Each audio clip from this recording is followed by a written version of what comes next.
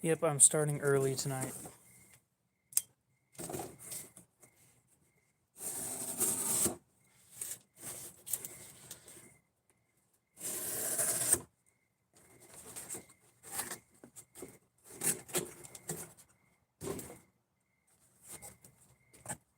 Unfortunately, the lighting is going to suck. But this is what we're doing from the beginning. And then we'll move over to the Spyderco.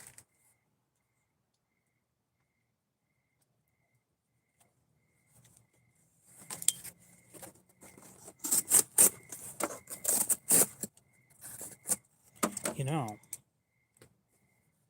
if I set this up a little bit different, that might work.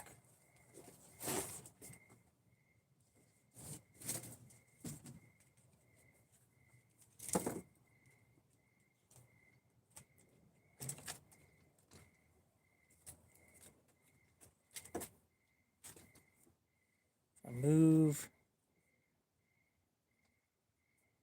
the camera like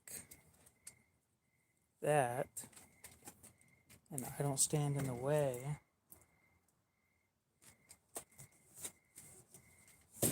then maybe this works out.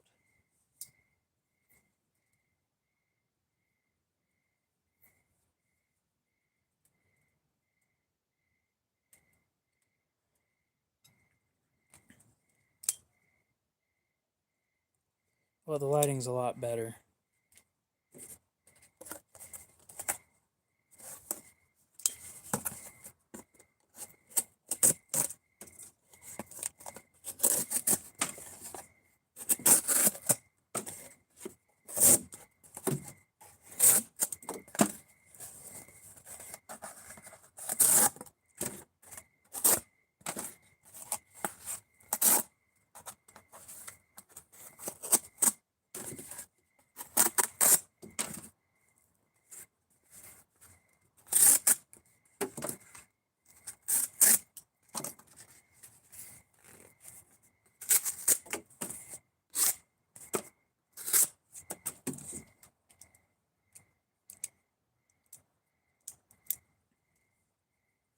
MDC, Aaron. That might work better.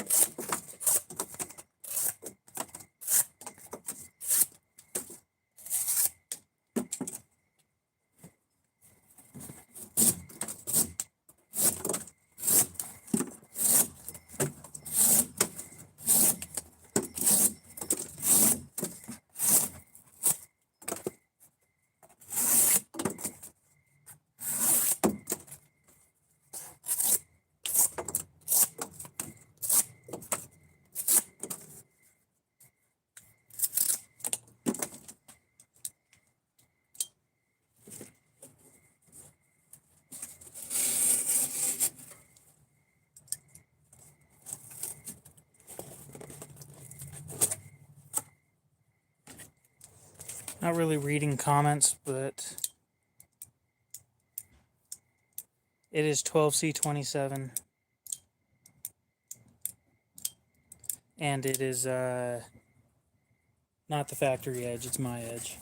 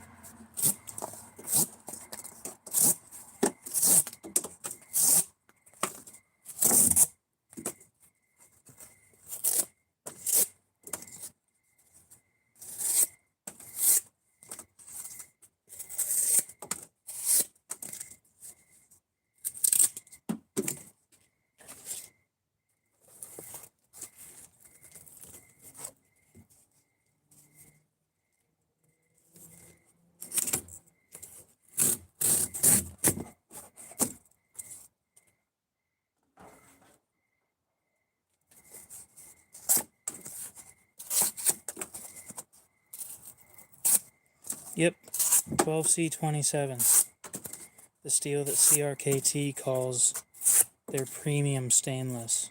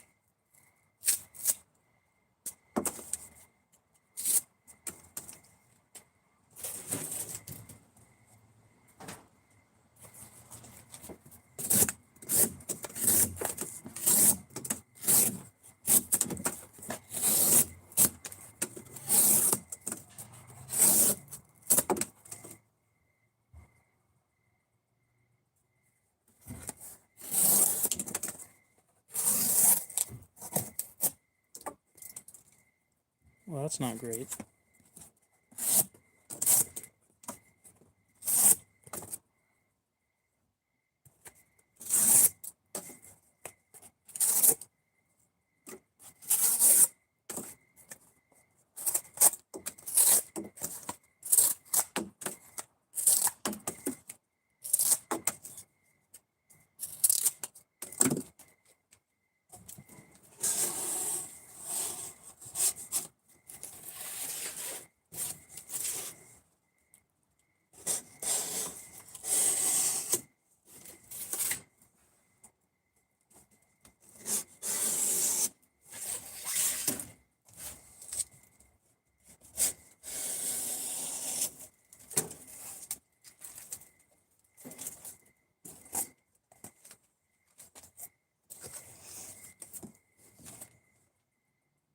You know, you'd think with it as cold as it's been getting,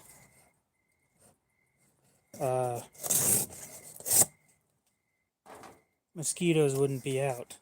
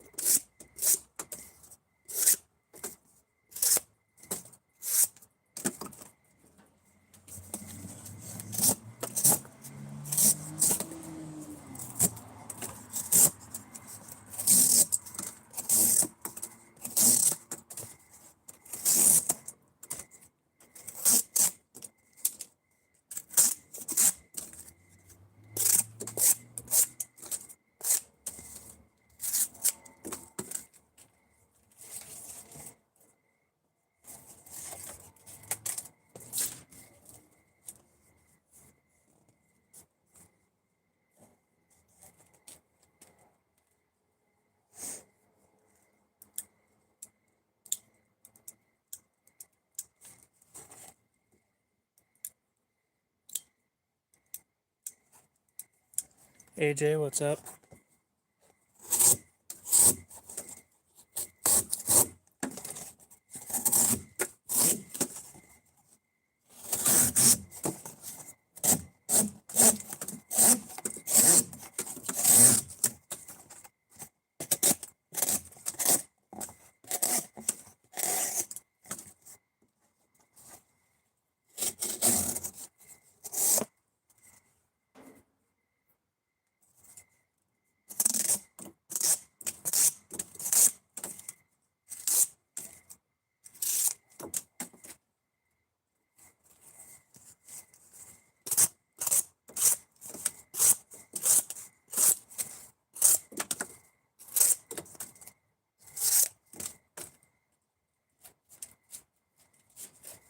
If this thing lasts longer than expected, then I think I might just move straight over to the Spyderco.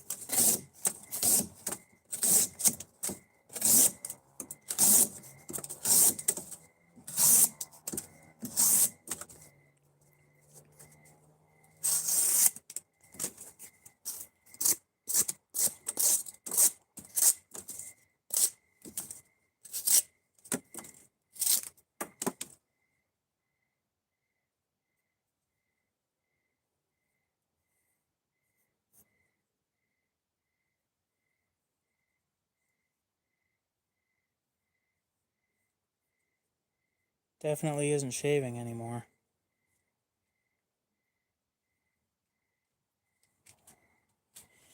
Okay.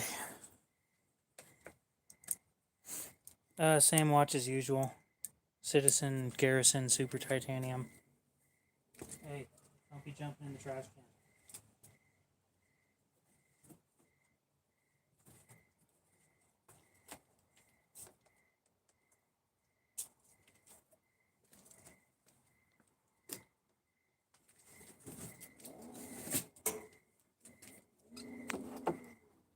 Kitty. The boxes we're going to go up against here in a minute. They're about 3.5 feet tall each.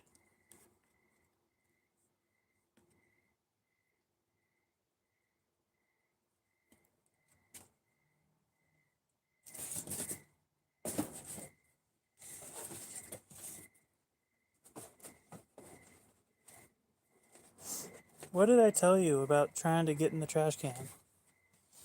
You dork.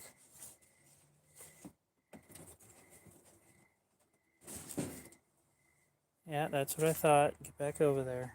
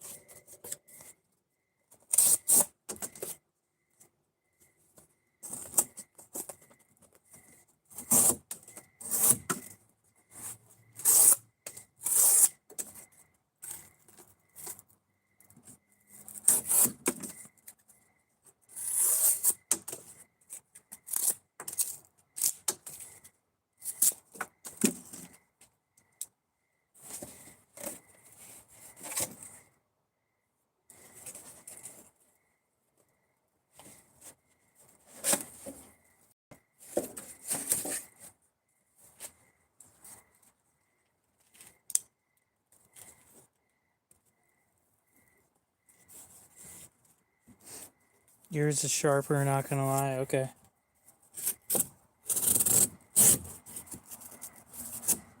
The whole point is to make it so that it isn't sharp anymore.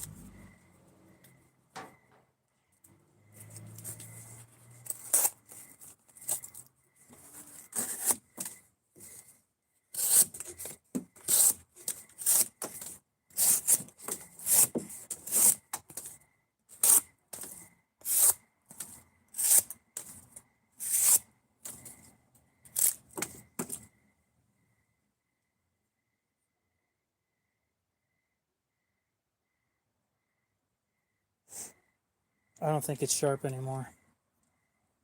I don't have any paper. Actually, I do. Kind of thick though.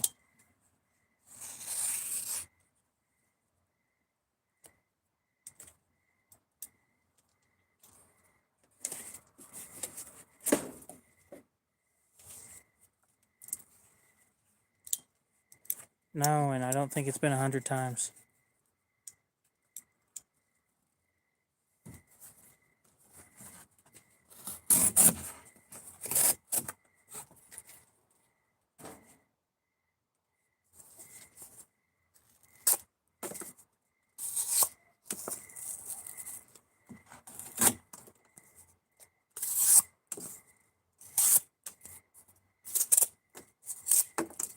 I would agree that that would probably speed this up.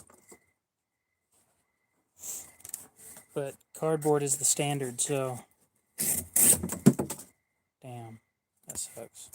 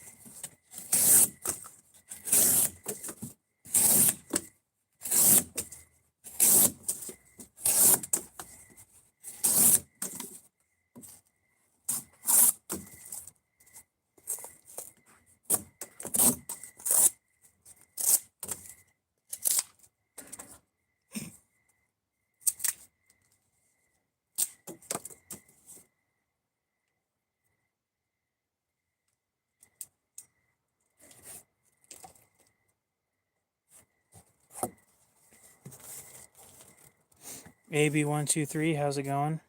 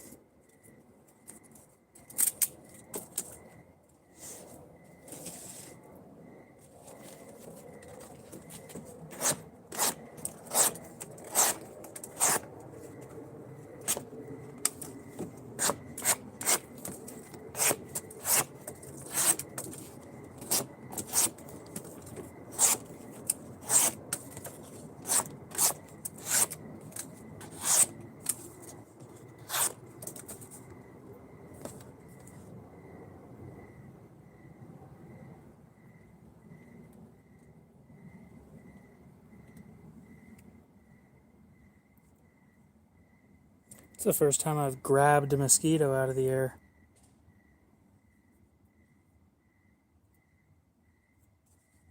I'm sure that's recyclable.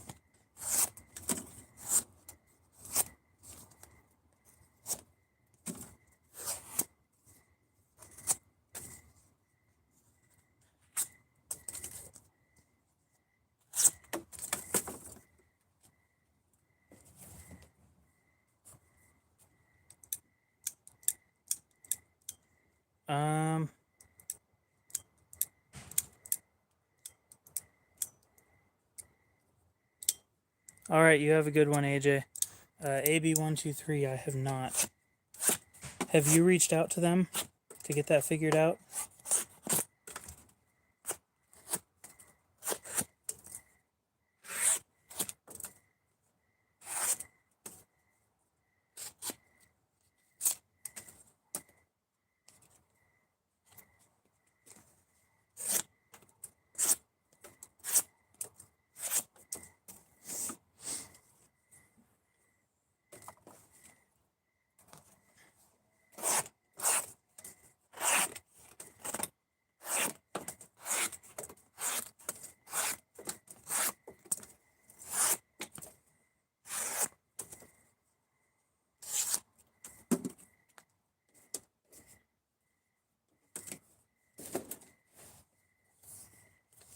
They don't respond. Huh. Knife sharpening routine.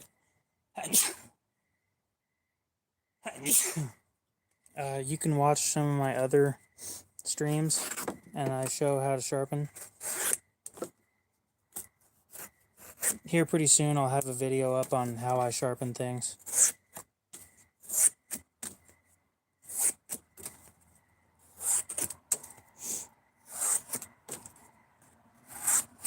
Probably within the week.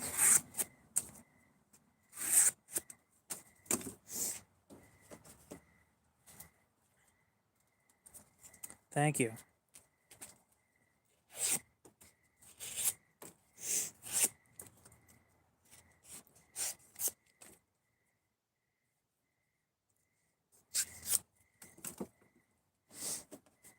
I don't remember what the issue you were having was, AB123. It's doing fine. I mean, it's no longer shaving, actually. I'm starting to have some issues right there.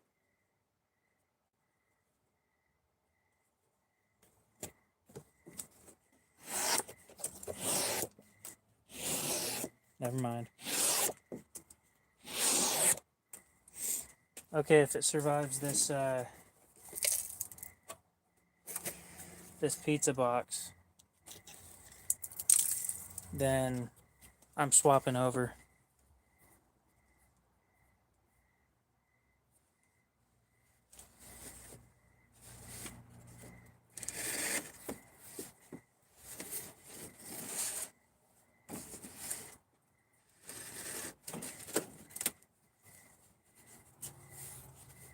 What is what package?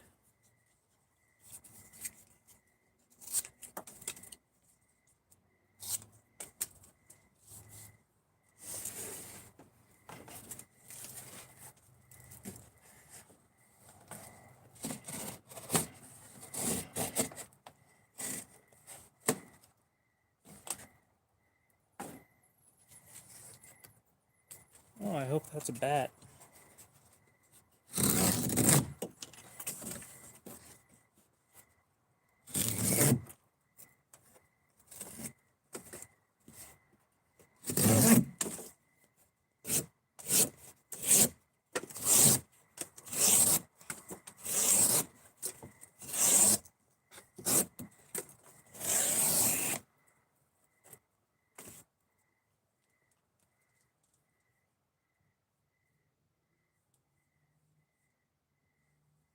Interesting.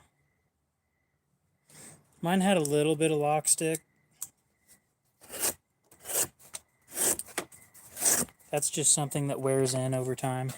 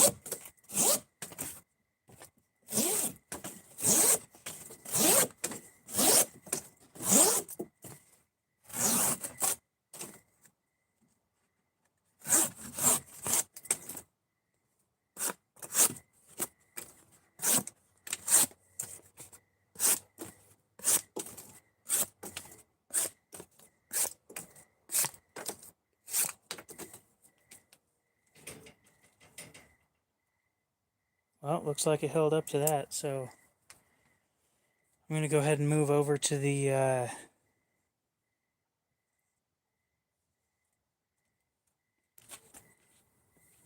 Spyderco now.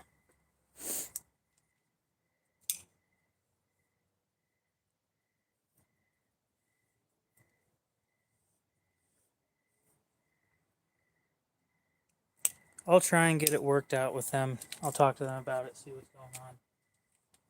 Unfortunately, I'm extremely forgetful.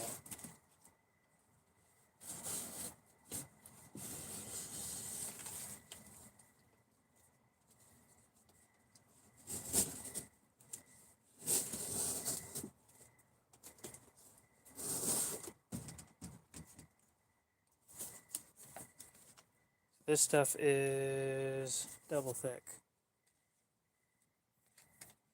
What hurts?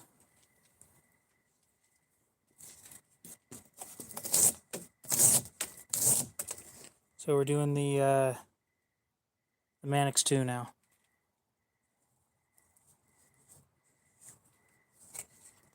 I tell if they're fake based off of how they sharpen most of the time. Other ways are you kind of have to handle one to really know. Logos, the font that they use.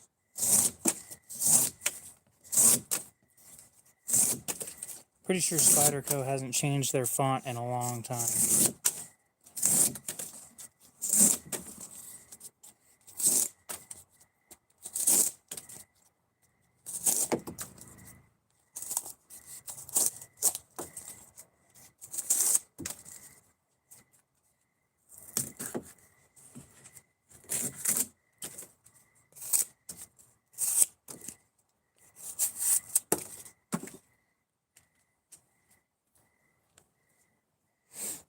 You blew your knee out. Don't do that, it hurts.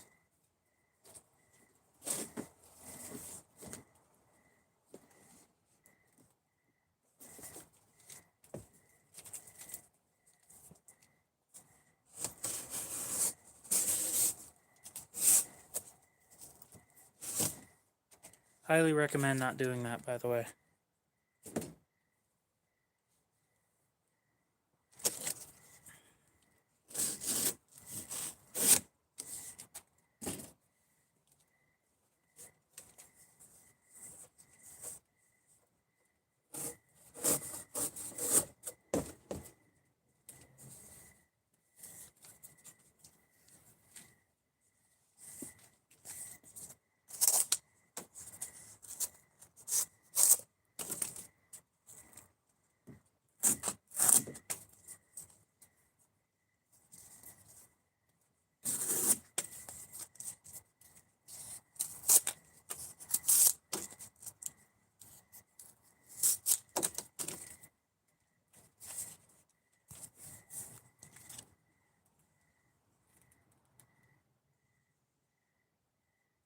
I'm wearing a Citizen Garrison Super Titanium.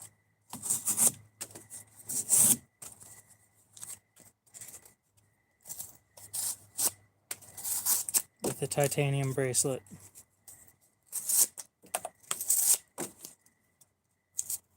It's what I wear almost every day.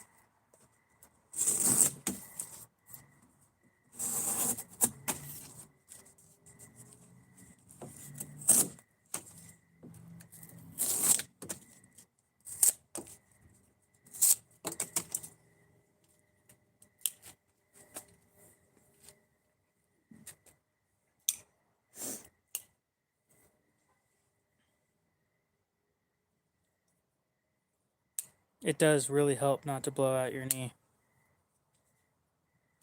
I've heard that it hurts. According to one dude on the internet, it really fucking hurts. Never met the guy though, so I don't know how trustworthy he is on that.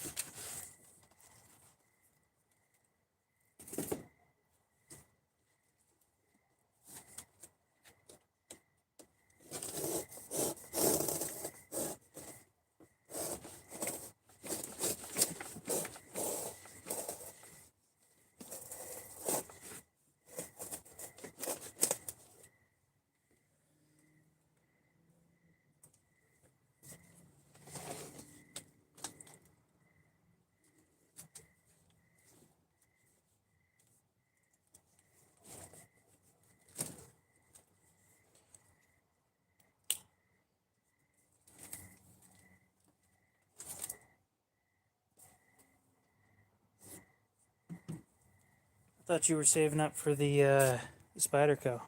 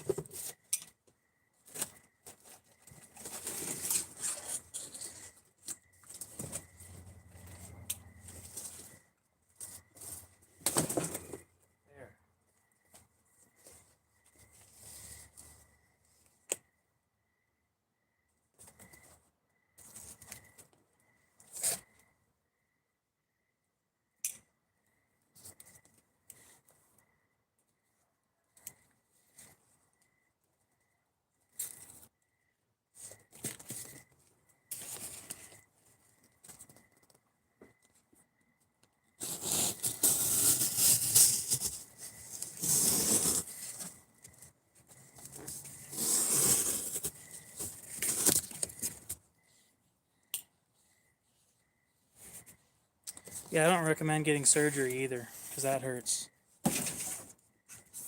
According to some dude on the internet, he says it hurts more to get surgery than it does to blow out your knee. But I've never met the guy, so I don't know how trustworthy that is. He claims he's had two different surgeries, though.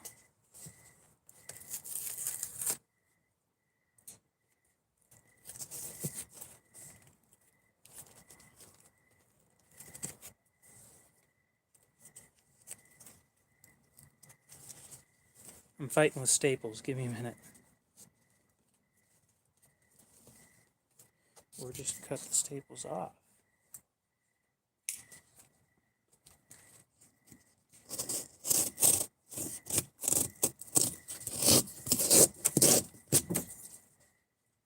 That works.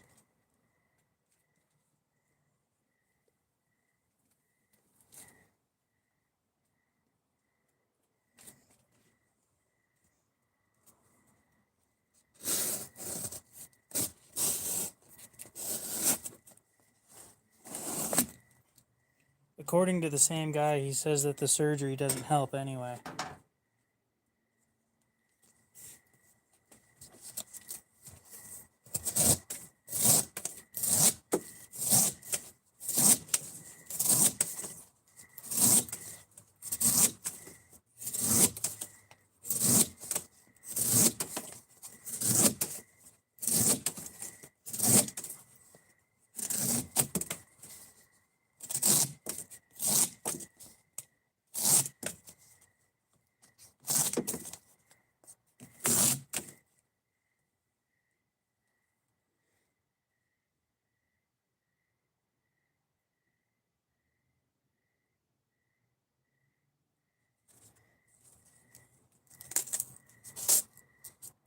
Man, I don't need to use my brain.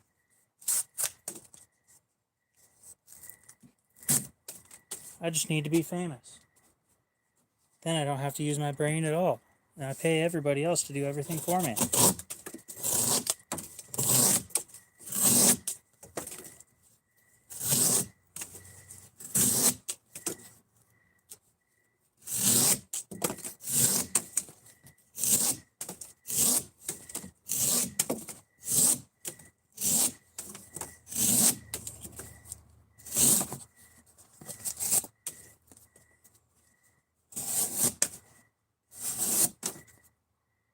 Ew.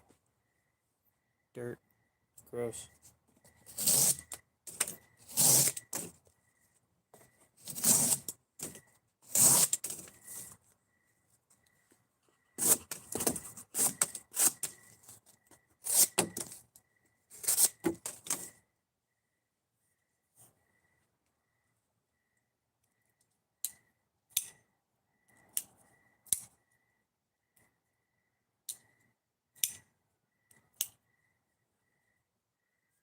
I'm gonna be right back. I'm gonna go grab a glove.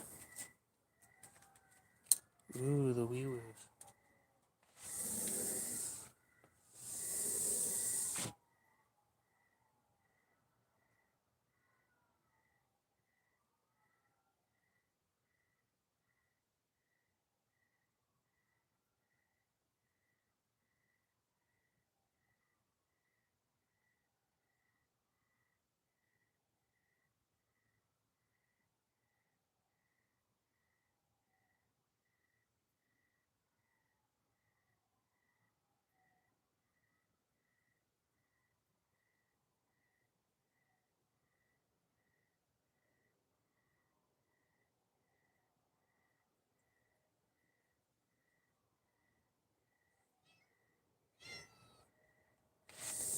Nope, you're not going in.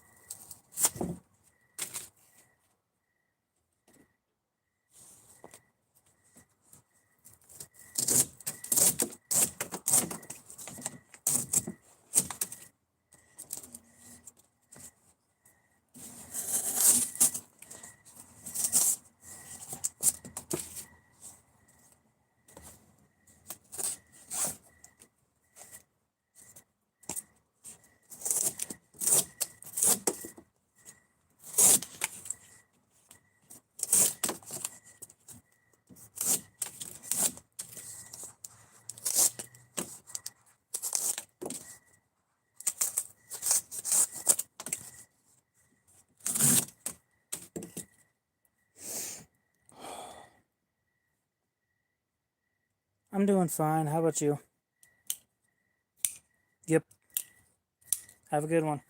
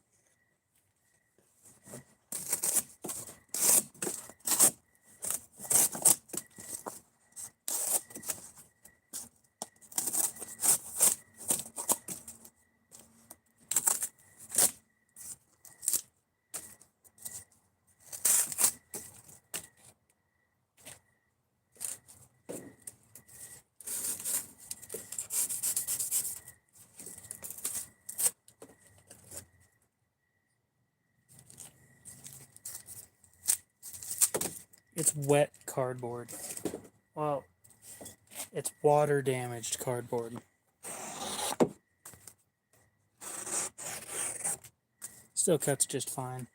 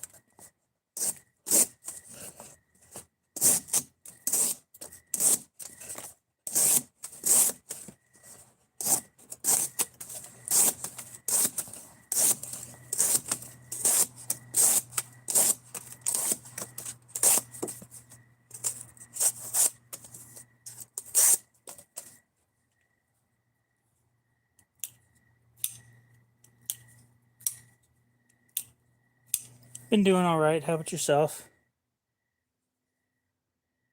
This thing's been rusting in my pocket when I was testing the other knife.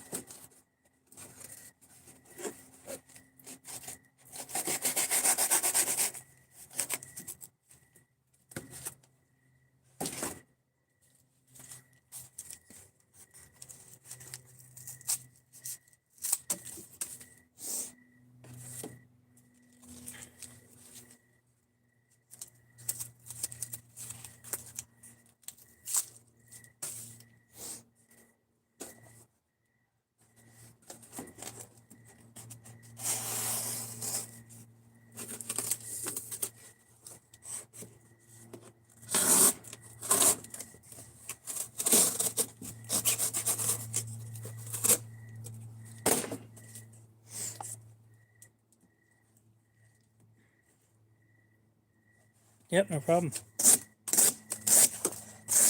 How's the channel going?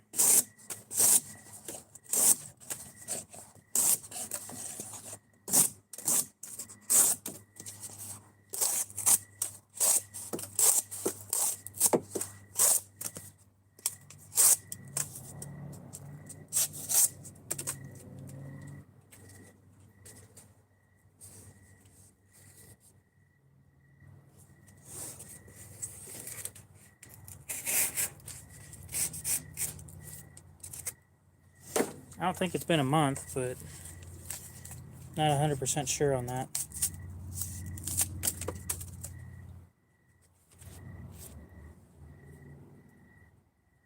Nice.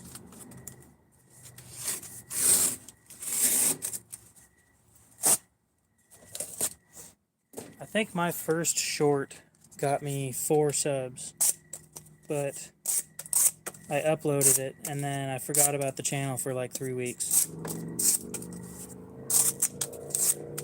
The only reason I continued doing this was because that first video and the time that I disappeared got like 1,000 views.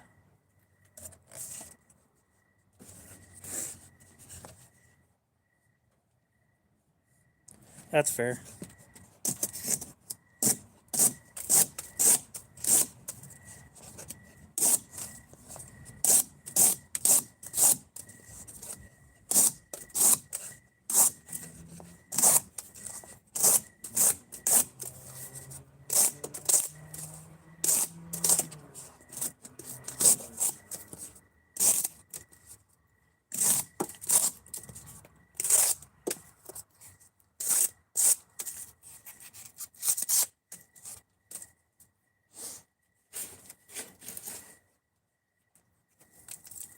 Finally, one side of that box is gone. Nope. Oh. Thought you were asking me. I'm like, no way.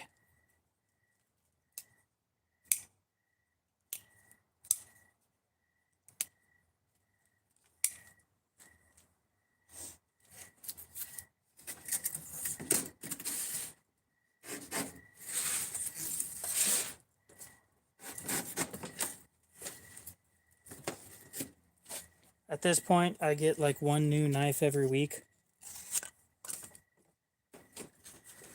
At least. And then I try to sell at least 1 knife a week.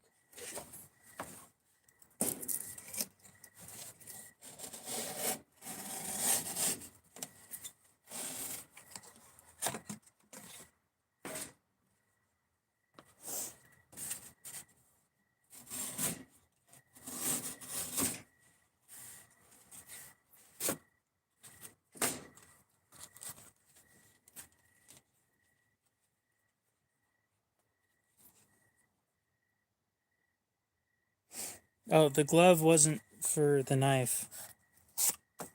The glove was because the cardboard was dirty and I didn't want to be touching damp dust. It felt weird.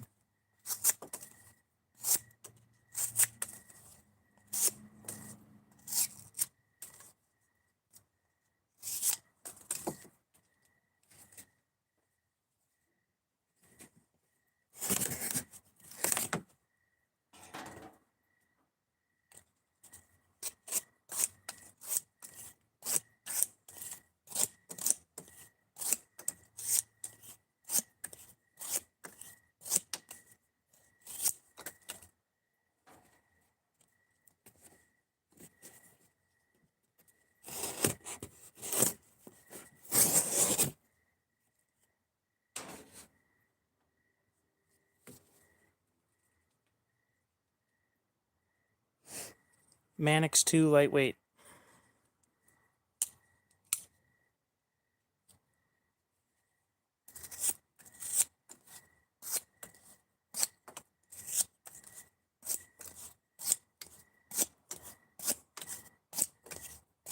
I wouldn't mind having a fire out here, but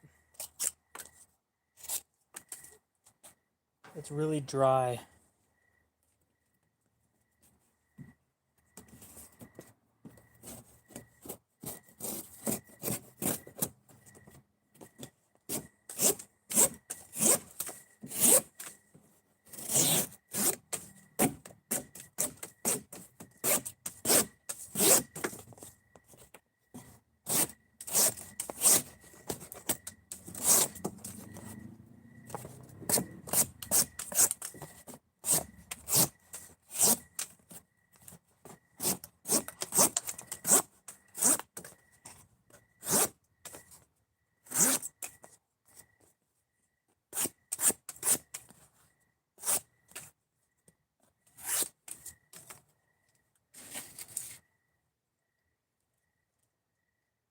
It's in 15V.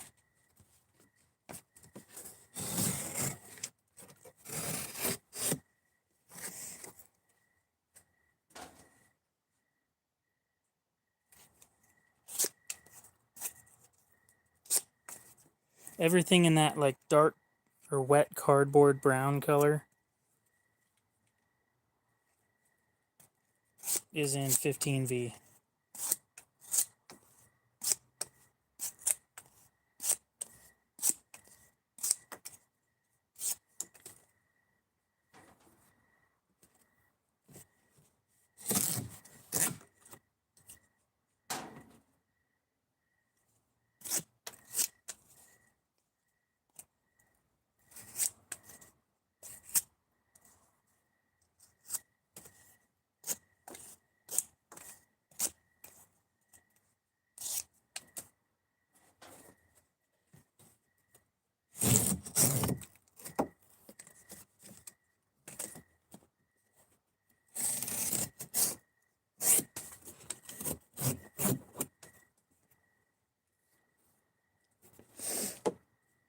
It is an American steel, I believe. It's CPM 15V, so crucible metal. Back before they went out of business, made this. At the moment, nobody's making this stuff. And for the foreseeable future, it is discontinued.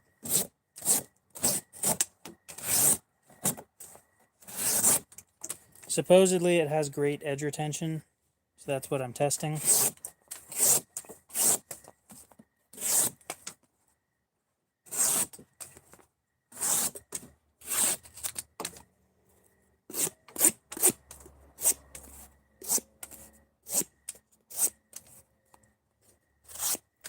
It isn't rust resistant though, so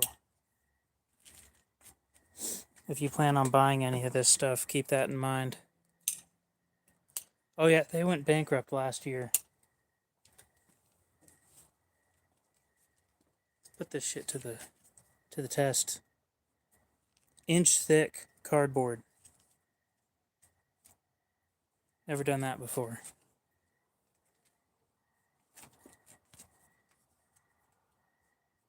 It is a full inch thick.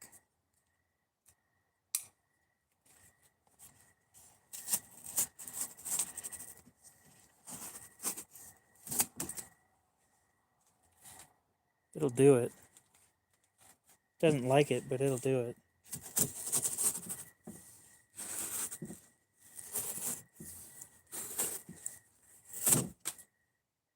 Damn.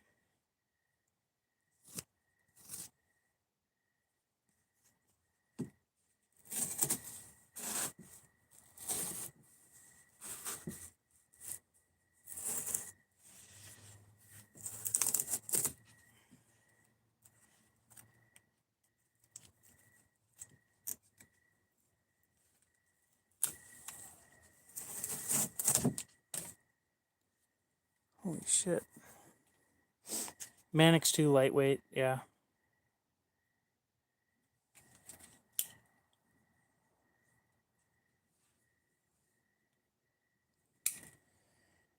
Other than wood, I mean,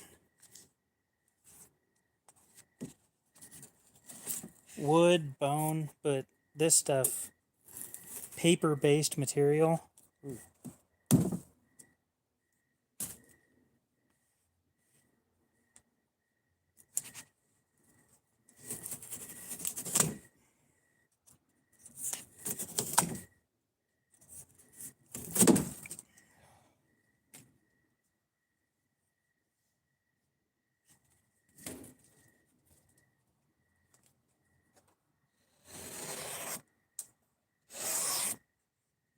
Yeah, I'm not surprised. I don't even know why I'm testing. Maximum, it lasted way longer than this.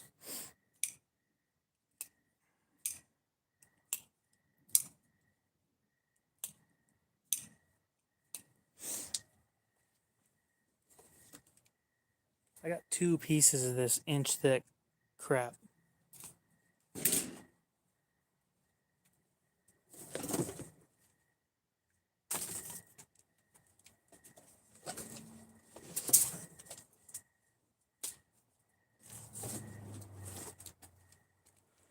What's my phone at now?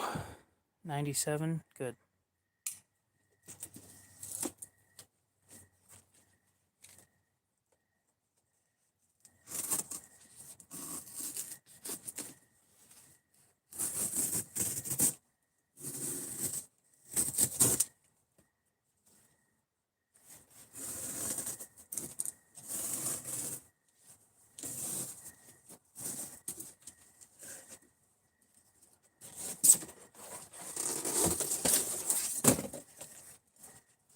So for anybody curious, I'm cutting a 3-foot long piece of cardboard.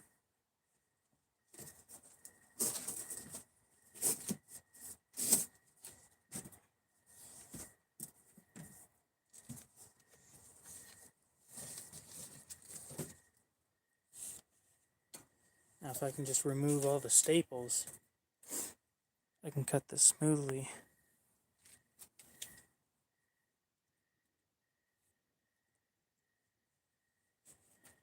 Nice.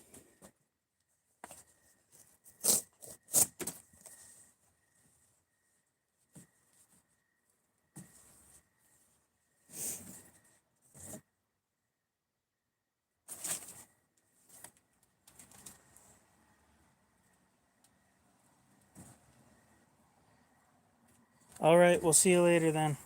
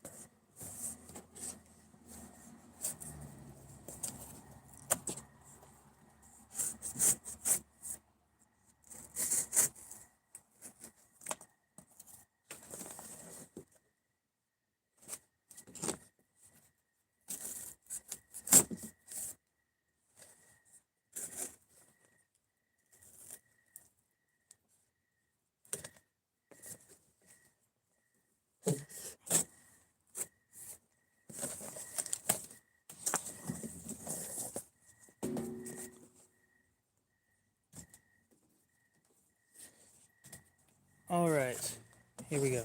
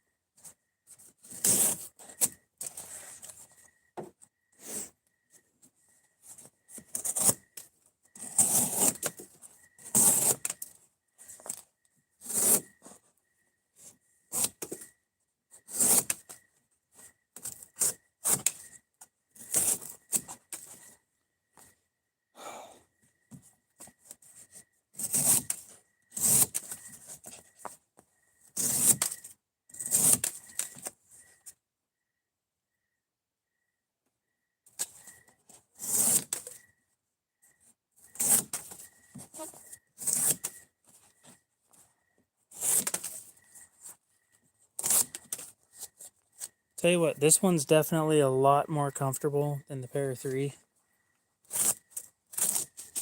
But it is starting to hurt. In the same place as the last one, too.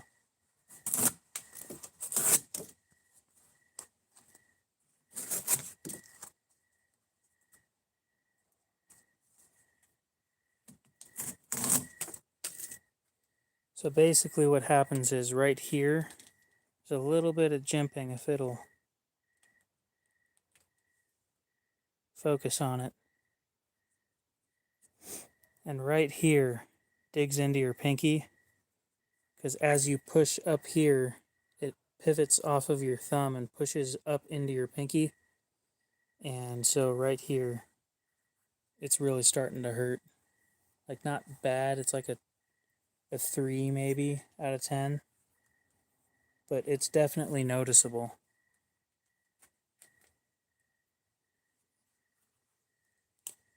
Quack Attack, welcome back.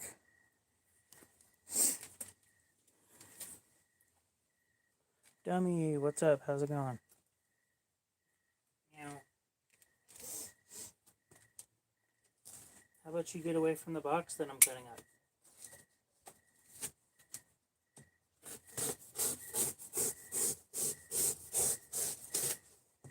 Hey.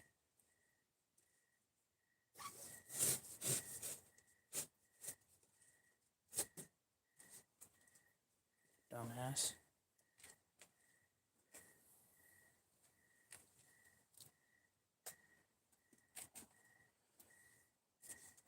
Yep, so that is the biggest downside of most knives that I've noticed.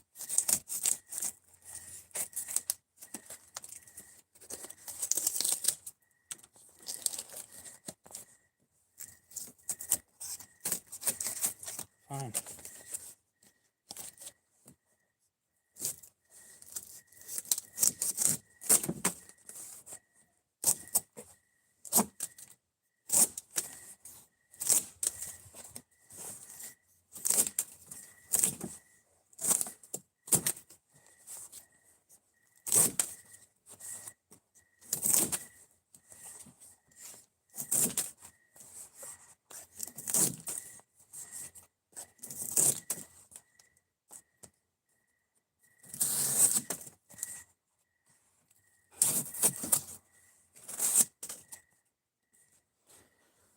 Oh, that does not feel good. I'm going to try the choke up point where it's got the finger choil up here. I've been using it like this. So I'm going to try scooting up a little bit and seeing if that helps put pressure on my ring finger instead.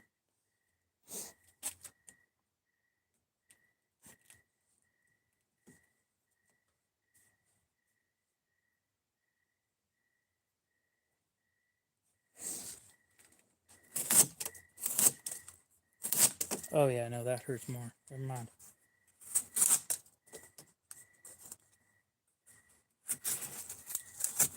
It did not transfer pressure to my ring finger. It just went straight into my pinky instead. Right here is where my pinky sits. And it's just putting all that pressure straight into my pinky.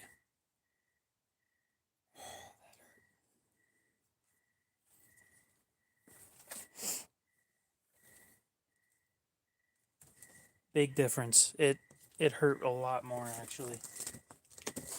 The couple cuts that I did, it spiked it from like a 3 to a 5 in hand pain. I mean, you know, being cold hurts too, but maybe, no. Let's get this number right. Doing nothing right now, it's sitting there at nothing. So 0. In use, it's like a 1, but that one spiked it up noticeably.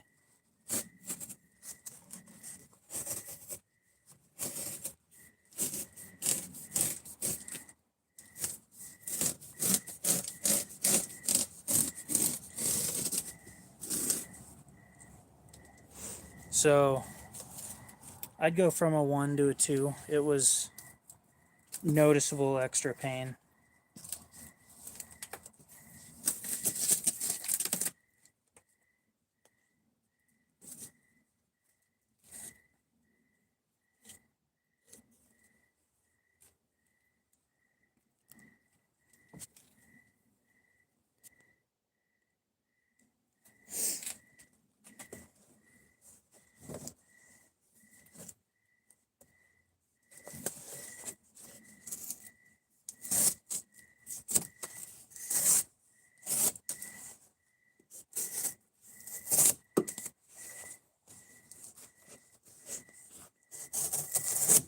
How long have we been doing this?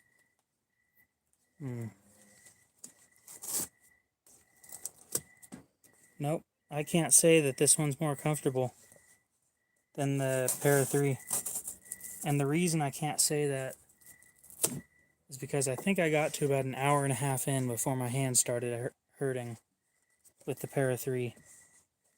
We are an hour and 14 minutes in, and about 50 minutes of that has been the Mannix 2.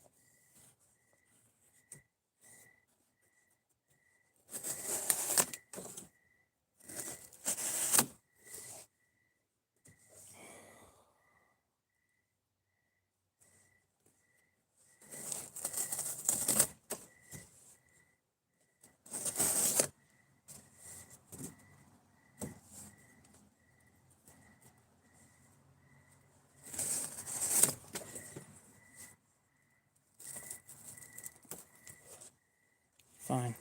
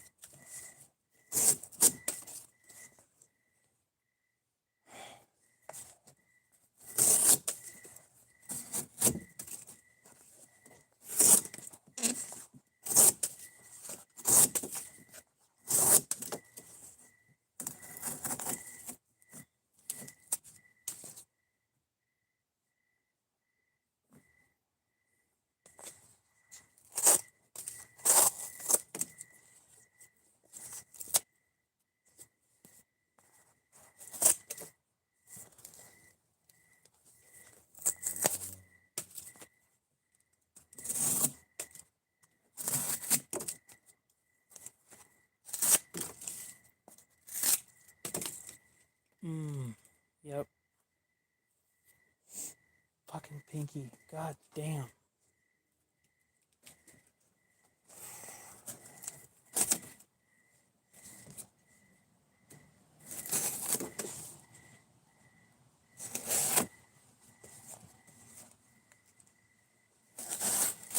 I think I might have to end this stream early. That hurts a lot more than I thought it would.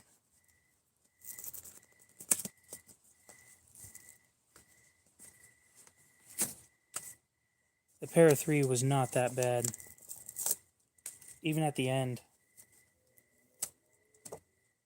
But I'm like not even through one box, one of the big boxes, and it's killing me.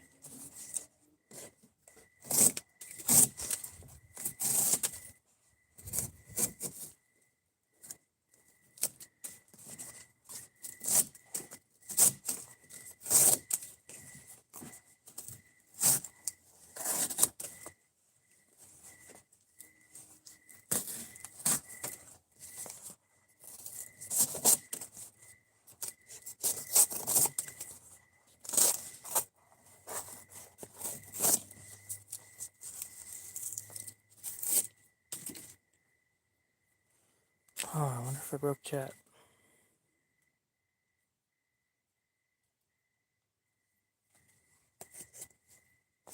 Nope, just nobody talking.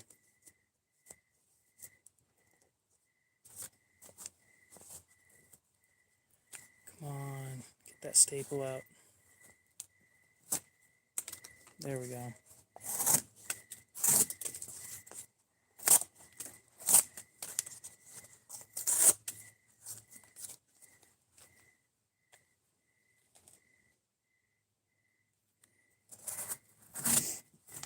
You tried taking something for it?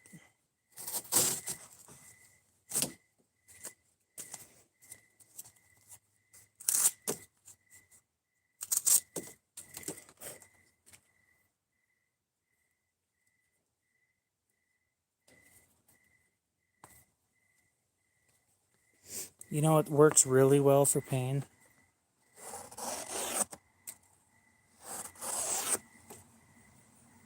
I'm noticing some catching.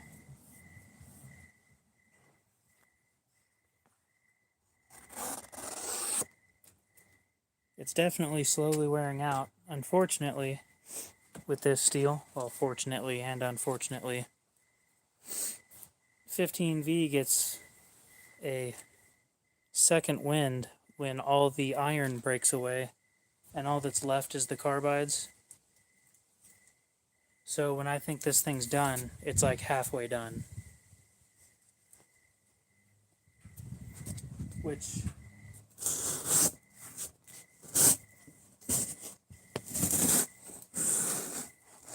would mean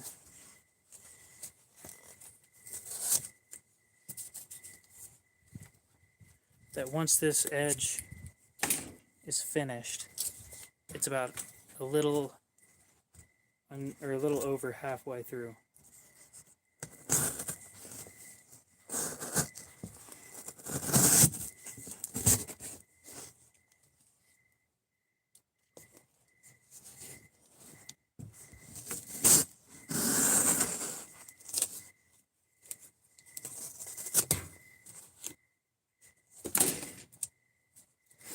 But yeah, when I went to the hospital for a kidney stone, they gave me this stuff called morphine, and that shit worked great.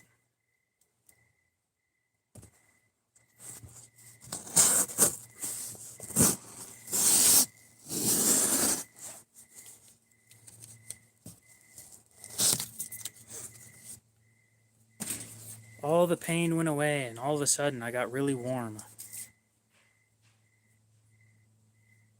I don't recommend it for unsupervised use.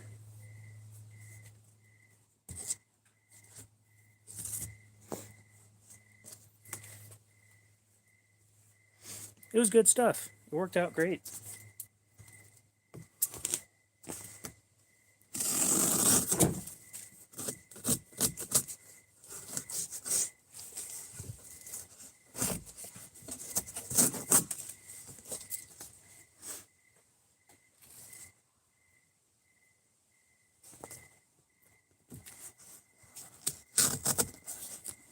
Have you at least, I know this is going to sound stupid, but genuinely, have you at least tried a chiropractor?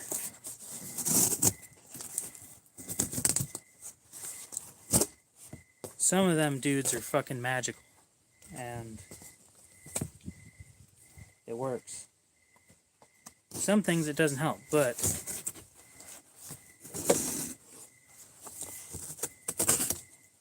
it might be worth a shot.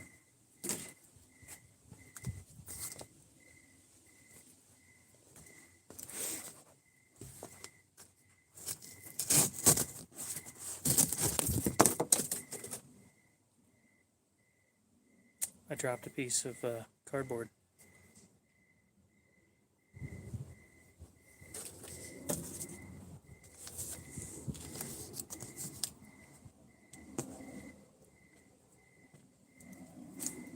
It's starting to do that pile up thing,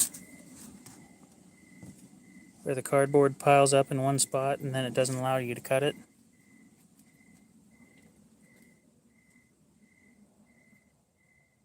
I just figured it's worth a shot.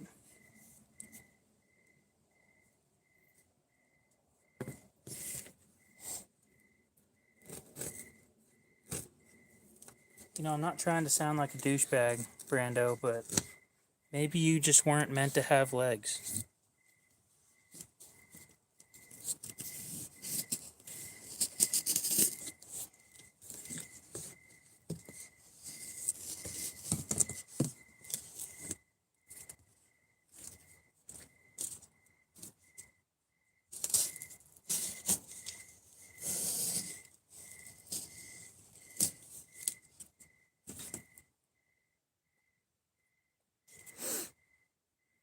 Yeah, pretty much.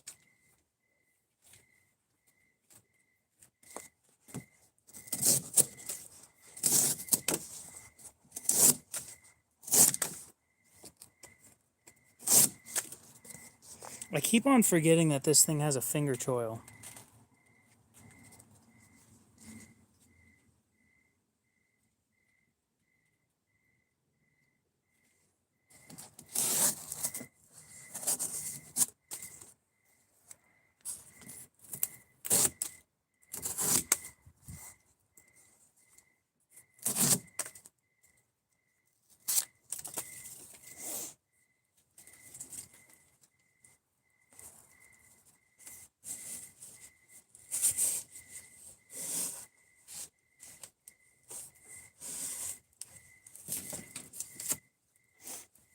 I think Jerry Rig Everything owns a company that makes cheap aluminum wheelchairs.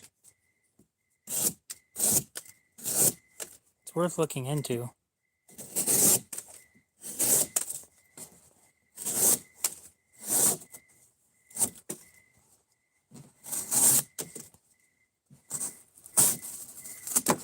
Yeah, the really unfortunate thing about some of these injuries is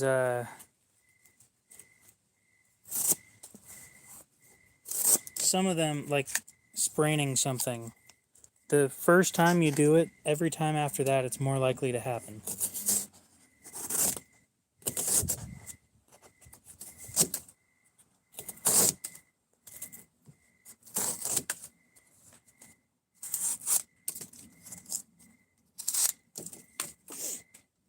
The downside is now I have to stop selling Brando knives because he has to get that shit fixed. I can't feed his collection anymore.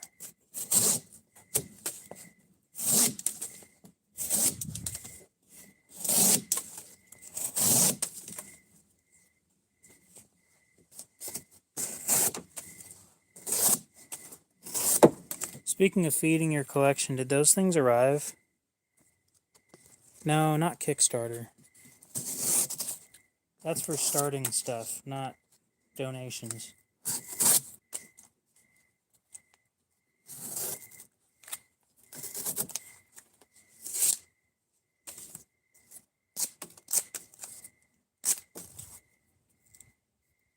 Like GoFundMe or something.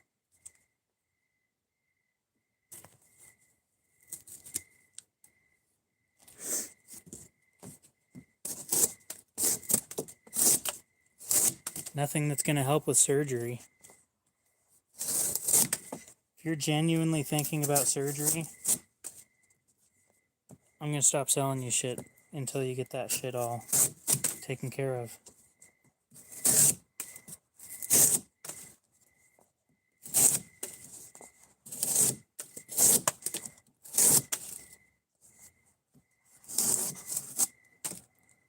I'd say that's what insurance is for, but like insurance doesn't help with shit, so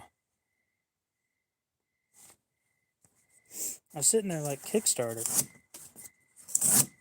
The hell is a Kickstarter gonna help with?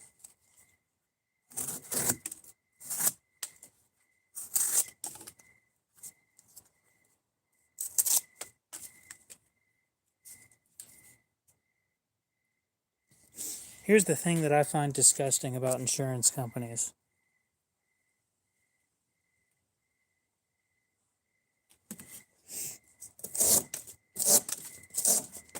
You pay for insurance so that they help pay for medical bills that might come up in the future.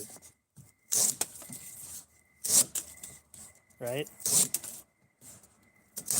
But if you have something like cancer, the cancer I'm thinking about specifically is pancreatic cancer, because that one tends to kill people pretty quick. Your insurance would rather you die so that they don't have to pay out. Tell me how that makes sense. That is just disgusting big business practice.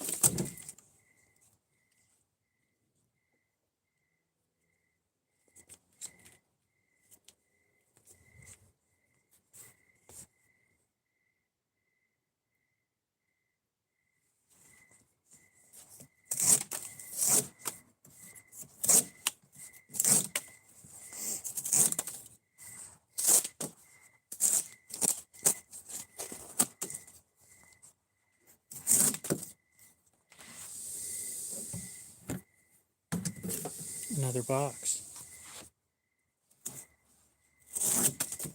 We have received another box from the box gods.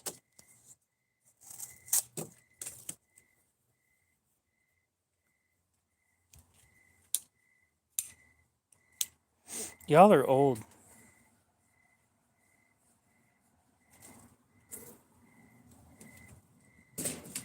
I probably sounded like a dick saying that, but yes, the harvest is bountiful this year. We have received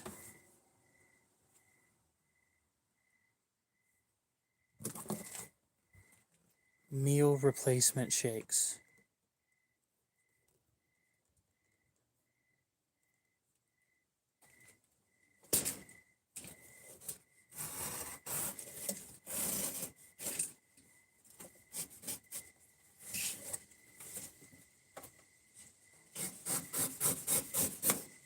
We have been blessed.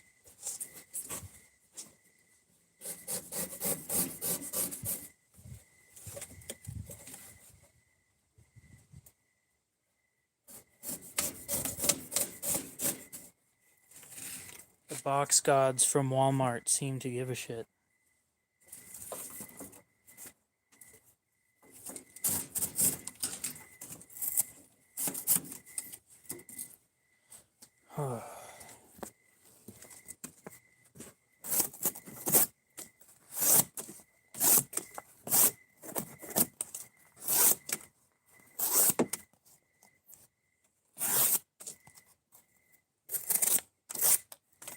Did you at least tear your ACL at work?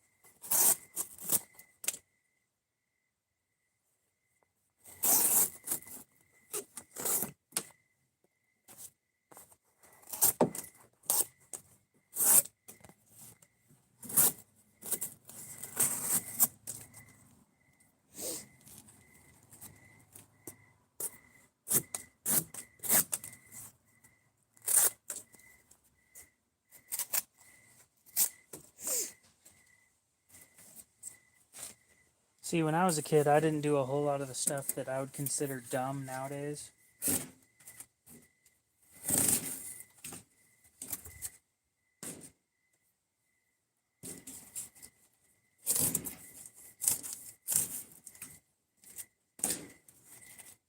Because I didn't like getting hurt.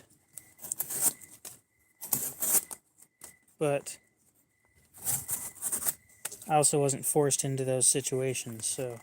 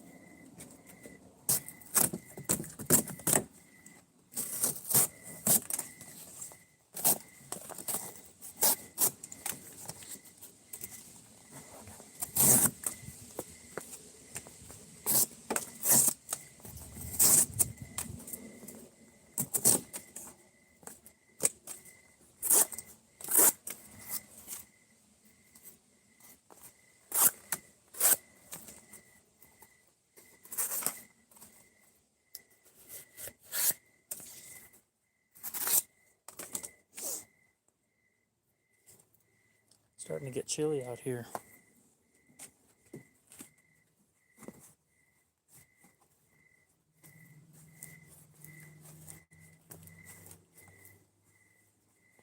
Ooh.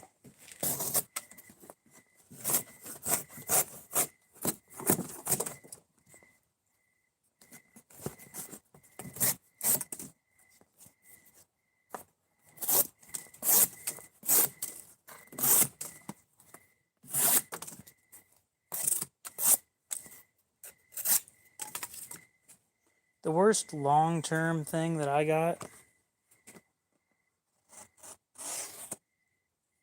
yeah, it's starting to suffer a little bit,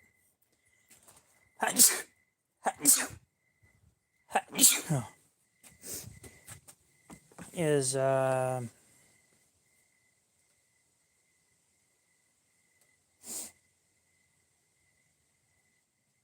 don't remember.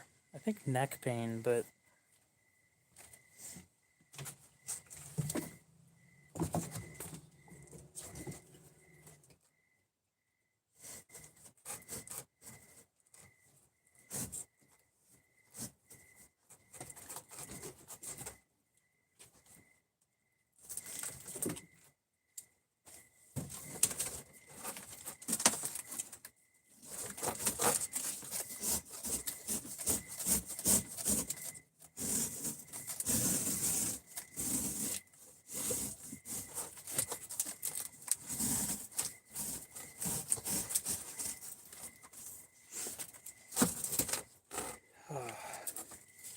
this thing's about half my height.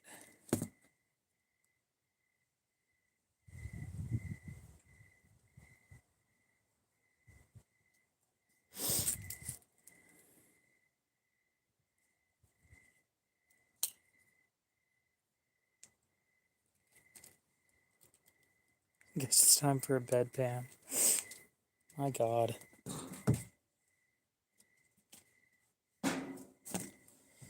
So this box is about 3.5 feet. 3 to 3.5 feet. I don't know for sure.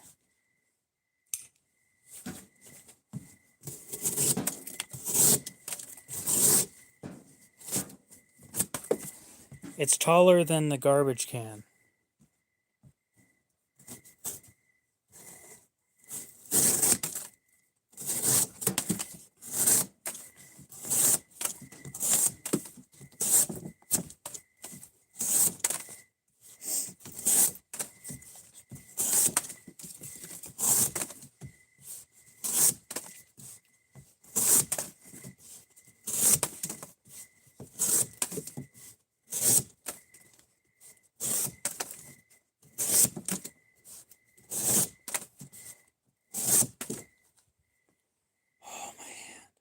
This time it's the other hand that's starting to hurt.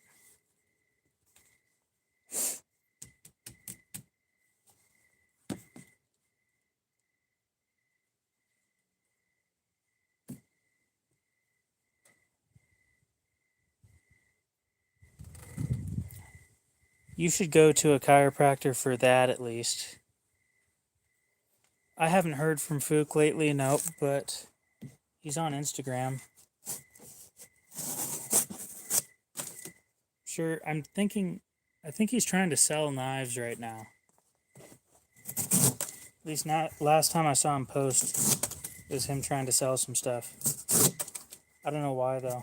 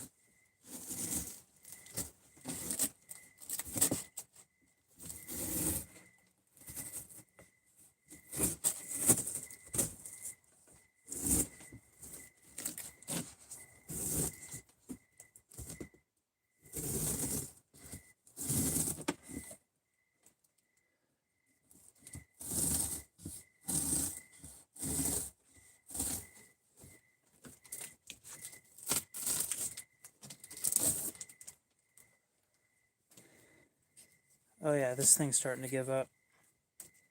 That was quicker than I thought.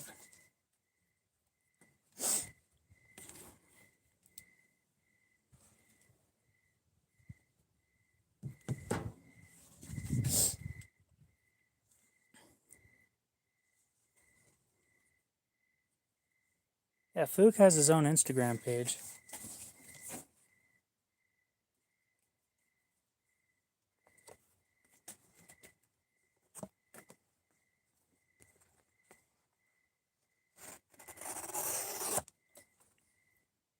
not a ton of content or anything, but you know, he is on there.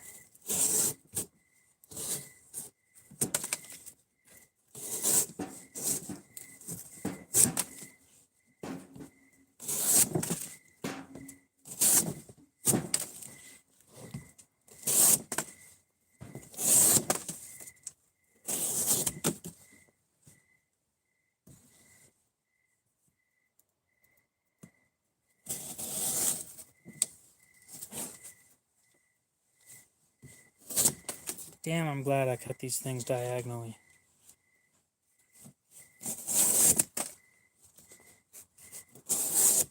Knives, I guess, does it like straight on. I do it diagonally. Diagonally is so much easier.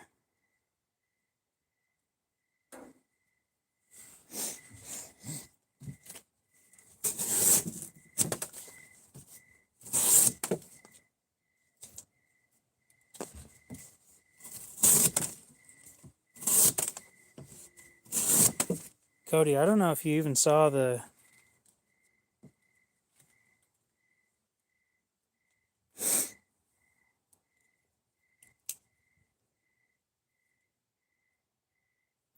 Well, that's good to hear. I'll show you guys the box here in a sec.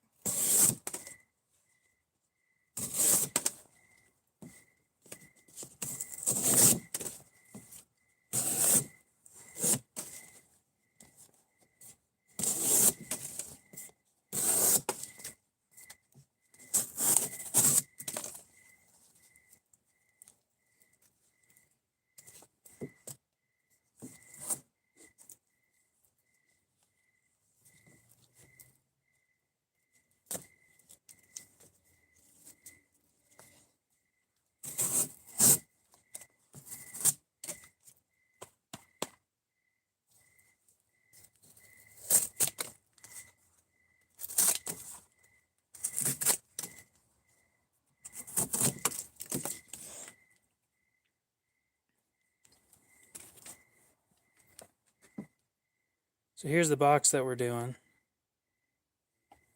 And it is taller than the garbage can and almost as tall as the barbecue.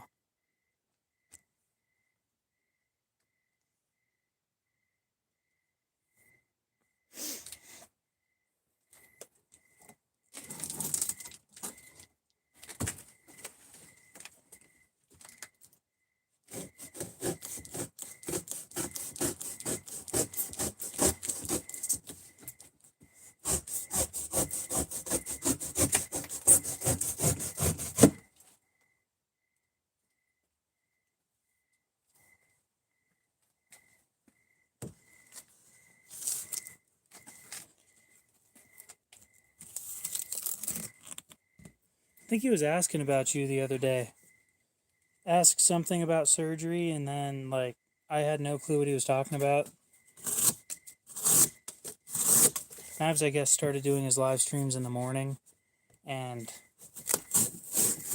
I'm not there long enough to hear all the news from everybody.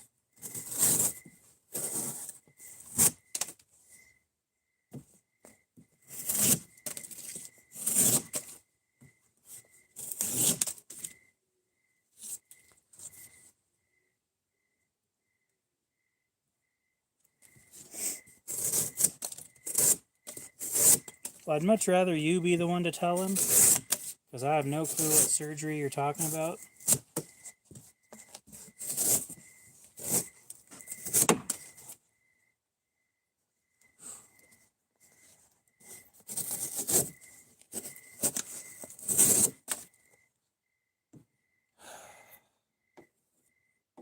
Don't tell me you're giving up now.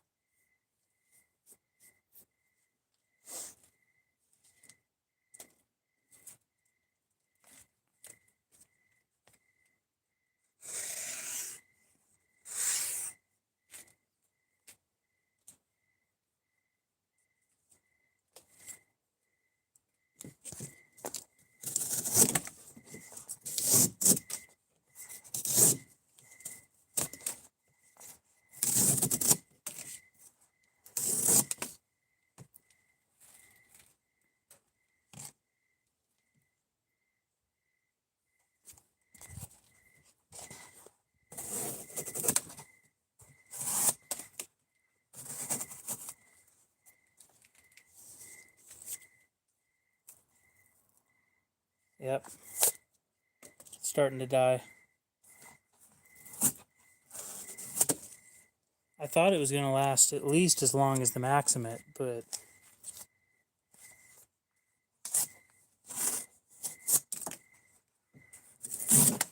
I don't know why I would have thought that.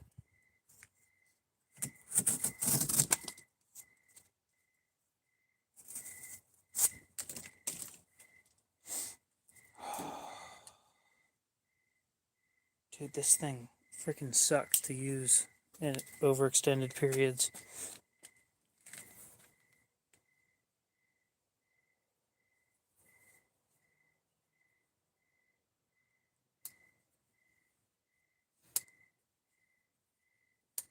I think it's 4.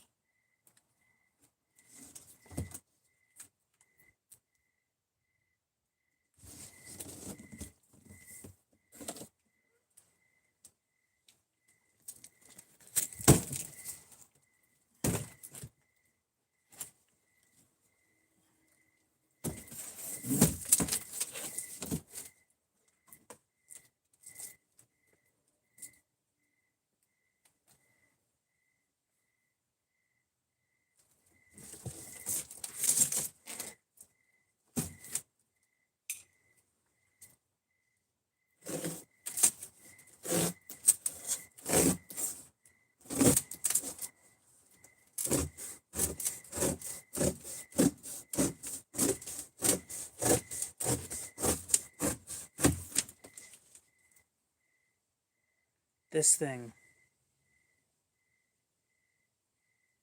had a good run. I'll give it that.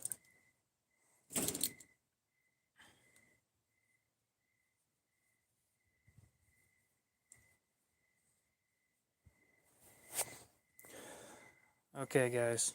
So here's what I'm going to do. I'm going to go clean off the blade real quick. I'm going to bring you guys with me and clean off the blade. And then we're going to come back out here and we're going to try and finish this. And if it doesn't end up working out,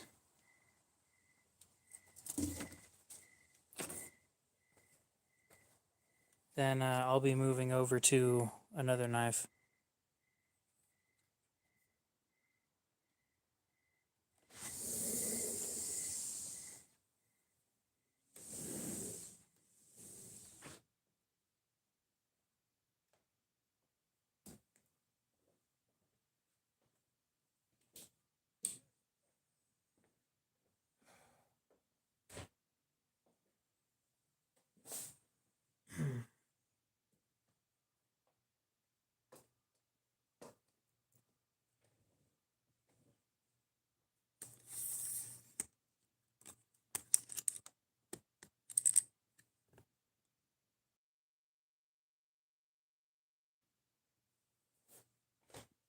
Okay.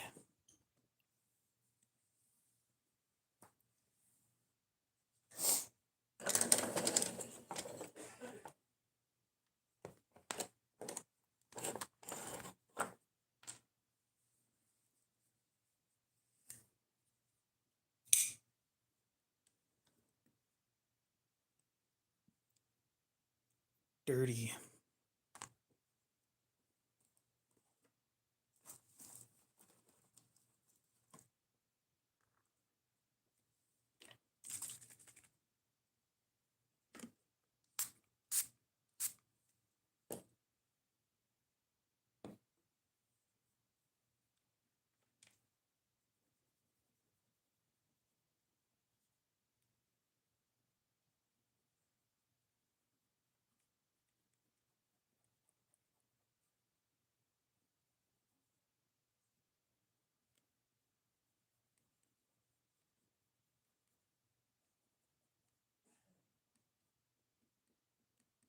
Unpopular opinion, but I think that Wall-E should have had a sequel.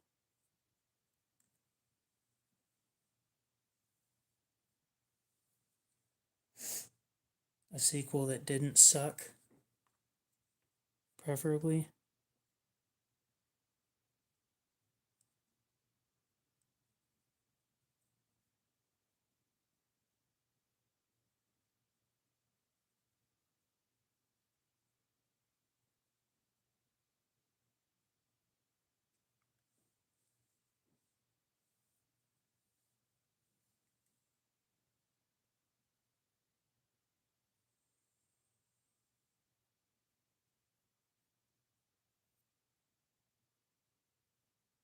That thing's dull as shit.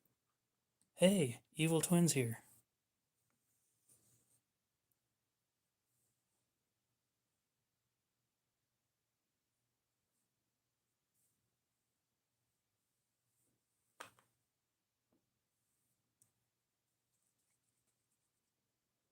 It's been suffering from the box. Yes.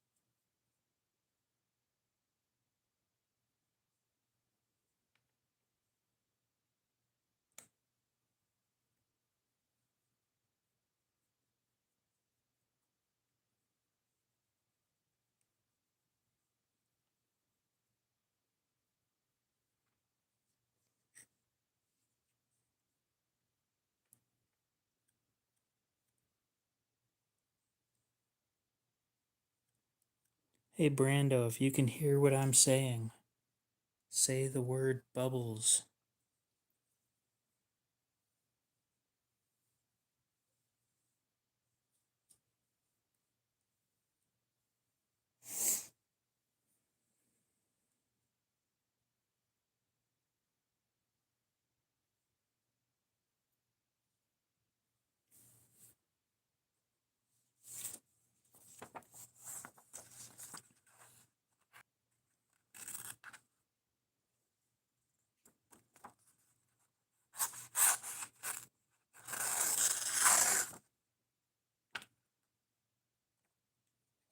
I don't think Brando is live right now.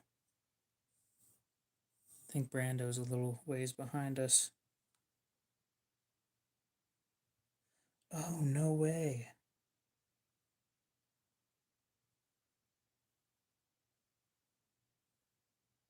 I broke off part of the edge from cardboard.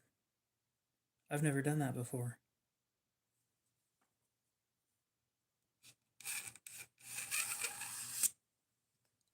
Ugh.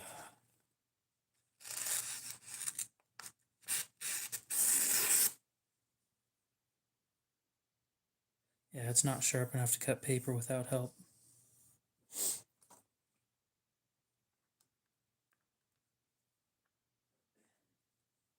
Which means the edge is done.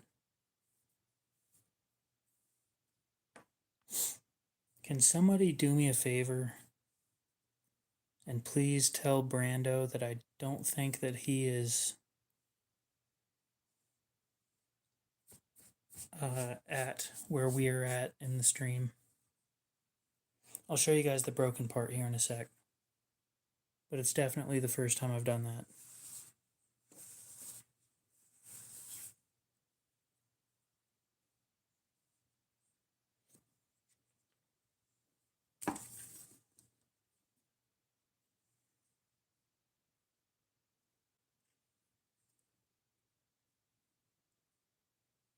Right here. That whole section's just gone.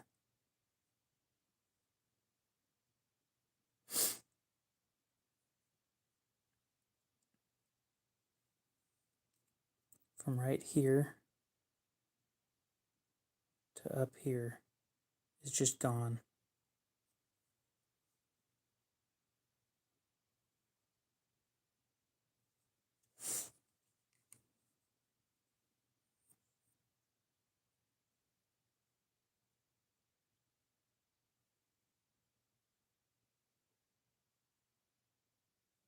Hmm.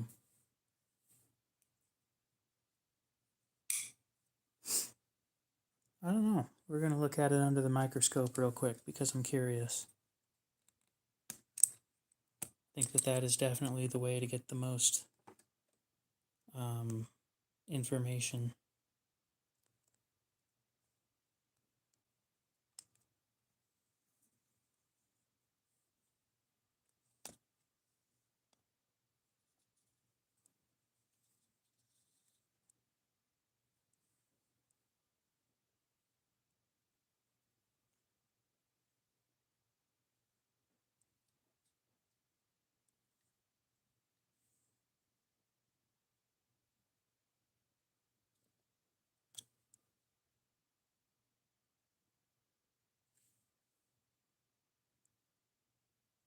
You can see the broken section.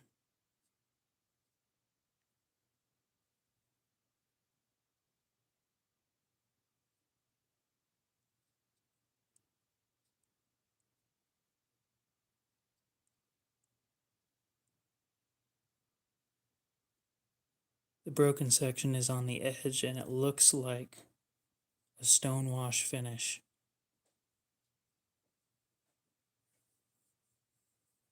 And that kind of section where it comes to a point, that's where it starts. And then it is just gone.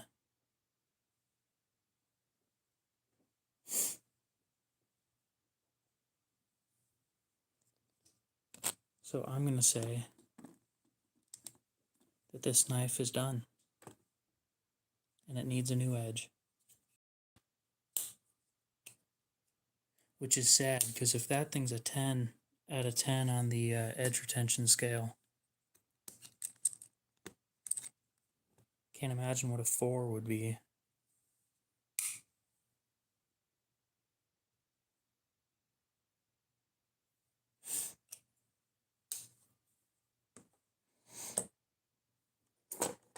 Do we want to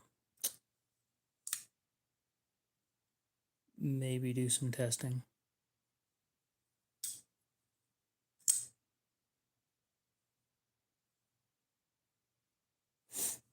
I've been cutting cardboard. I cut cardboard for about, I'm going to assume, an hour and 20 minutes before it gave up. And the stuff I use is mostly double thick, so that doesn't surprise me that it gave up like that.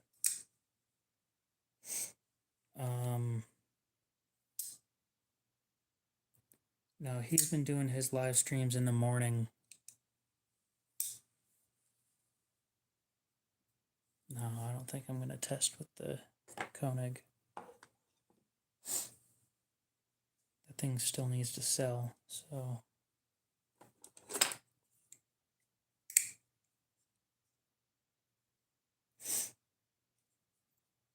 He does it at like 7 in the morning, East Coast time.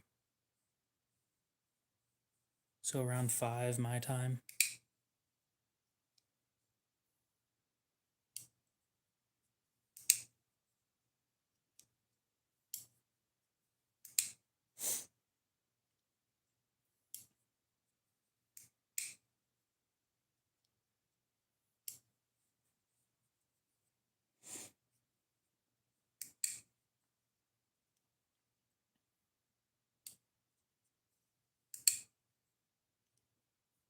I'm going to assume not. Nope, just cardboard. It looks like natural erosion on the edge, so I'm not surprised. I'm not even completely finished with the box. I just didn't have the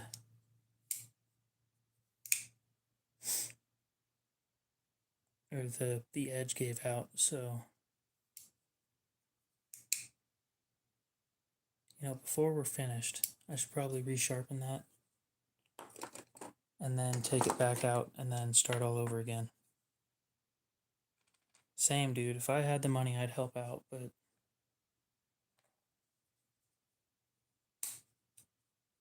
I don't, so...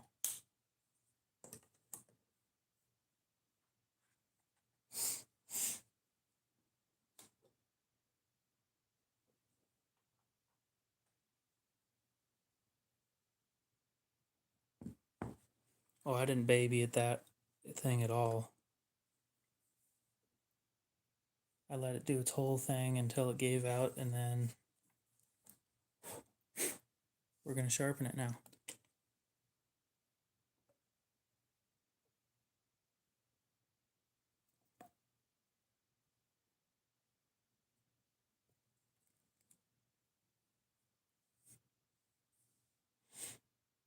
I don't live in Texas, so nope.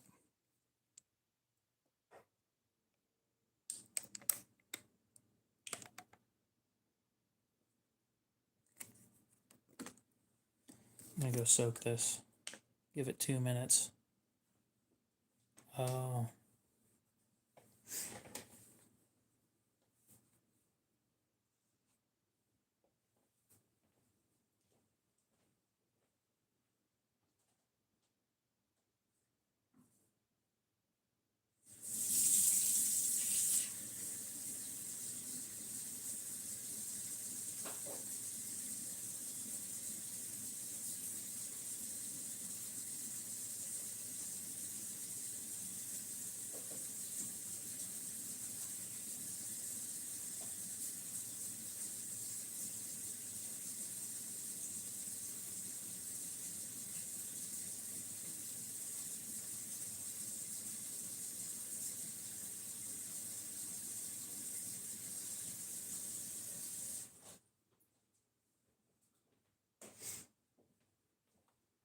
I'll tell you what, guys.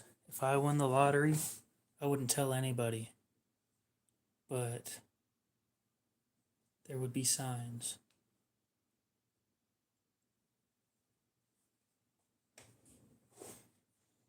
Evil Twin, are you looking for used knives by any chance?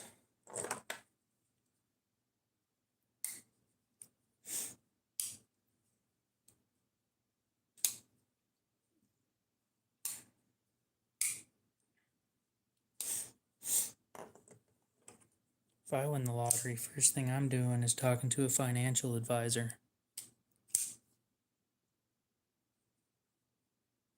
Get that shit put in a trust. That way if somebody sues me, they can't go after that.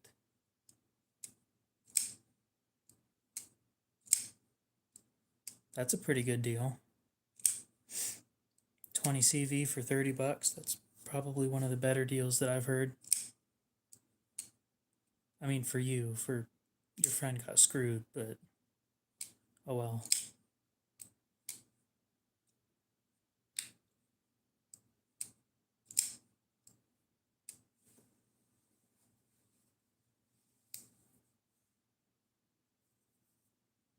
You should have phrased it as you schmoozed your friend out of a link.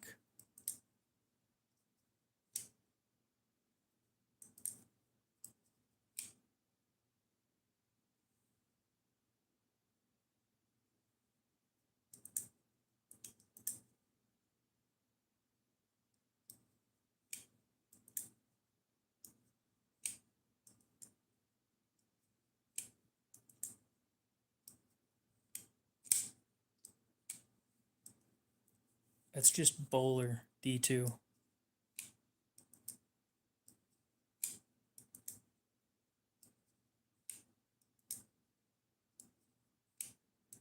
You're looking for a Griptilian with a thumb hole?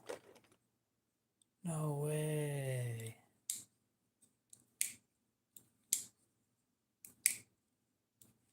I don't have one of those.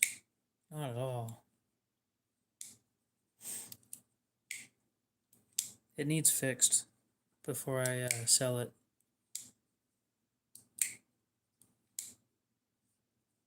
I think I told you that it needs fixed before I sell it. Do you want me? Did I tell you the price? It just needs sent out, and I think I already told you what's wrong with it.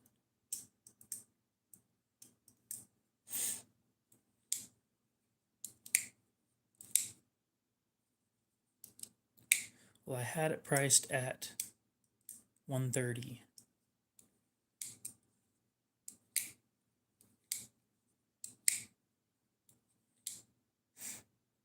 It's still a great knife, it just doesn't come with a box. And the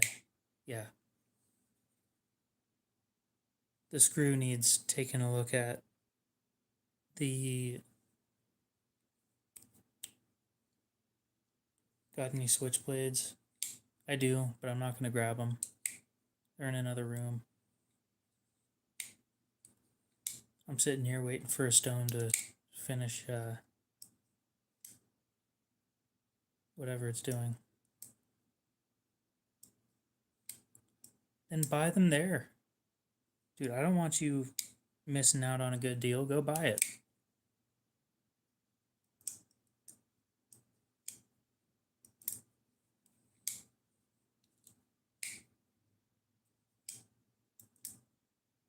Don't be trying to support me and spending extra money. Trust me, I can handle things myself. I'm not in a bad situation.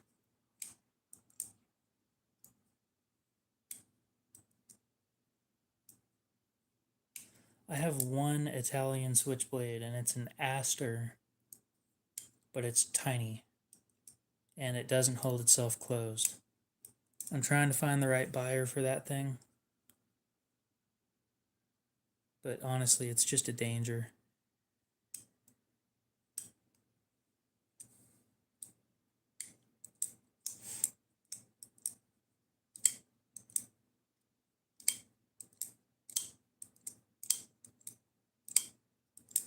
I should just go buy all of their Benchmade Griptilians and then sell them all marked up by like $10.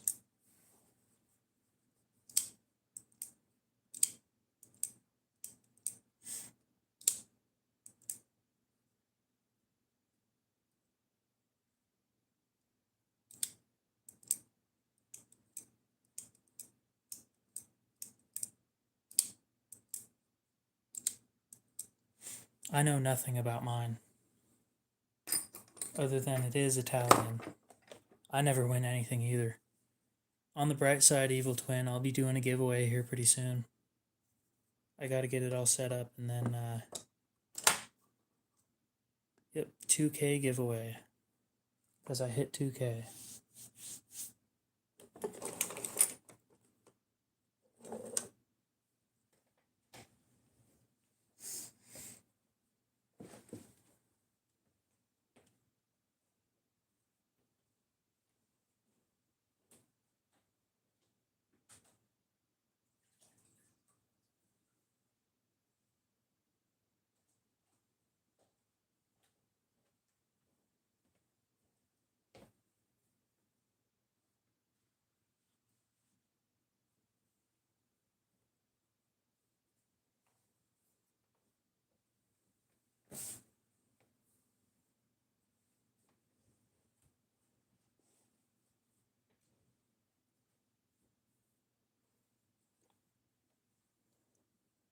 Oh, I just never win anything personally.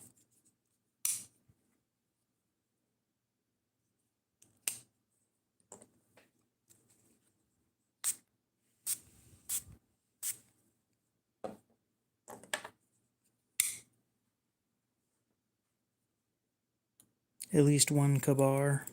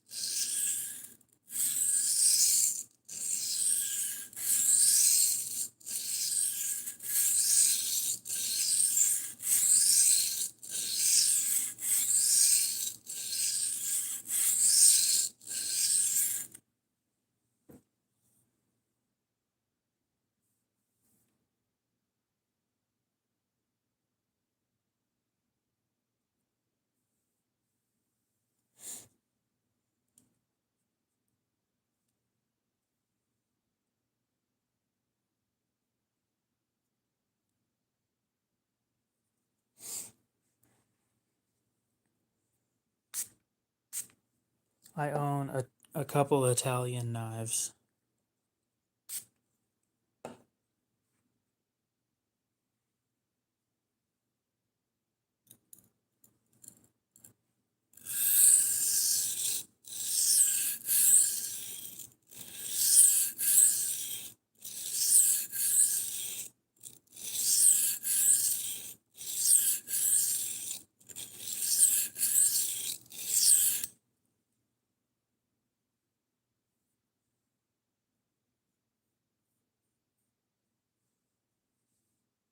This is coming along quite nicely. I do love this stone so much. For $100, it really is hard to beat.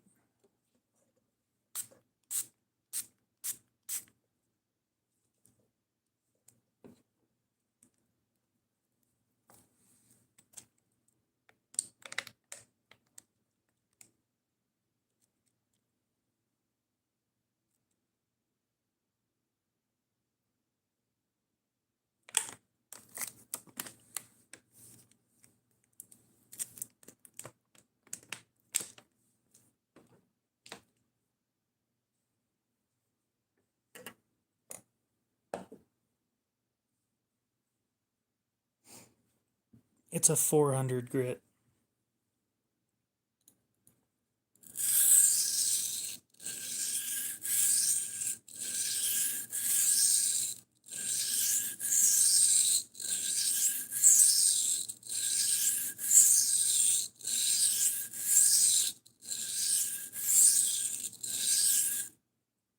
It cuts like a 300, and it leaves a finish that acts like it's around 600.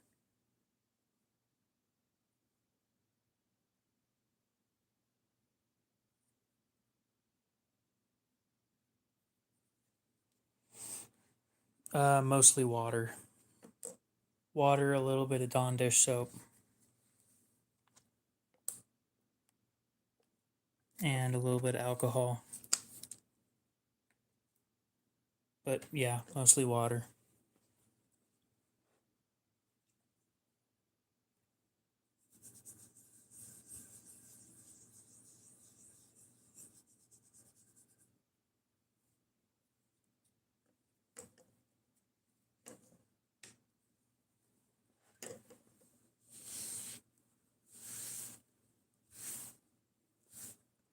The only K-bar that I'm actually interested in is the FM01, I think.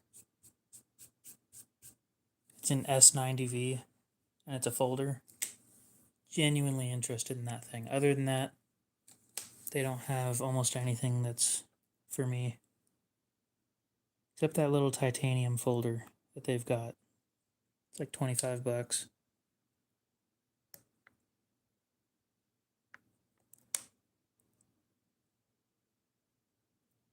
Aussate titanium with a stainless frame lock.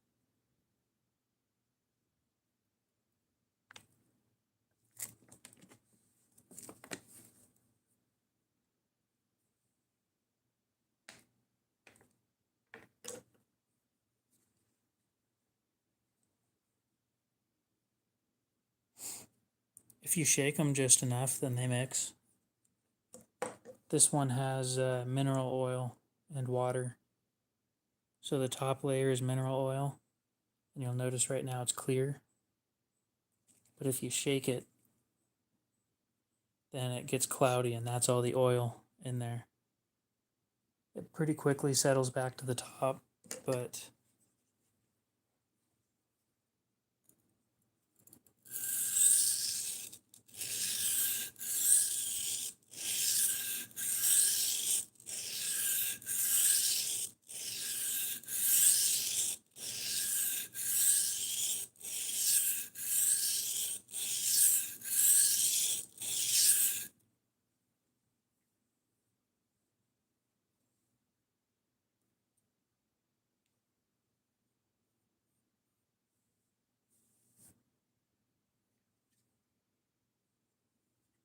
cheapest knife for sale or just in general?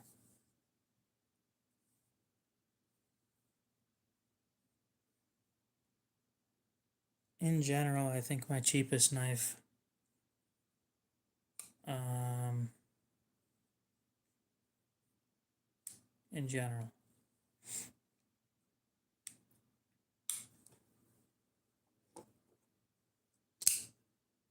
This one, I bought it for $2 at a pawn shop.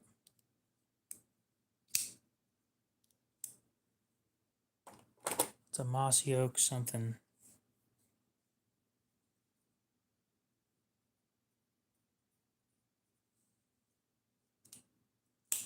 I used it to practice sharpening.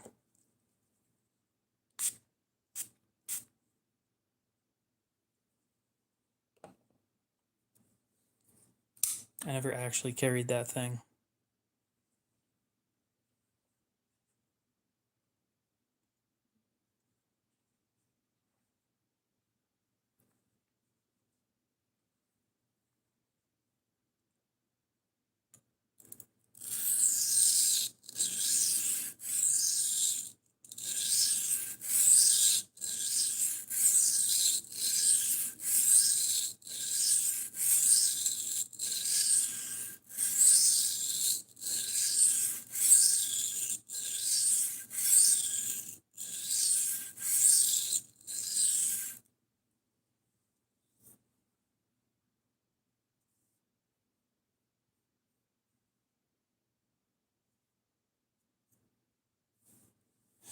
Paul, how's it going? You can look it up. I doubt that it's something super expensive.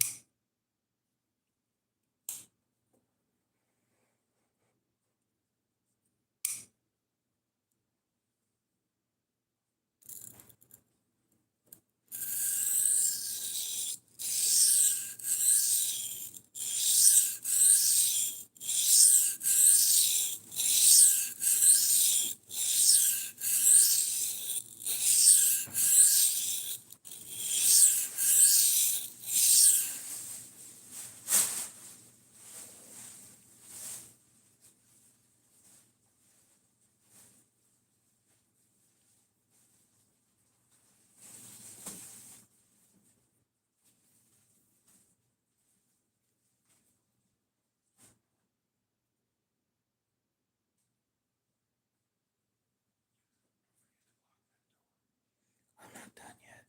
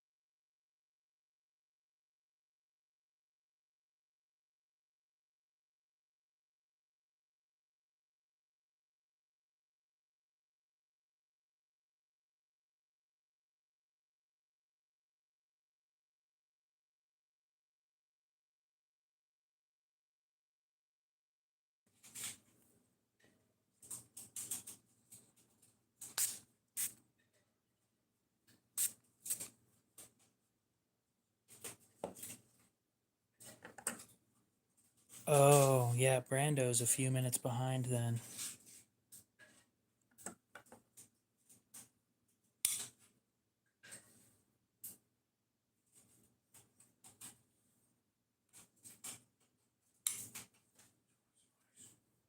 Sure, just stick it back in the freezer or something.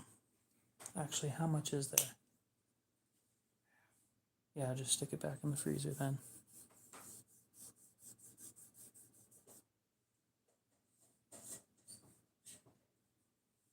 It's not bad, but I'm using the right stuff to do it.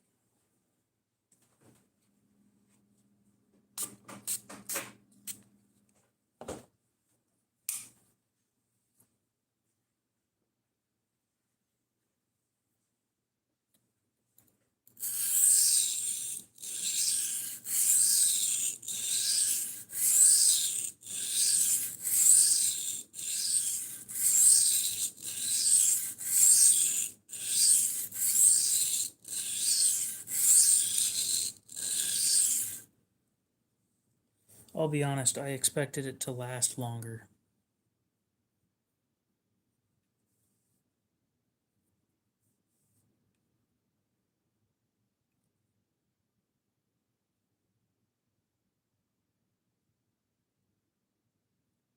I'm not saying that it was bad, I'm just saying when it's supposed to be comparable to Maximate and it doesn't last as long or really anywhere close to as long.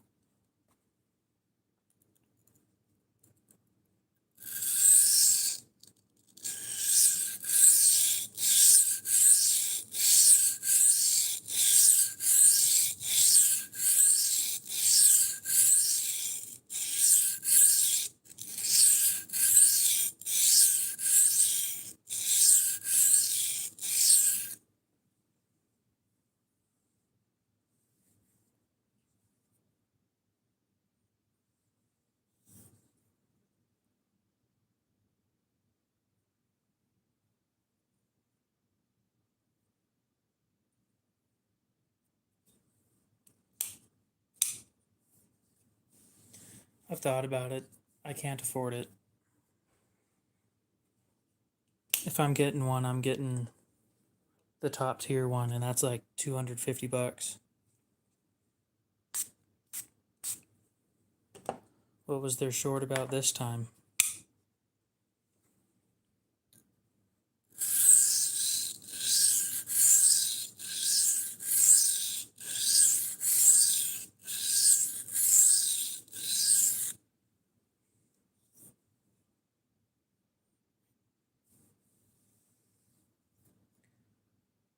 The next one's going to be tomorrow.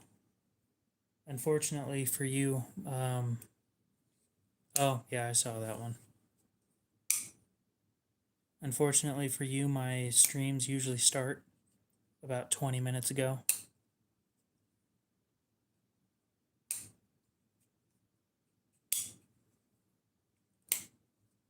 You have a good one, Punisher. We'll see you later.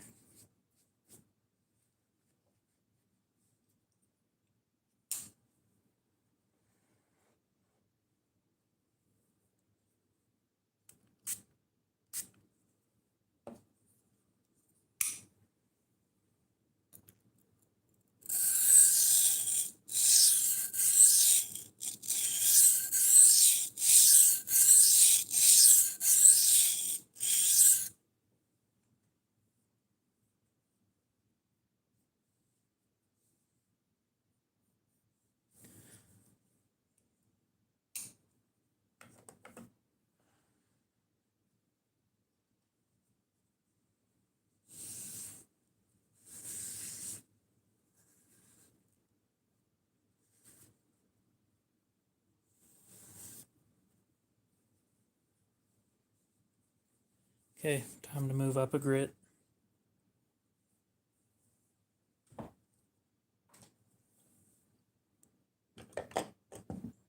Sharpen one of the big boys on here.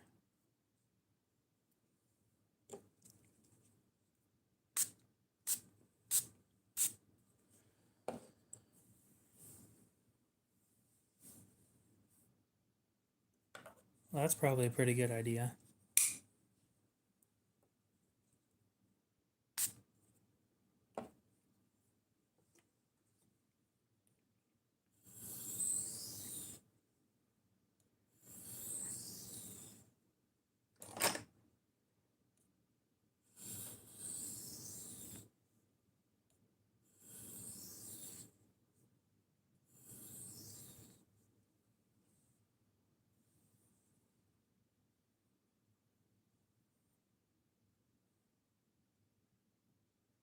Oh yeah, that's going to leave a nice, beautiful finish. No. I don't think he has real-time lag, and the reason I say that is he's like 10 to 15 minutes behind. Where it would normally be like maybe a couple seconds, he is way far behind.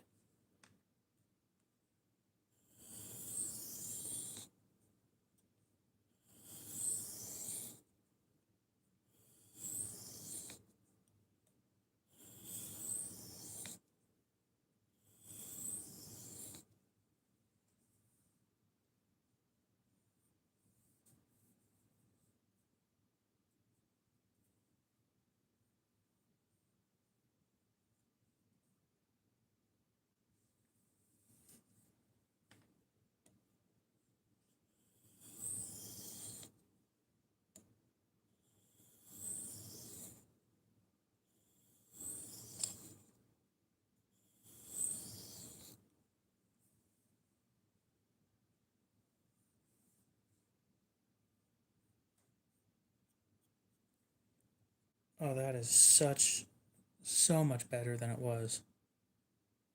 So much better.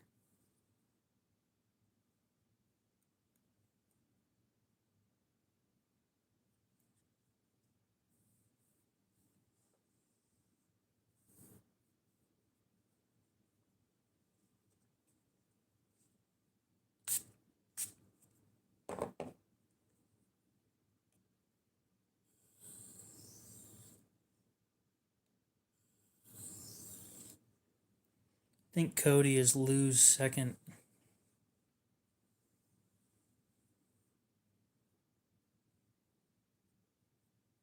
account.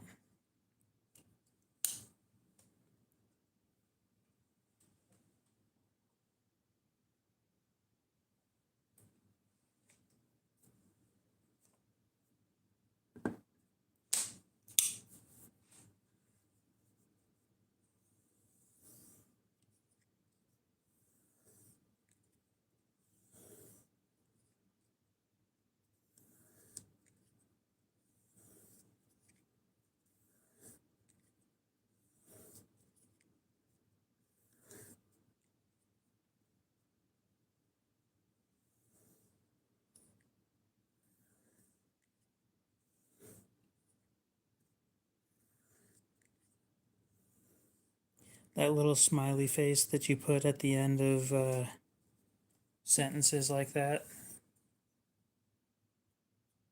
My moderator does the same thing.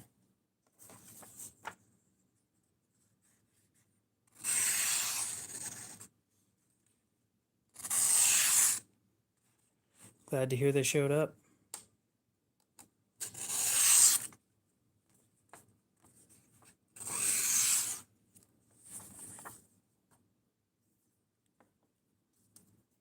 I just finished on 500.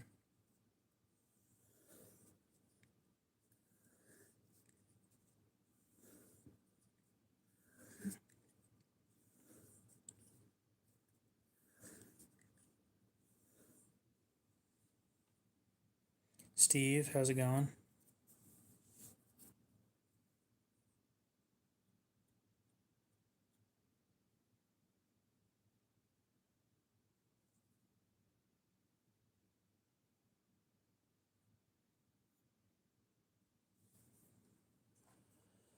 Well, it feels like Maximate when it's sharp.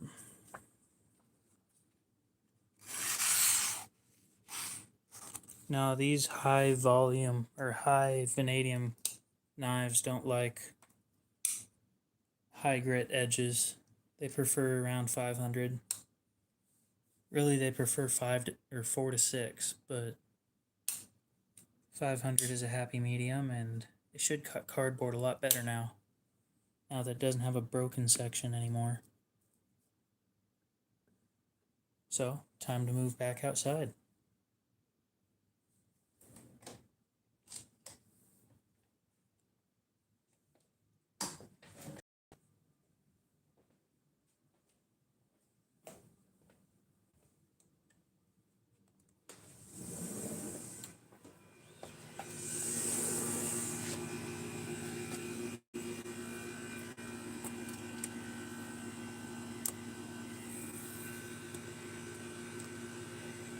Oh, I don't like Nitro V.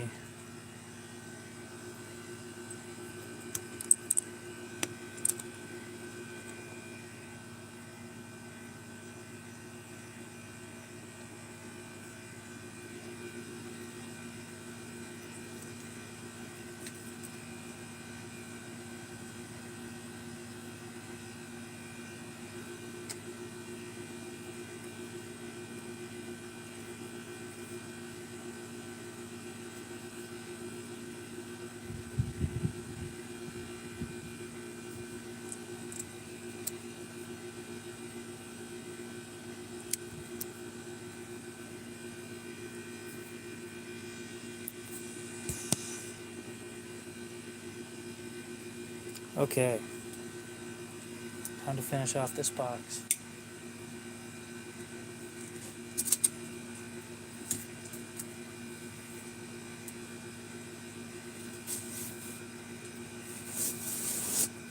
Oh, that cuts so much better.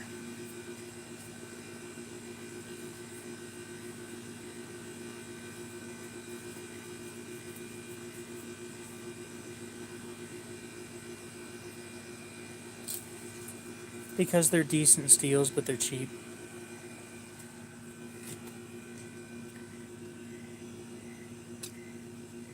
The heat treat's well known.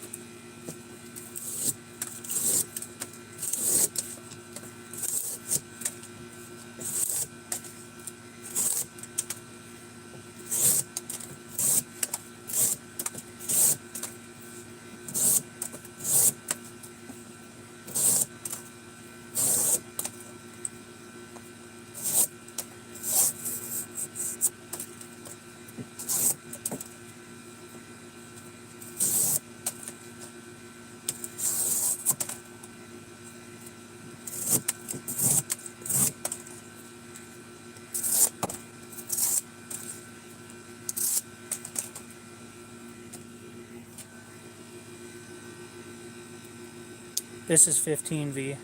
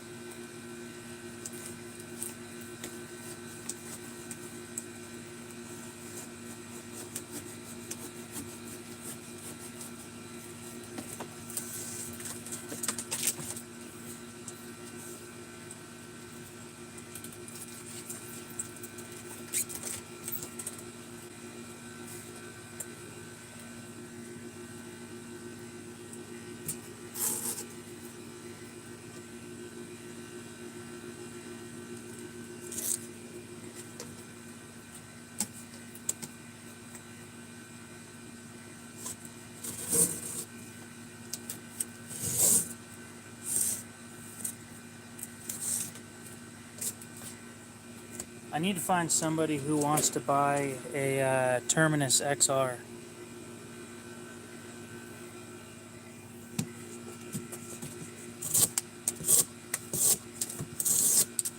God, I got so used to having to force my way through. Now that it's actually back to being sharp, it's so much nicer.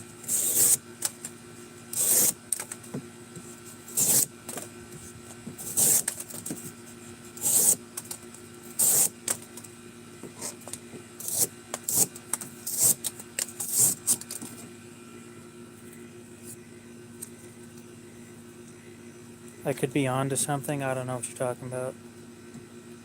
See how dangerous a sharp knife is?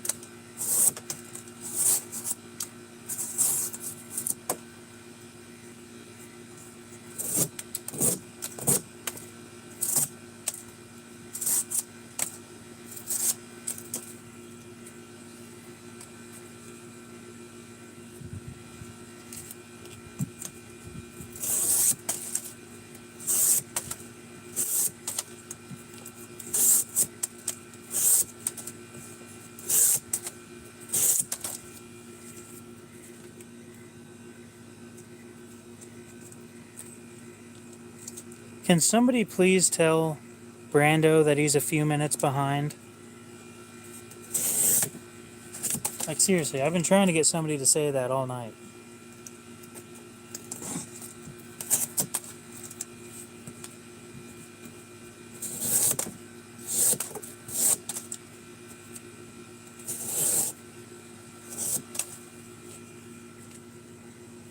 We have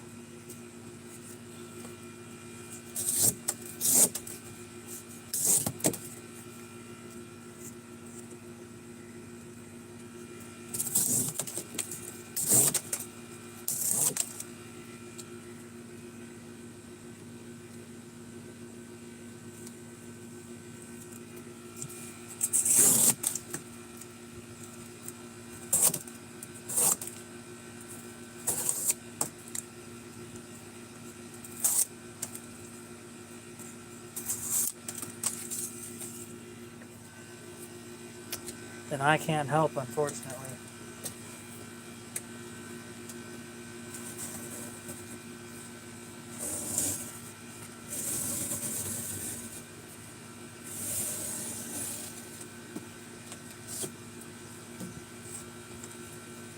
Oh, that went so smooth.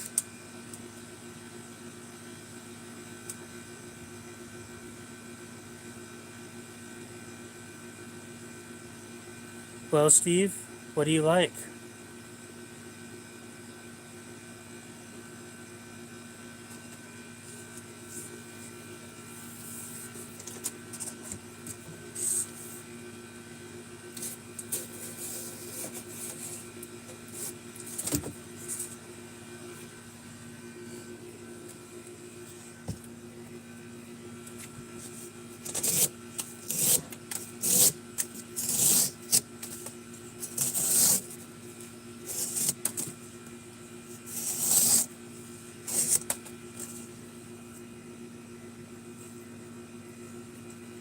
Dude, I was inside when I was talking about him receiving his knives.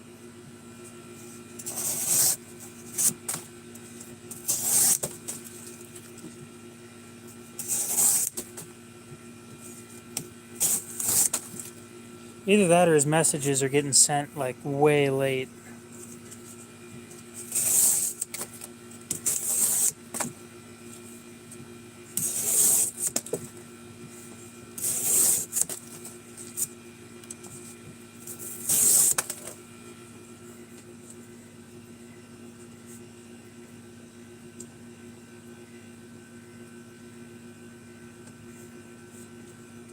An Emerson phase.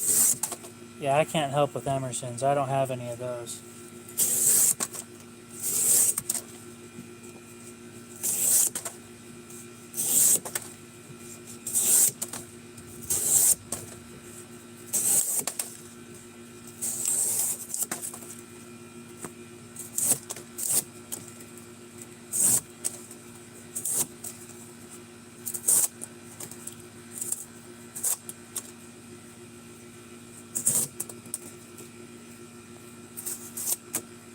The one Emerson I did have, I don't know where I put it.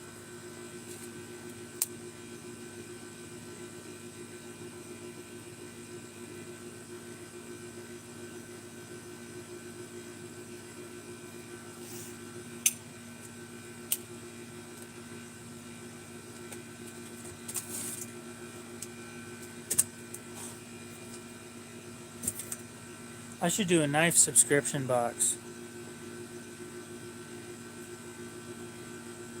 It was a Kershaw Emerson. It's not like one made by Emerson.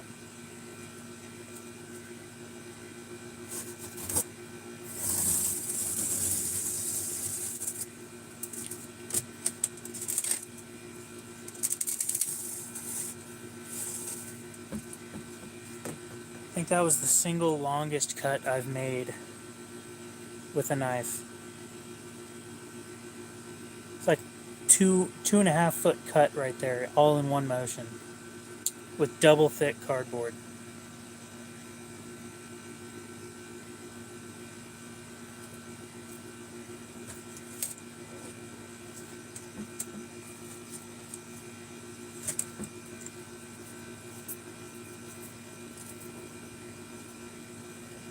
I can't afford an Emerson to begin with, but I don't particularly like any of his designs that I've seen, so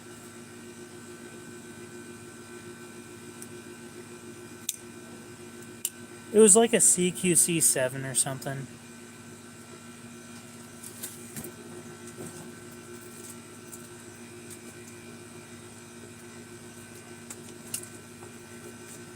An 8CR, nothing special.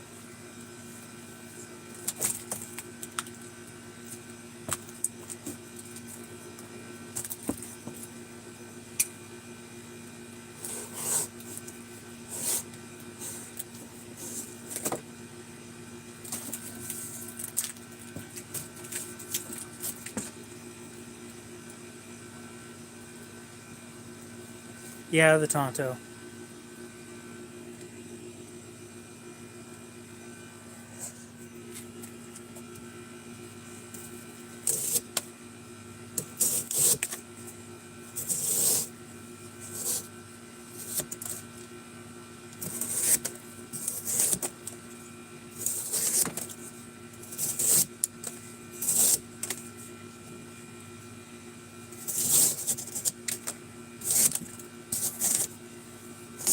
I don't like Tontos.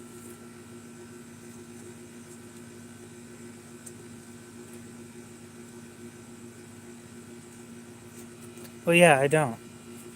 I didn't even read your message. I was just thinking about it.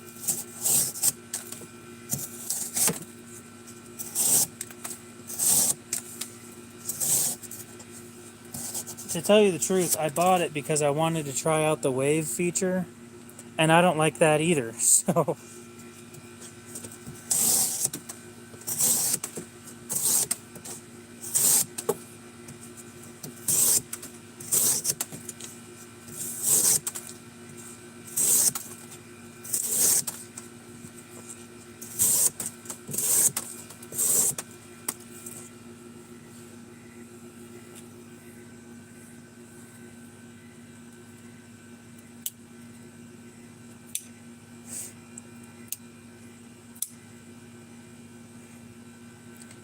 The wave, okay, so here's what happened, right?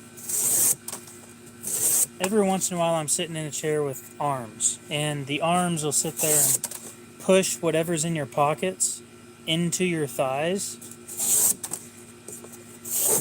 So what I do when that happens is I take the thing that's stabbing me out of my pocket. Well, the thing that was stabbing me was the Emerson CQC7. I pulled it out of my pocket, pushing it up away from the hem so that it didn't open, and it opened anyway, partially. And that just didn't make me feel good. So, quite uncomfortable. So, I told myself I don't like the wave, and I doubt I'll ever carry a knife with a wave again.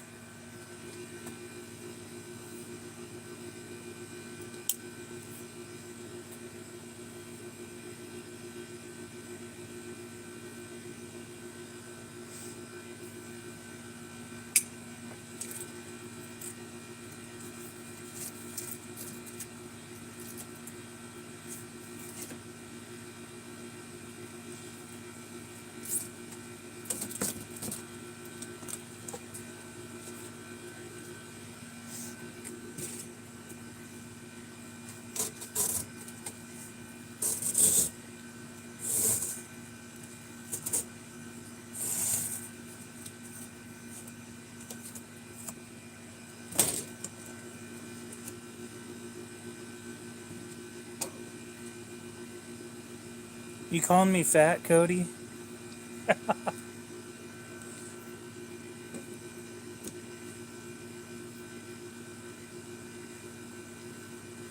Alright, you have a good one, Evil Twin. We'll see you later.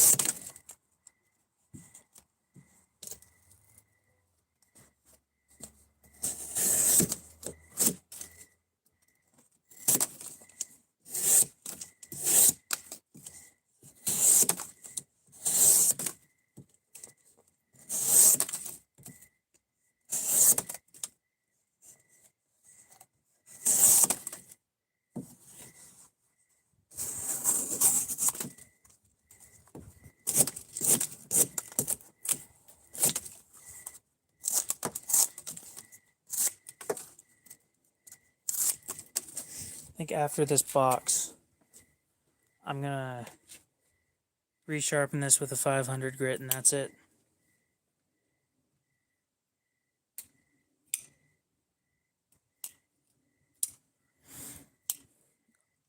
I'm not a fan of fixed blades for the most part. It really depends on what I'm doing. But I don't carry a fixed blade daily. We're cutting cardboard.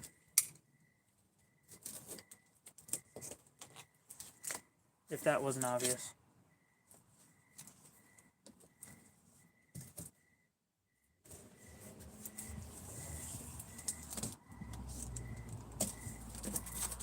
I think what he meant is, what are we cutting with? But indeed, I am KO.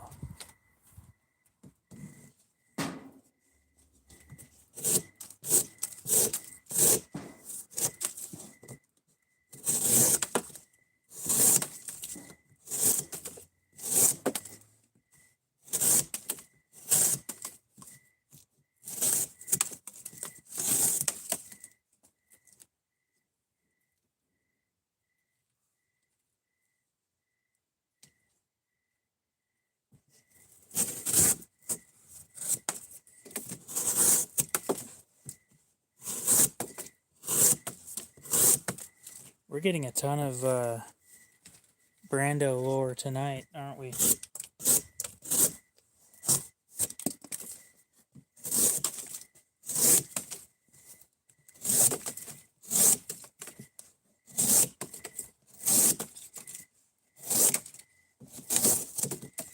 Oh, that was a wonderful thought.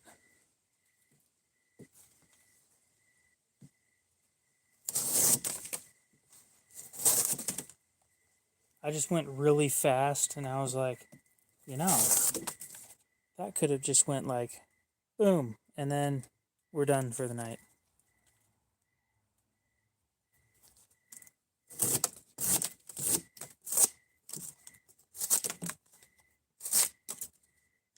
And possibly done for a couple weeks.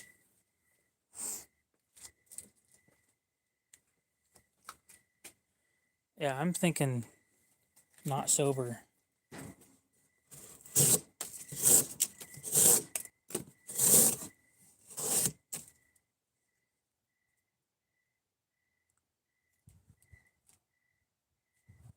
Oh, yeah, that explains a lot.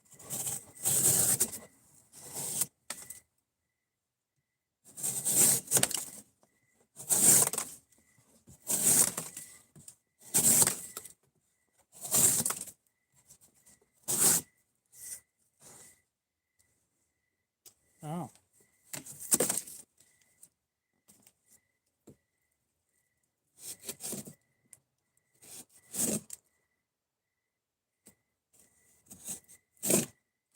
See, I haven't found any alcohol that doesn't taste like shit, so...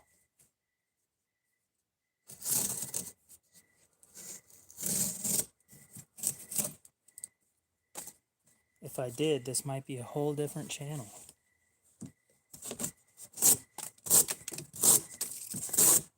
Like, hey guys, I'm drunk again. I spent $200 on this bottle of whatever the hell it is.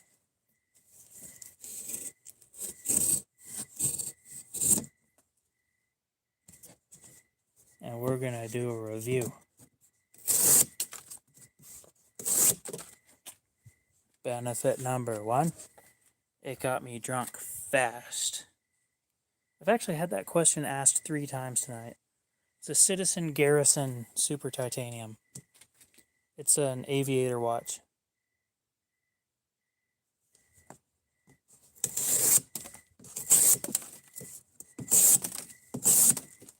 It's my most carried watch by far.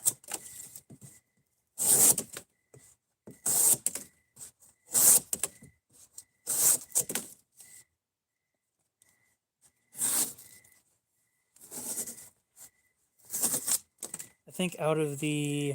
I got it in December last year.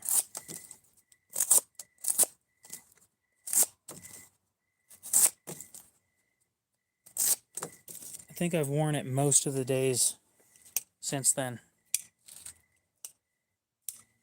Expedition isn't bad.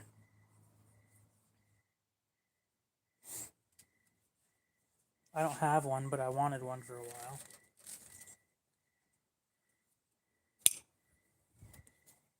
Welcome back, AB123.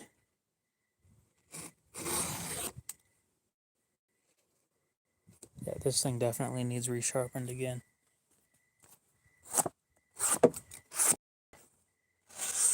No, it's not that bad.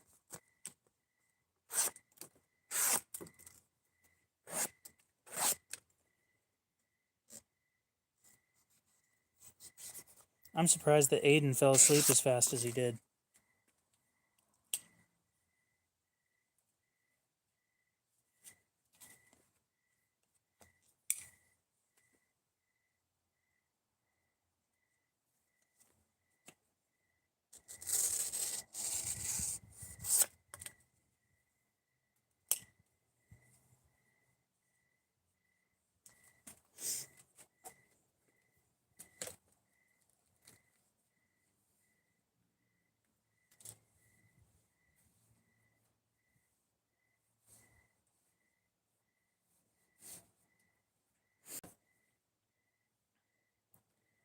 I'm going to be honest, you'd probably be better off just buying a new watch.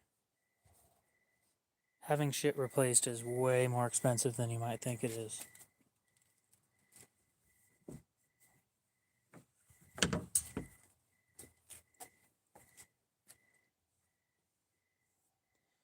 No. Aiden is Adan. I'll be right back. I gotta go put this away.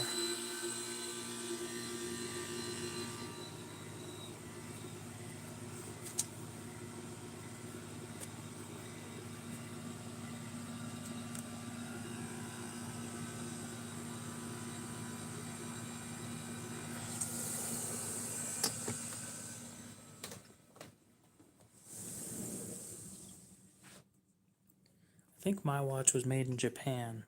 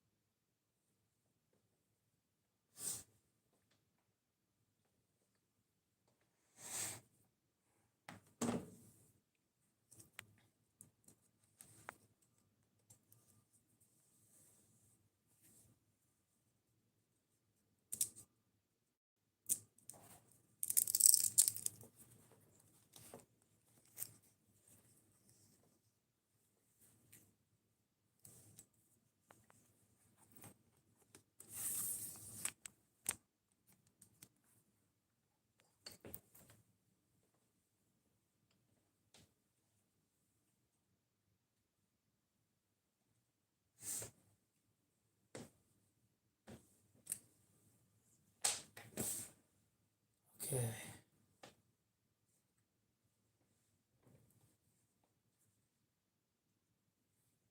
Yep, just give me a minute and I'll be all set up again.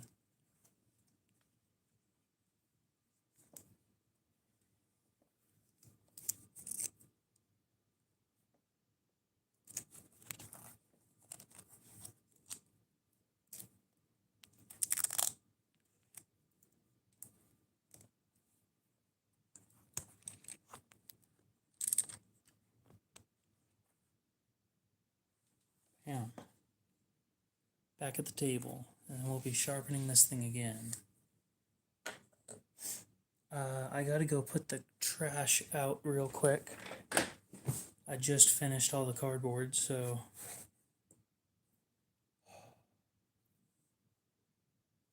oh, I just popped my back pretty good. So I'll be back in a minute or two.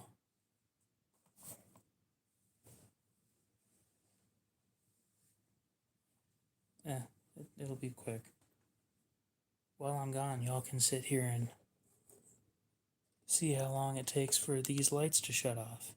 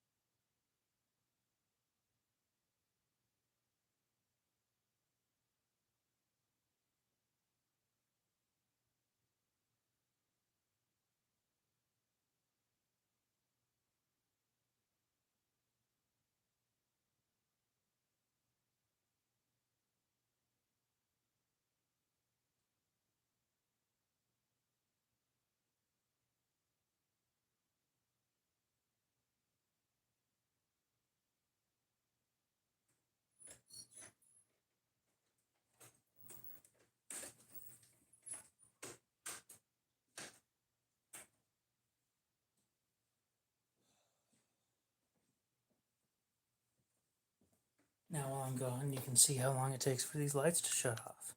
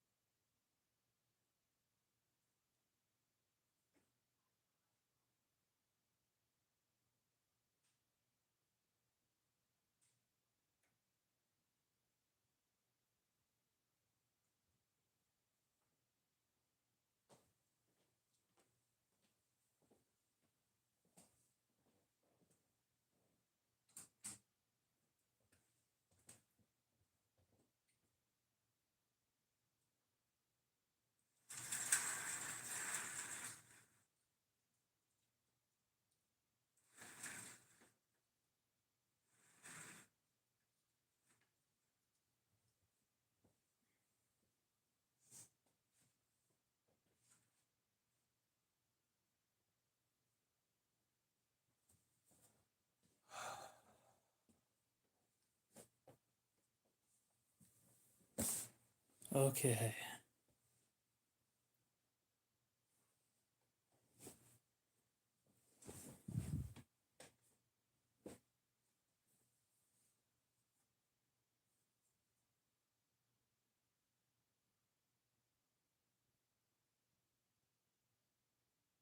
Where were we?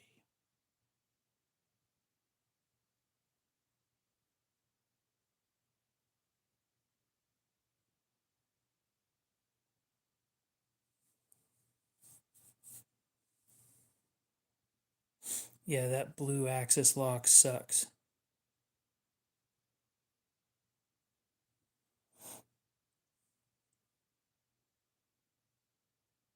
And yes, the flash was from SOG.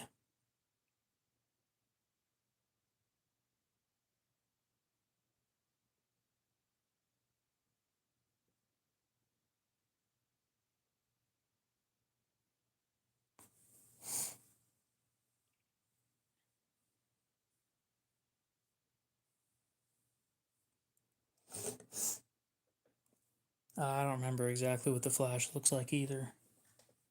I just know that it's an SOG.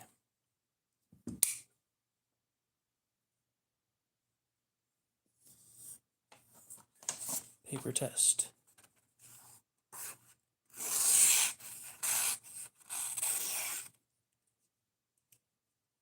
Not a happy paper test.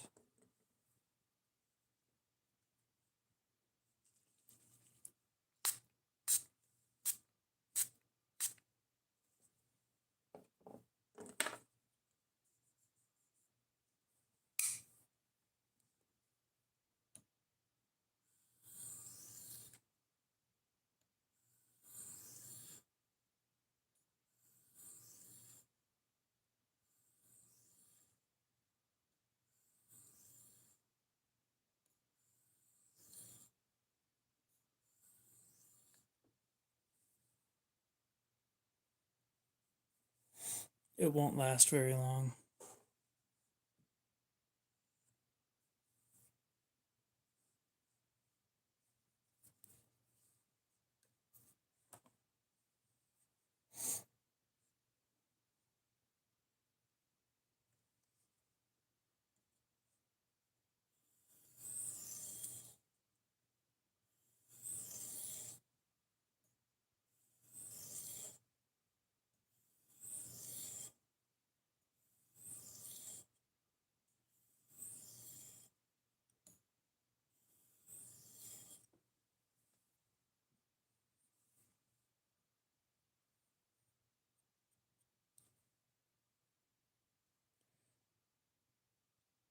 No, looks like it might need a reprofile again.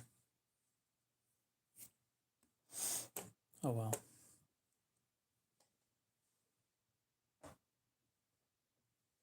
Take like 10 passes on this and then it'll be done.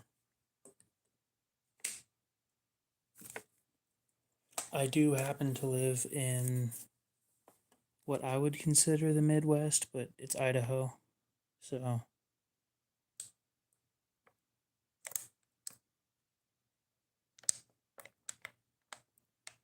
I'm not a coastie.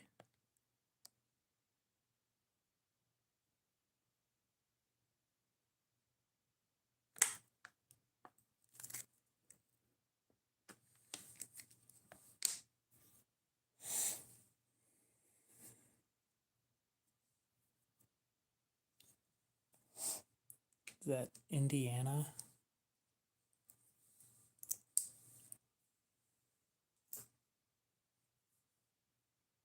Thank you, Brando.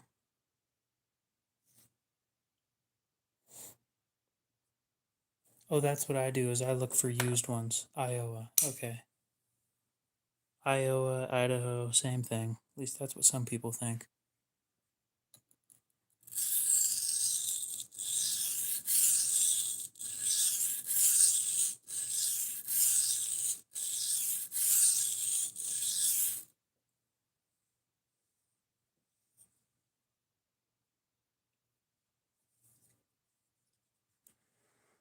Definitely not sober.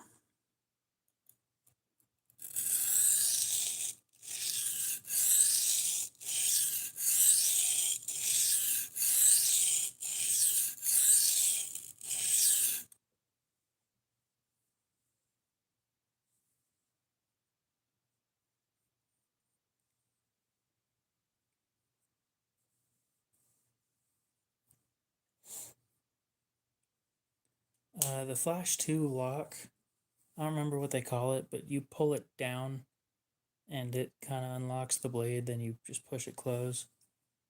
But it is spring assisted, so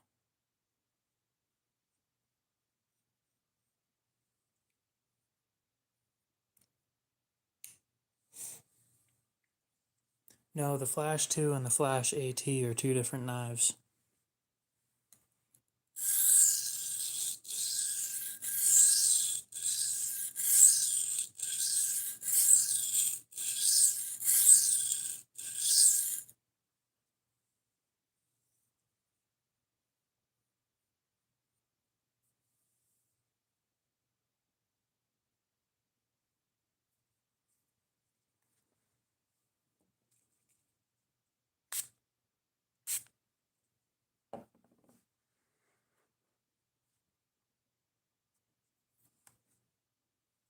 No, I think James is new here.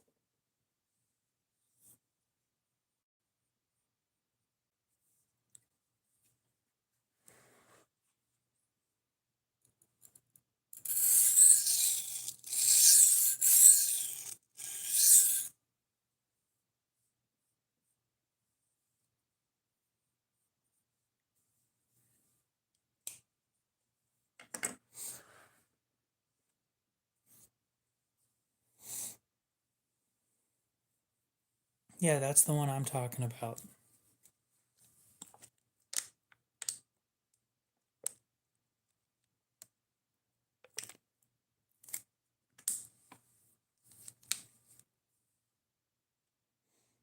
I don't believe anybody's asked me that. Nope.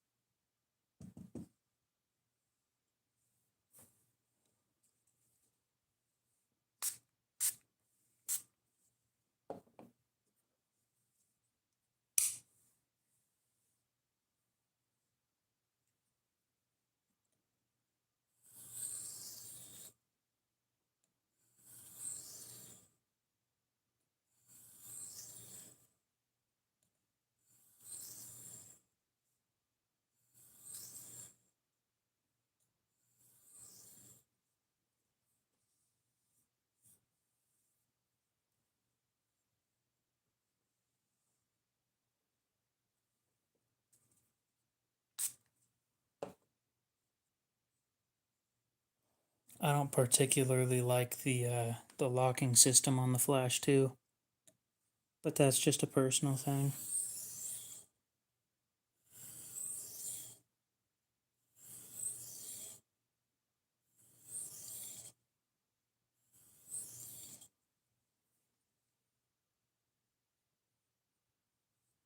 I'm sure it did, Brando.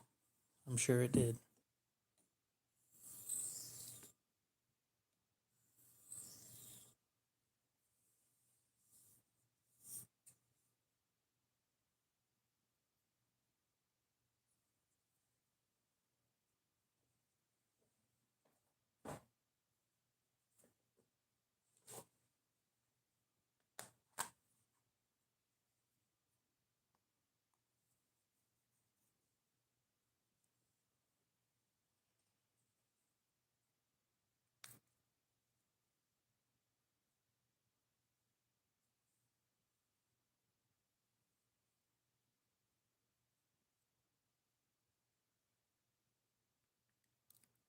Yep, and that's the one that I really don't like.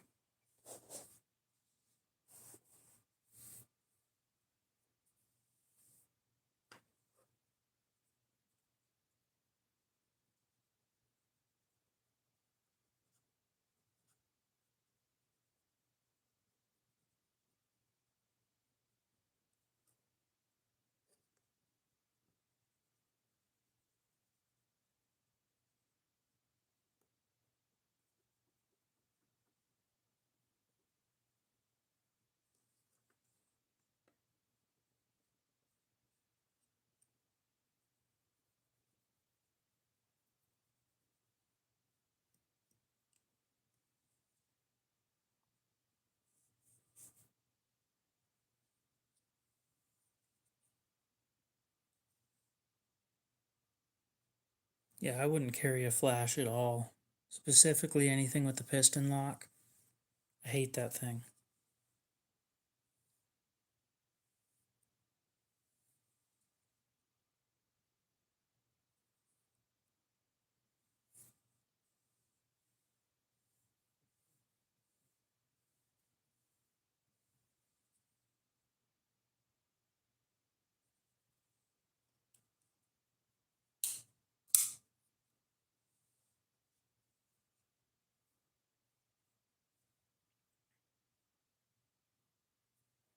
Now, I don't know anything about the arc lock.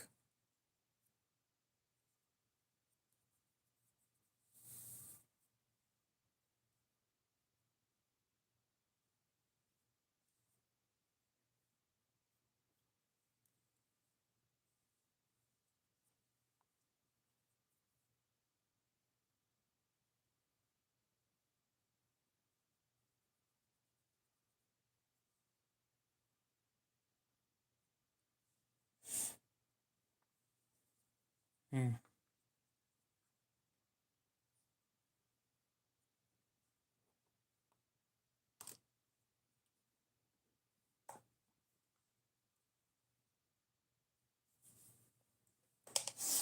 I should really be screenshotting everything that he says and then sending it to him later.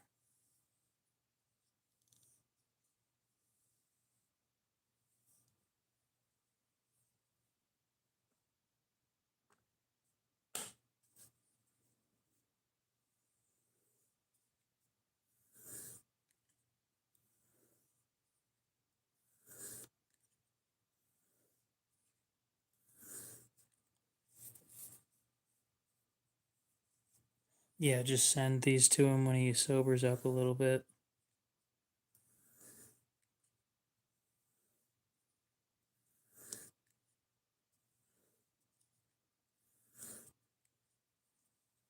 No, just because it's funny. Like, just send it to him because it's funny. There's no point in using it against him. Like, ooh, I'm gonna expose you to to everybody you know unless you buy more knives from me. Like, he's gonna buy more knives from me anyway. I don't need to blackmail him.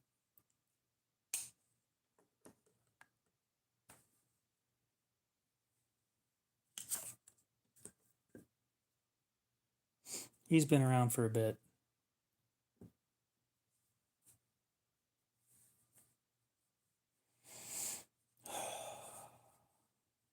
For what? Mm.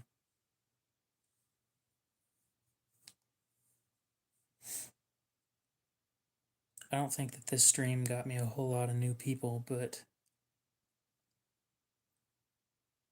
tough talk. Oh, damn.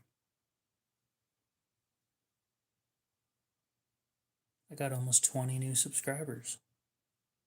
I think I got like 17. That's pretty good. Nice.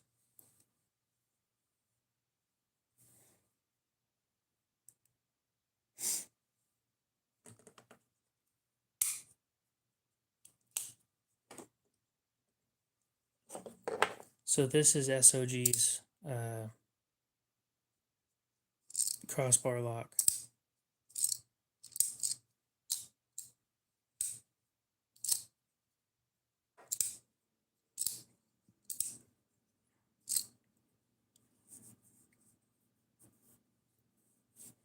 Oh, they still sell the piston lock ones.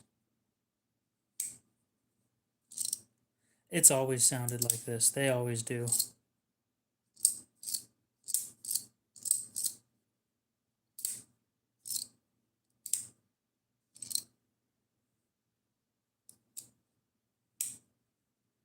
Yep, this is a current model.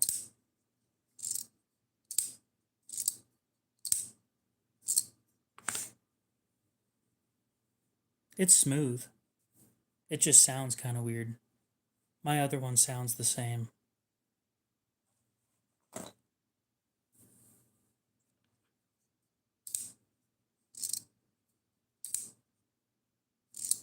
Oh yeah, no, this one has an LTE clip. Yeah, it's a good knife. This one's sharp as shit, too. That's what happens when I get a hold of a knife.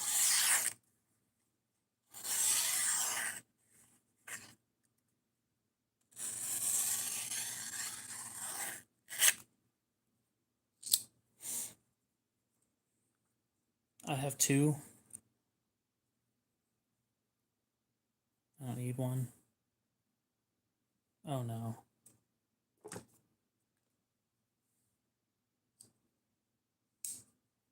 I don't know, I never really tested mine because when I got it, it had a polished edge. And at the time, I didn't know how to do that.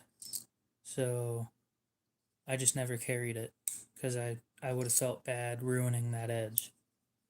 Now that I know how to do it myself, I'll probably carry it just fine.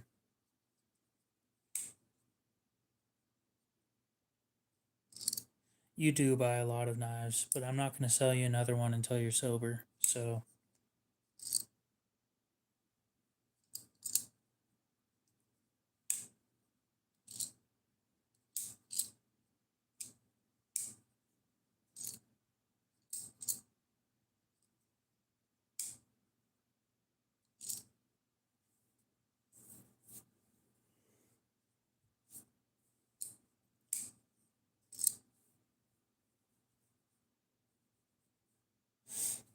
I need to buy more of these.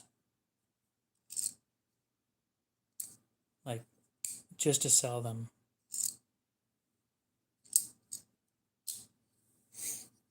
It's a great knife.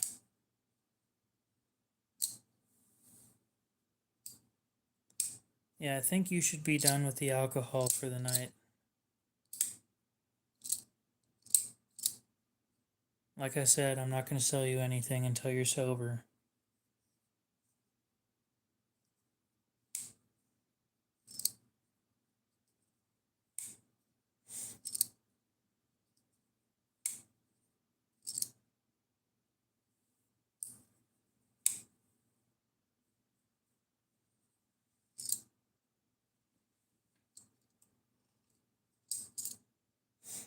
Like, if I could just get like 5 of these things for the price that I got this one for and sell them for like between 35 and 40 bucks, I'd be happy. the best fidgety knife of 2024 when it came out was the Gin Rhino.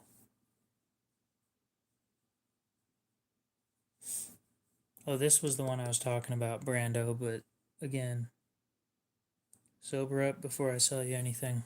I'm not taking advantage of you because you're drunk.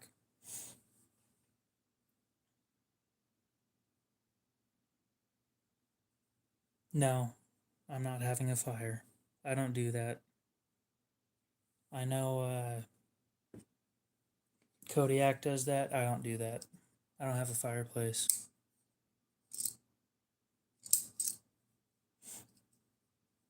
Also, the stuff around here is really dry. High chance of starting a fire that you don't want.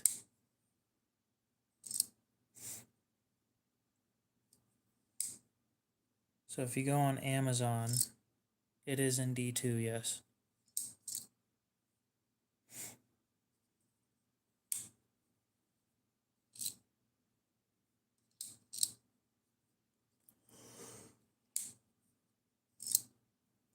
And then you look up Gin with a J.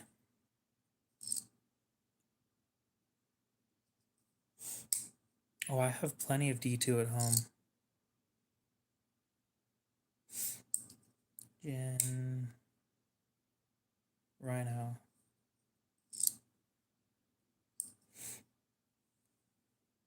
So here it is. Comes in a couple different colors.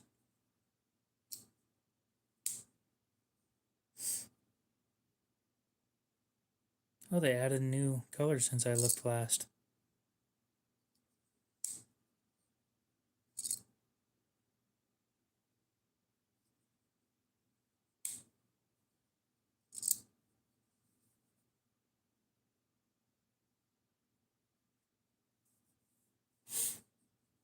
Oh, he dared you. Now you have to buy it. No. So yeah, this one, the black one specifically, is the one that I have. But this one has 7 ways of opening that I've found. So it is a front flipper. It's got thumb studs and a thumb hole, as well as being a button lock. It has all the fidgety shit that you could ever want.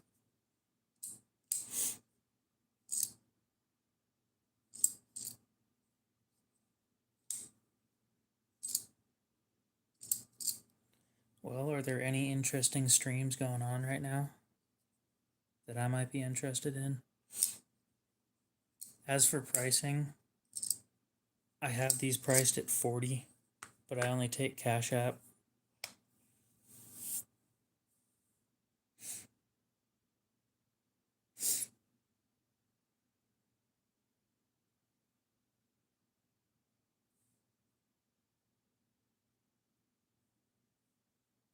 It is definitely small.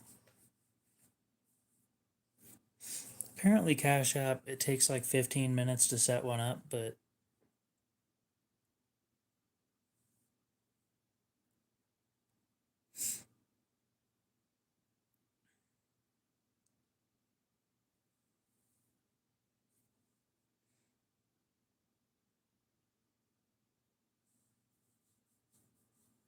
huh, that's funny. I looked up knives and then went to live streams, and then the first one is me.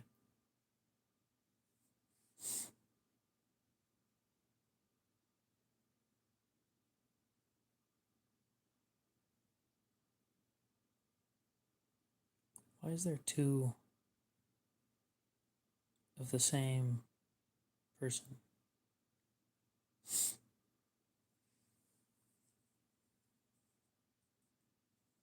I said 40.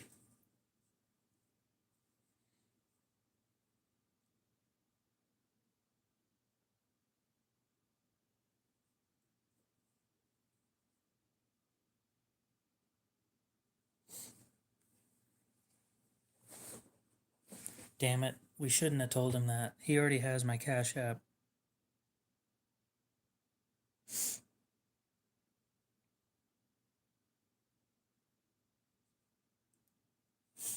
Unfortunately, I don't do trades because I have other stuff that I'm actually saving money for. Damn it. I mean, don't get me wrong. If he ends up buying it and then actually meaning that, then I can afford to buy.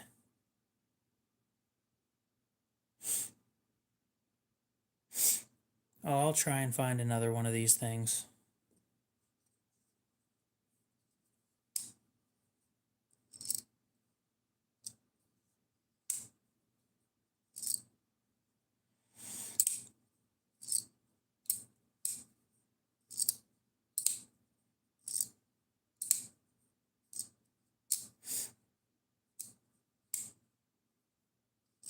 What am I buying? That is peak commentary right there.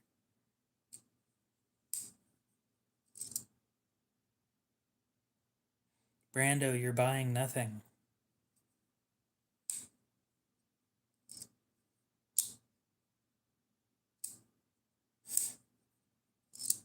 Well, sure, but they sell them for 50 and they don't give you the edge that I give you.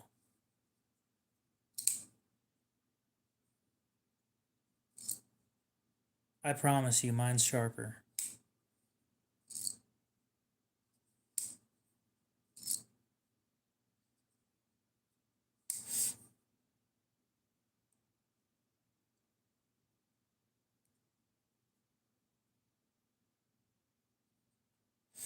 Yep, if you're buying nothing, then it is definitely free.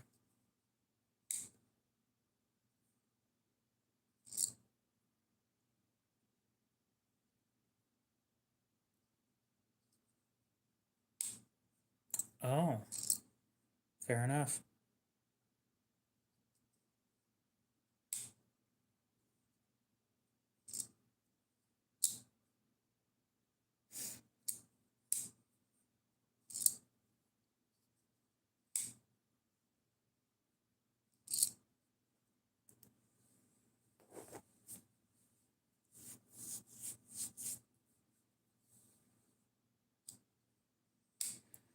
While I appreciate your craftsmanship, I too dabble in the arts of sharp shit.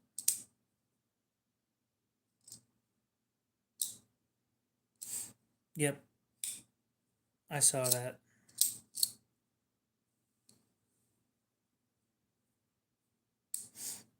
Cody, is there anything you're looking for right now?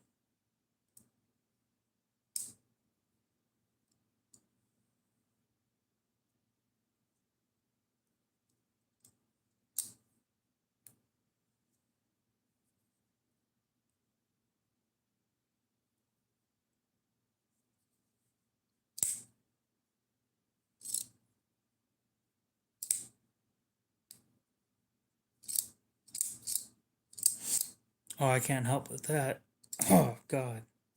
Actually, that's not true. Studies show that when a knife collector buys another knife, they tend to be happier.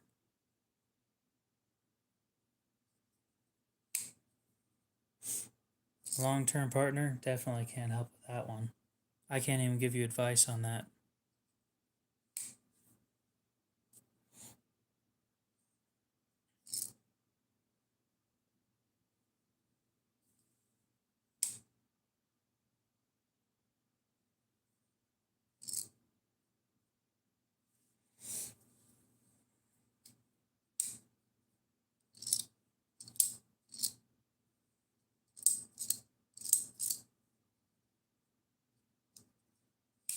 Pff, who needs food? Actually, I'm a big boy. I should probably shouldn't say that. Yep. Your Terminus XR will never cheat on you. It also won't take half the money and the kids in the divorce.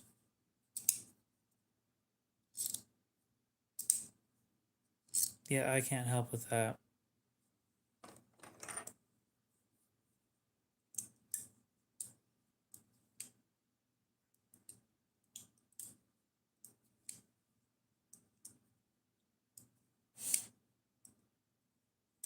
No, Cody is sober.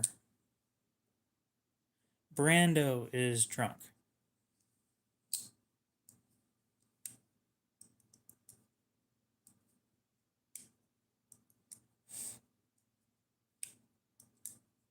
And I'm not selling to Brando until he's sober, because selling to people who are inebriated isn't right. I have morals.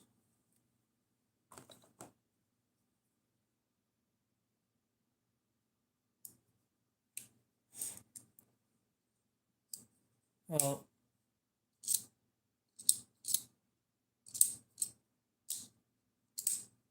look, Brando, you can put as many things as you want on hold. Well, I can't say that.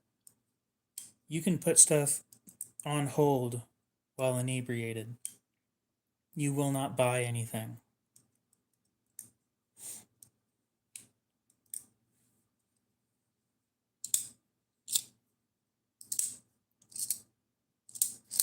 We'll see.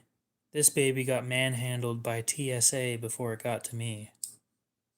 Then it got stuck in a box. And then that box was sitting there rattling around with a shit ton of other knives in it. And then I happened to pick this one specifically. Oh, I can easily drop $700 too. I'm just not going to.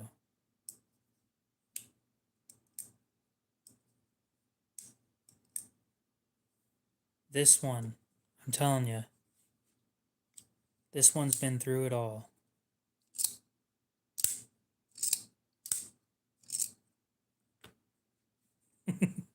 Don't worry about it, Cody. So I do holds if you are interested, but again, I only take Cash App.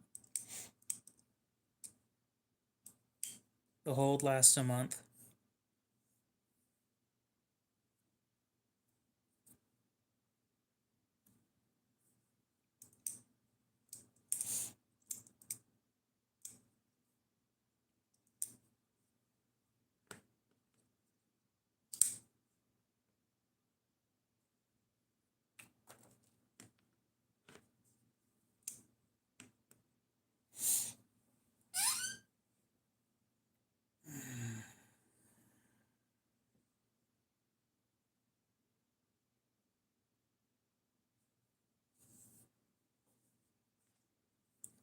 Yeah, I'm gonna just say I wouldn't do that.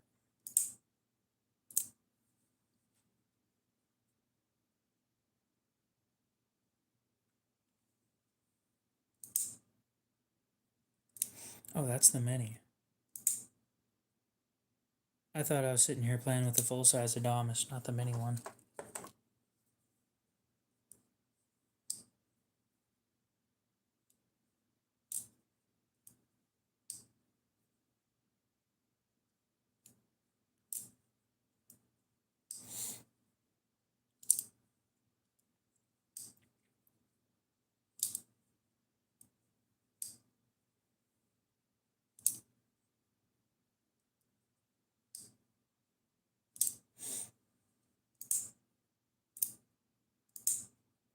It's the Ozark Trail Elevation.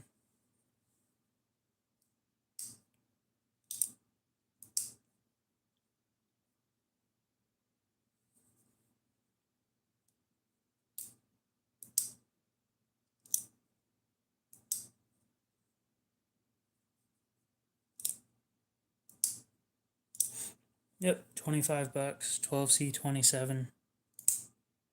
I haven't done full testing on it. Actually, I did.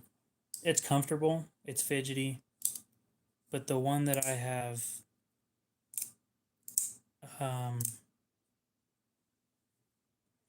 the pivot screw backs out. So I put Loctite on it. Blue Loctite on it. How do you buy the Twitch 3? Well, I think we've determined that you don't have Cash App, right?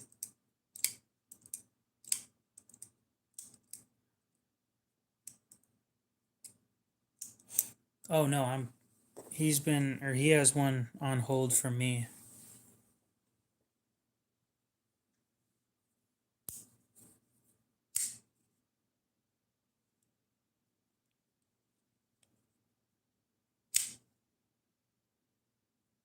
Yep.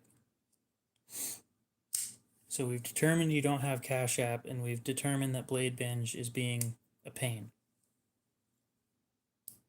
So, have you sent me an email? I think you did. I'm not 100% sure. I don't remember anything. Okay. So what I'm going to do is I'm going to go reach out to Blade Binge right now and tell them that you're having issues with adding an address. Okay, can you send me an email? Then we'll get this taken care of. I'm going to send them a message right now. They'll get back to me when they get back to me.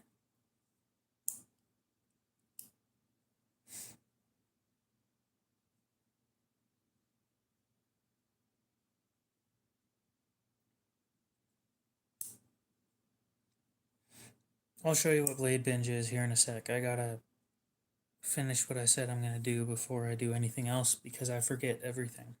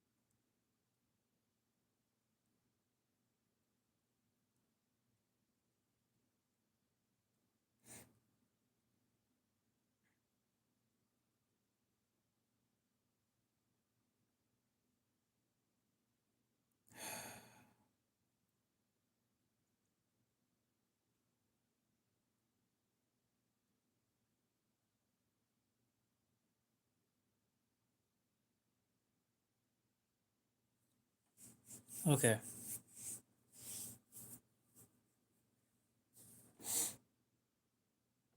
It's not.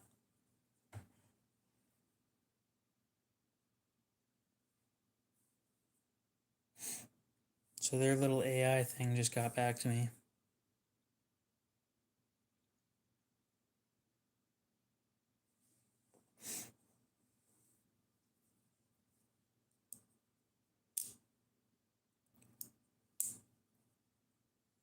Okay, so AB123.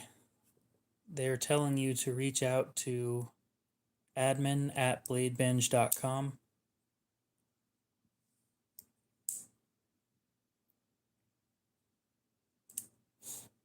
So that's what I recommend doing. They should get back to you with that.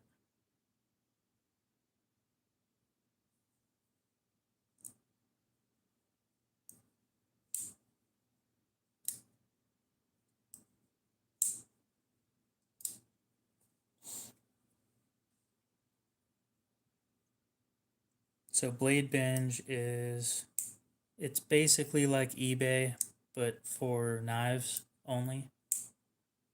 Knives, watches, EDC stuff. No guns though.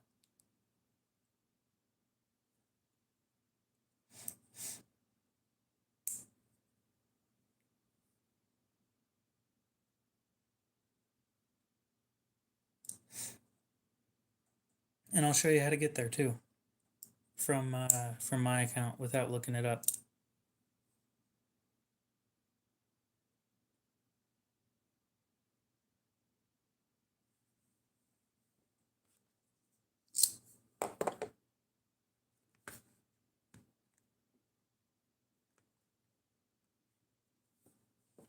and then we'll sit there and browse a little bit.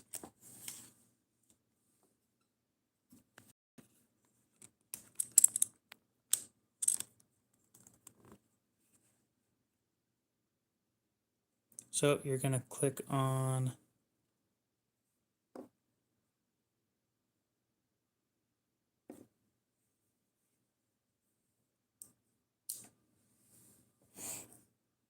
and then you want to click on the 4 more links.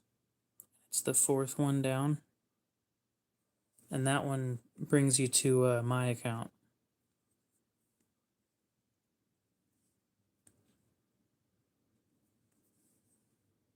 But if you hit the Blade Binge logo right up here, then it brings you to the main.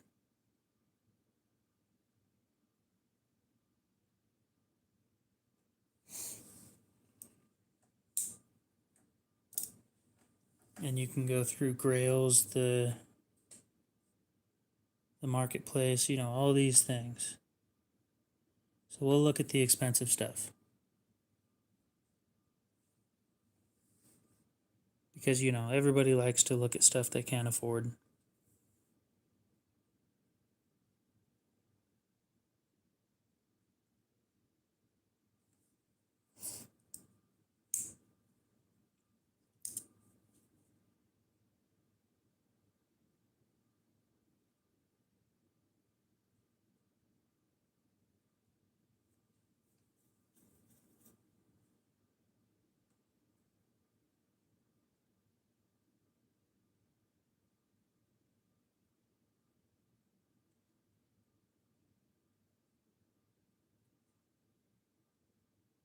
Hinderer, where?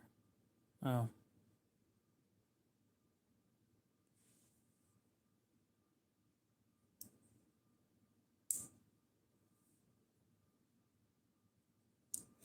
All the things that you can't afford because everything in the Grail section is over $500.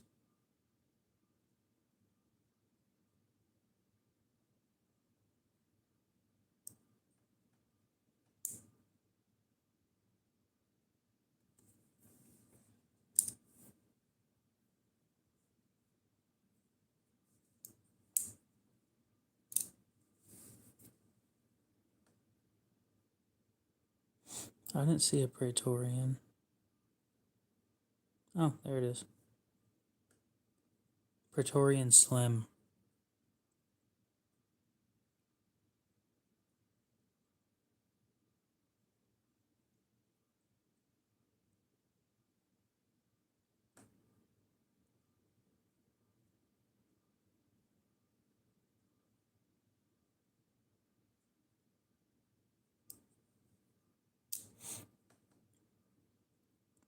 KO stands for knockoff. I just go by KO. It looks better when you're the one designing knives and people don't think that you're trying to fake or make fakes.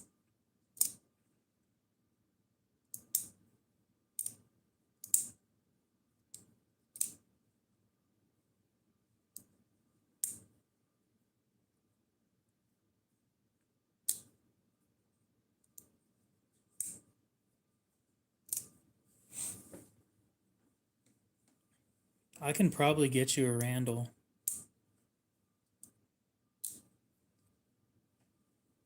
It's not one that's made in America, though.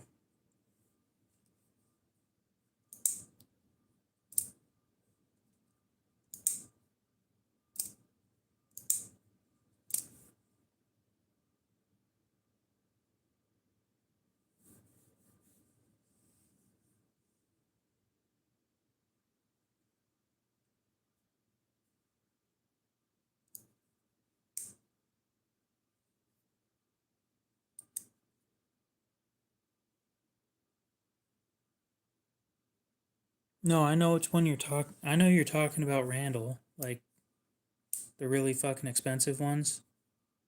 They made a few in China too.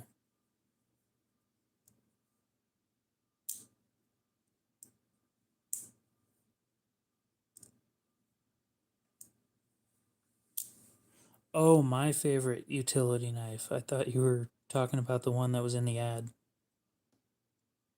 That one right there is what I thought you were talking about, which I'm pretty sure that's called a Tyrant. Tirant. My favorite utility knife is the, what's it called?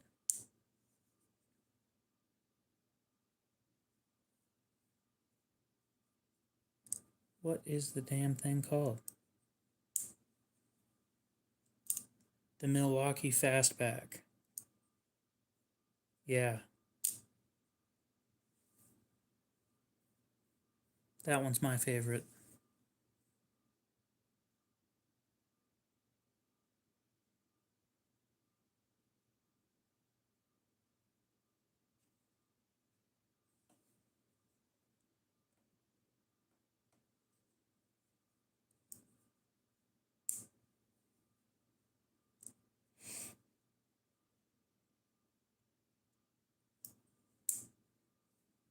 Oh, if I end up getting, oh, I don't like the 6-in-1 personally. I prefer the regular one. It holds 5 extra blades. The 10 $4.99. Never heard of that.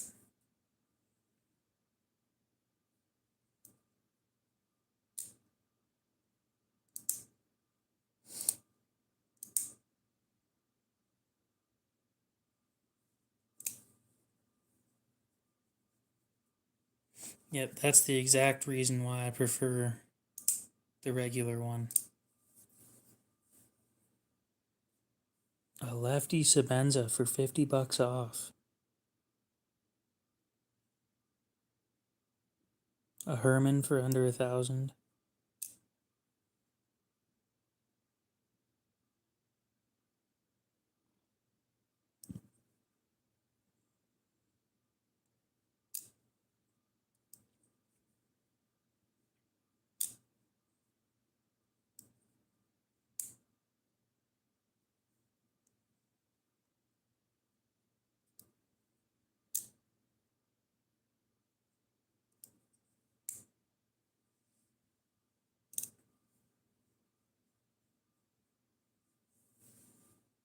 Sure, but I don't do that. I just carry the one knife and that's it. So if I need spare blades, it's nice to have 5.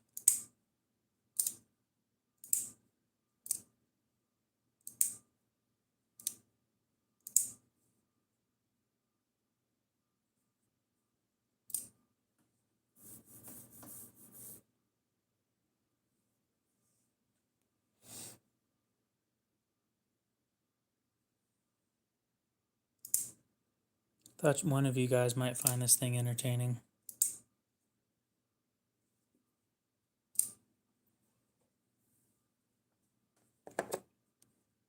Full size Praetorian for 500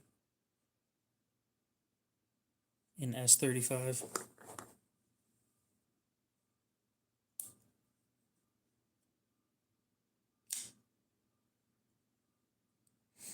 My thumb is killing me right now.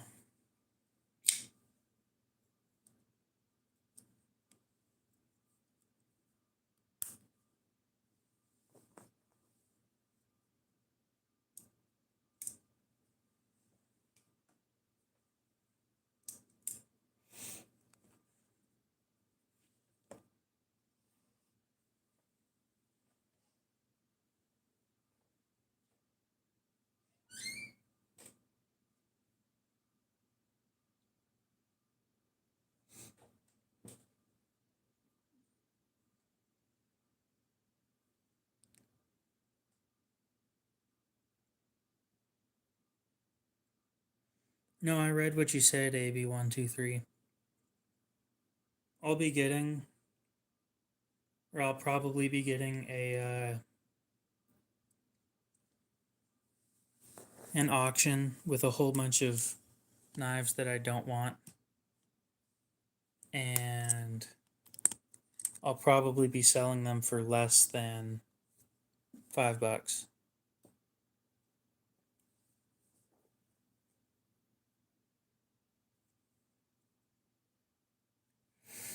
See, I don't think it's worth 500 either, but some people pay it, so.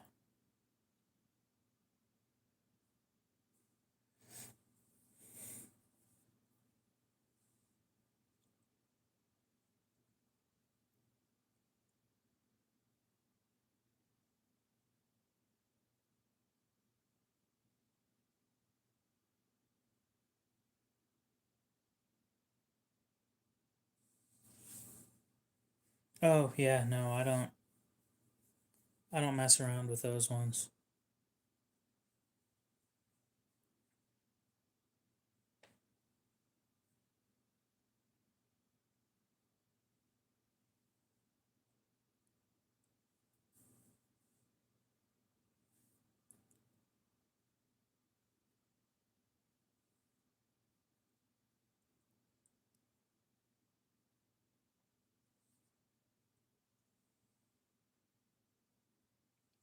All right, Tim, you can have one or the other. A magic blade material that never dulls, or a magic blade material that never breaks.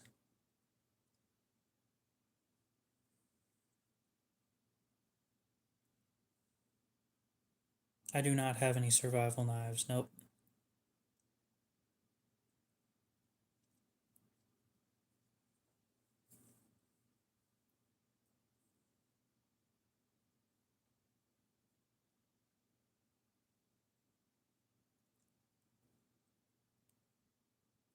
Okay. The blade steel you want to look into is probably 3V.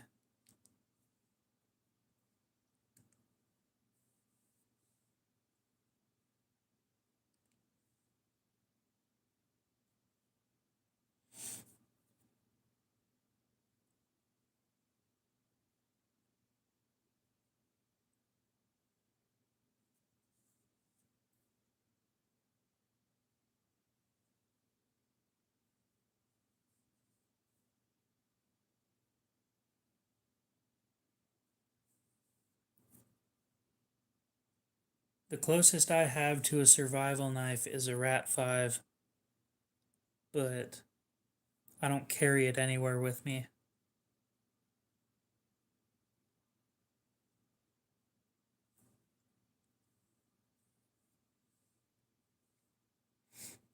Not a very good survival knife if you don't have it with you when you need it.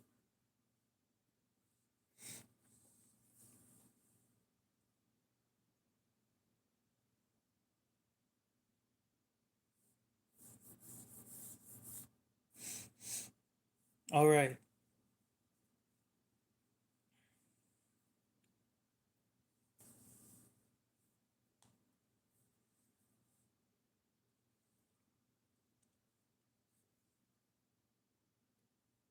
So you said never breaks.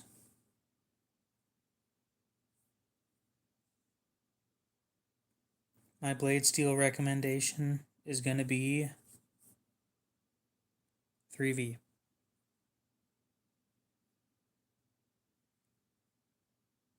Indeed, we are inside now.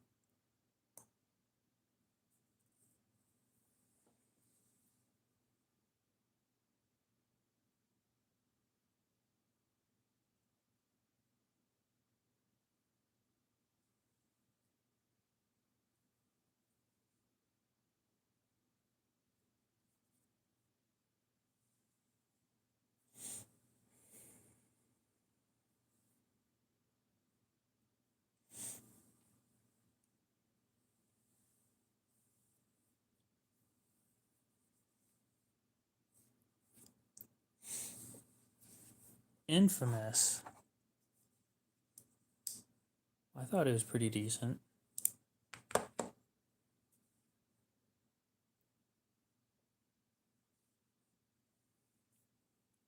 Well, we're 3V at least holds an edge.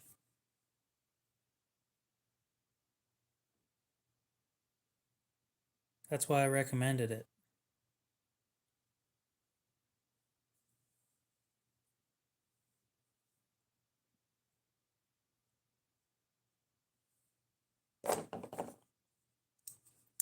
This one's a mini Adamas. Same knife, just smaller.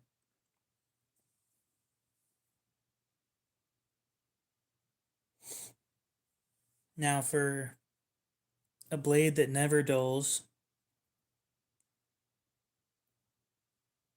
I have a couple options for you. Yes, this one has no serrations. And this is the one that I prefer over that one. I just got a ridiculously good deal on this, and I couldn't pass it up.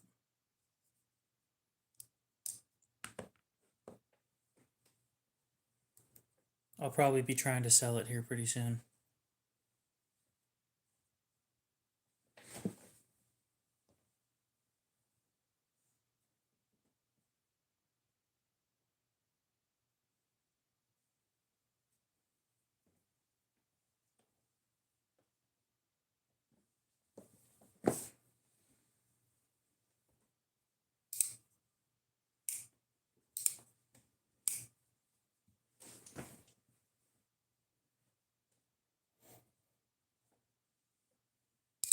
So you have two materials that almost never dull. Well, how much was it?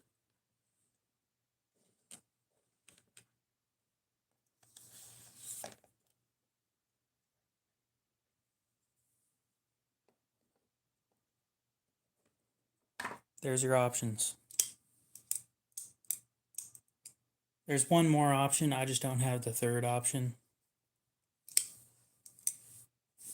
Well, yeah, I never said that they were common. I just said that they will never dull. With regular use, anyway.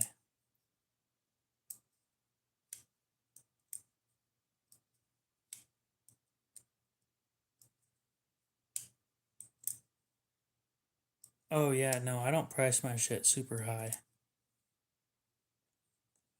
This thing's priced well.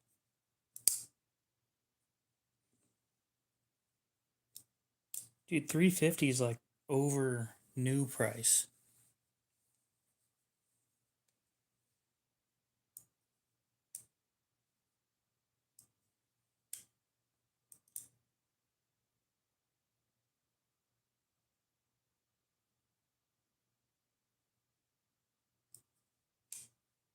Weak ass knife. You're gonna have to clarify which one, because two of these are absolute beaters and the other two are brittle.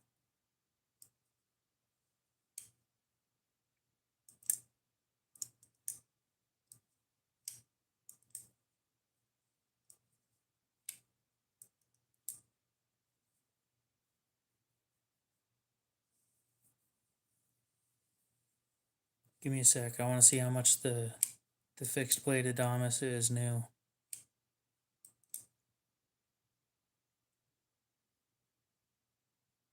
Yeah, brand new, the fixed blade Adamas is $275.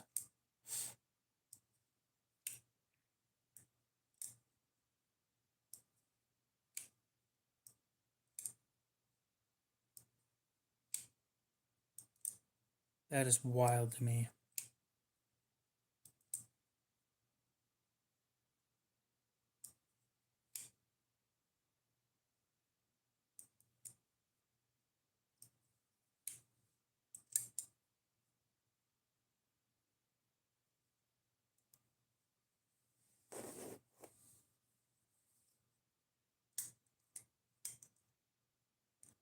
I mean, if the dude wanted it, then the dude wanted it.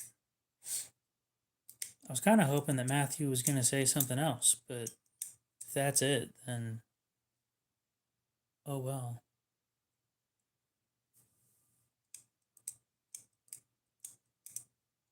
I think you mean exactly.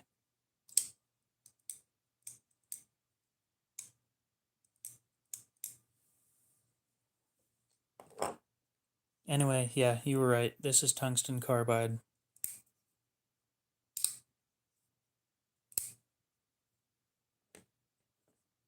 Maximate.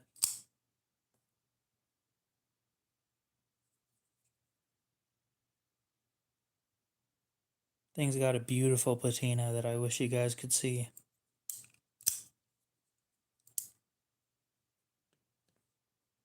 It wasn't too bad.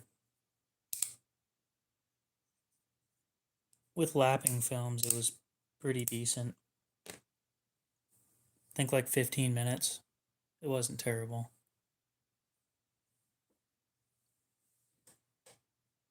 Oh, I'll be right back. I gotta write down a couple more knives that I sharpened. Okay, we'll see you later, AB123.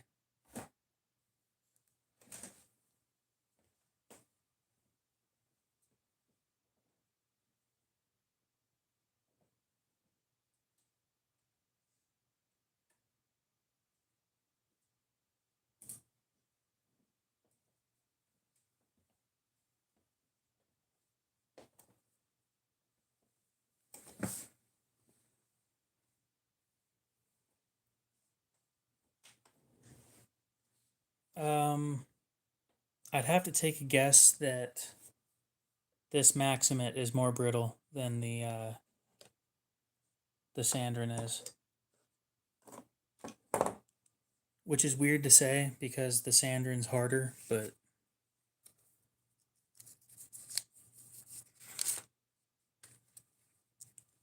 yep. So they did some testing with this. I also need to clarify. The blade on this probably weighs less than that one. Not a whole lot, but it does weigh less.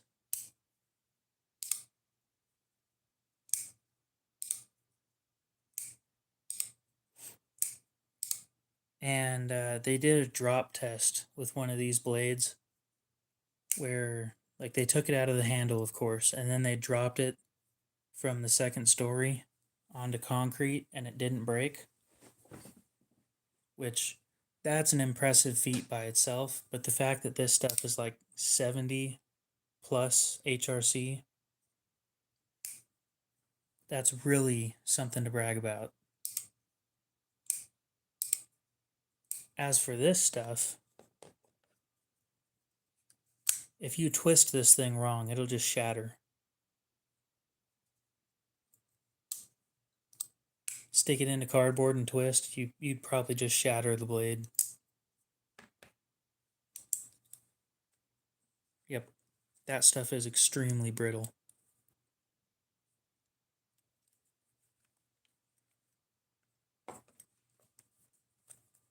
Nope, dead serious.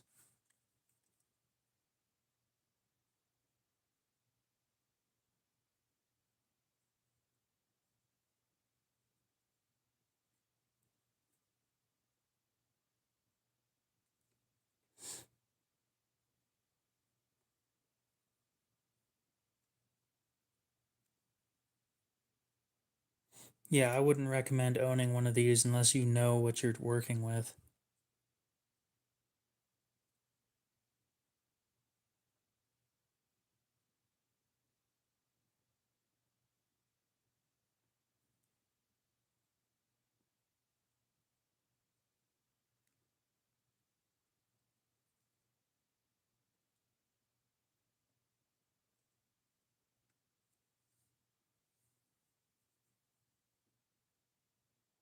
You have a good one, James. We'll see you later.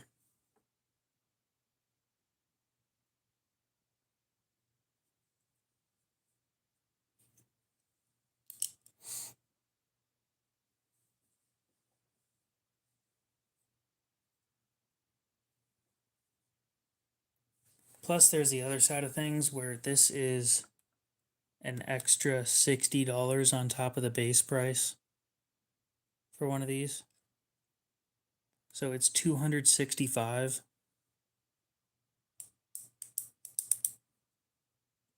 I'm pretty sure these are fairly brittle too. Not as brittle as this, but definitely brittle.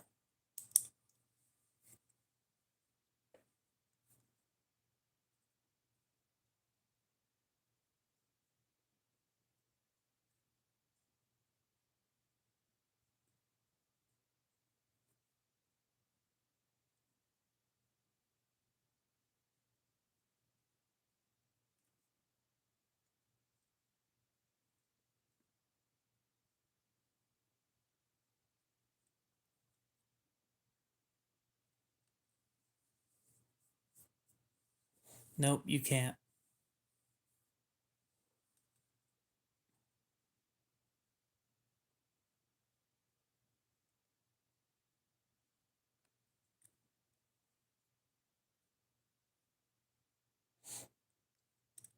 Yep, Maximate and ZDP 189 are pretty up there as well.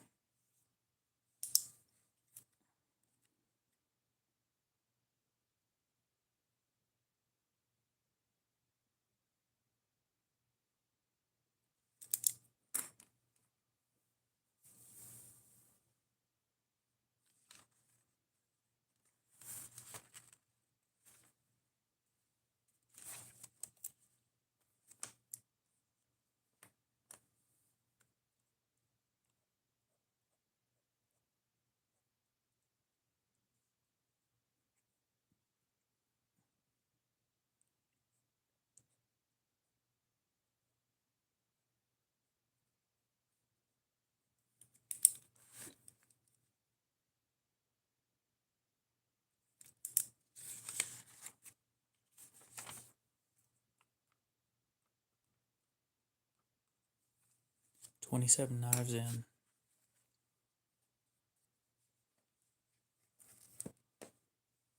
Oh, forever edge retention is my top priority because I don't do anything stupid with my stuff.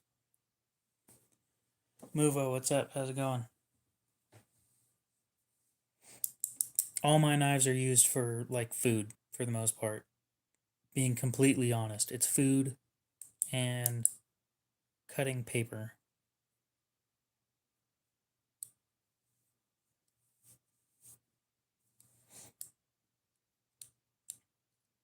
See, I used to not care about what steel it was, and I kind of miss those days, but you know, I've got stuff that I like now. So,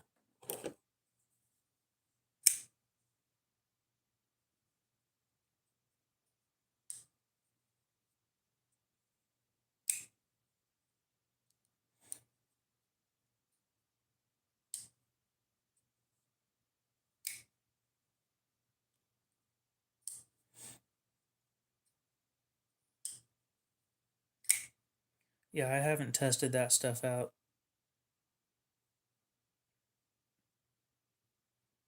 Apparently, like within a minute of that thing dropping, the Magnamax Mule, it it was sold out.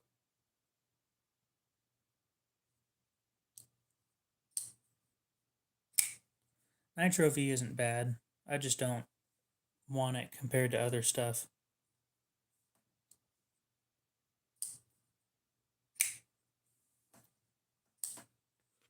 I need to sell this thing.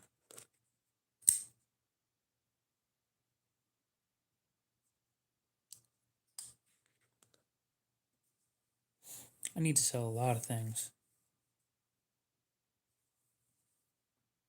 I think this night or tonight I'll be putting this thing up for sale publicly.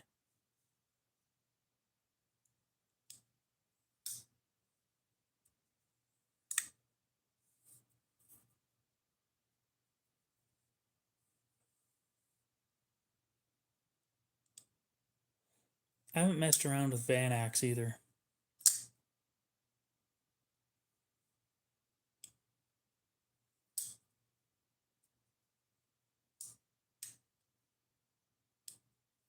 I know it's great for corrosion resistance, but it's kind of just average in edge retention and toughness.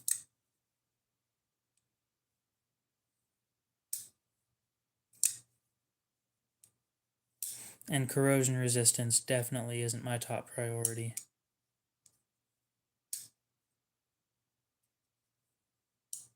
I think honestly I go for on the scale I like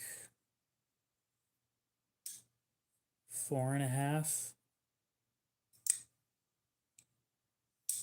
440C isn't terrible. I'll admit that.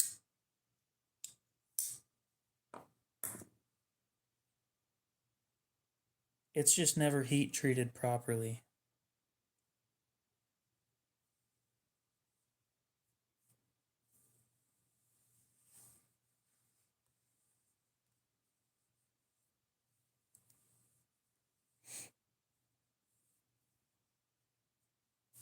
Then honestly, Cody, it sounds like crewware is off the table.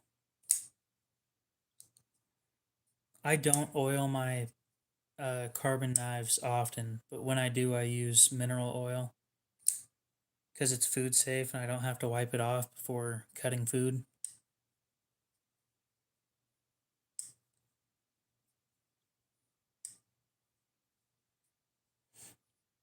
Top three steels. I'm probably just going to pick the top three steels, but I don't have the top three steels. So at the moment, I'm going to pick like mineral oil, as in the stuff you can find in the laxative section. No, crewware is not stain resistant at all. Well, not at all, but crewware is a 5.5 out of 10. It rusts.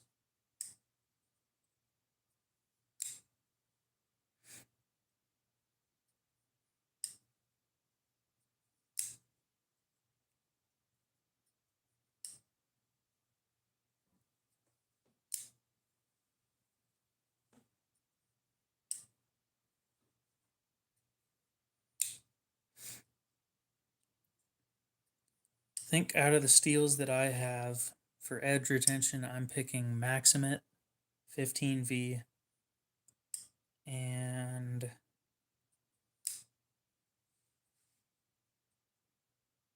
S90V.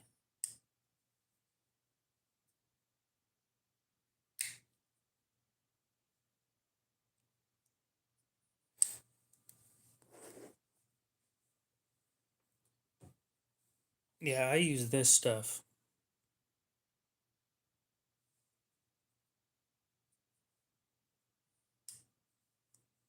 And I buy a shit ton of it at a time.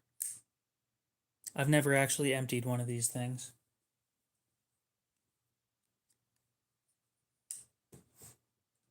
I think total cost for a half gallon was $30, and I'm like a quarter of the way through on one of them.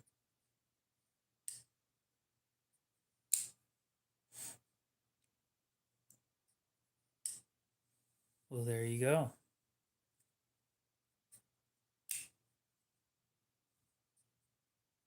And I'm only a quarter of the way through on one of them because I poured some out and then left a knife in it and didn't reuse that.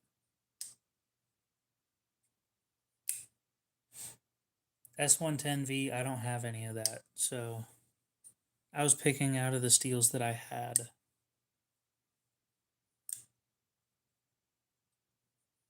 If I were going to pick out of all the steels, I'd be picking Rex 121, Maximit, and then Z Max.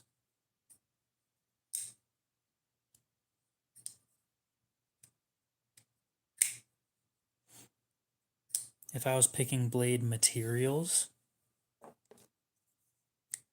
I'd go tungsten carbide, Rex 121, and Maximit.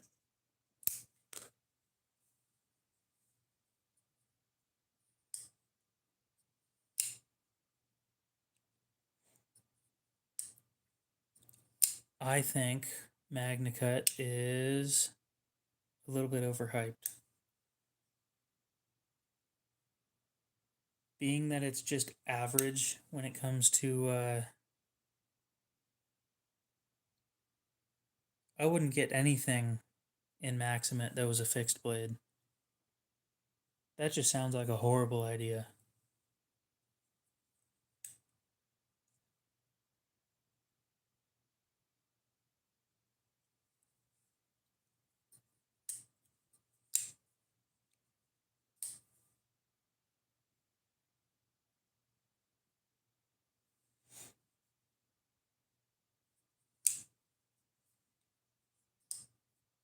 I mean, I can't talk too much shit about that. Sandrin makes fixed blades out of tungsten carbide. They're just like really expensive.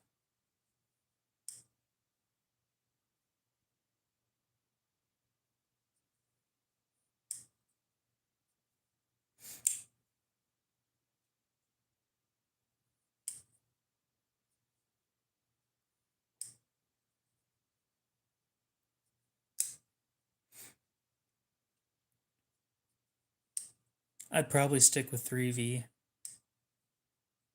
or 1095, but probably 3V.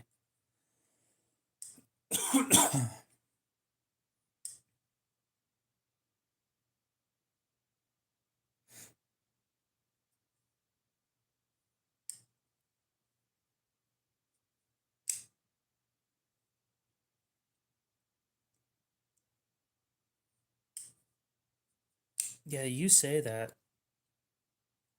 So this stuff is polyhedral tungsten carbide. It is 73%. This specific one, or my last one, was 73% tungsten and 26% chrome, or not chromium, cobalt, with residual other shit.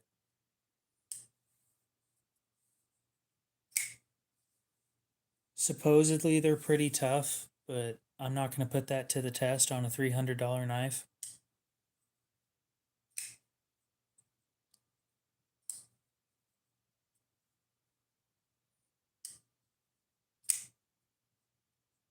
Yes, I did get this thing insanely sharp. Nice 3K finish. It's dropped on a 4K, but it doesn't need it.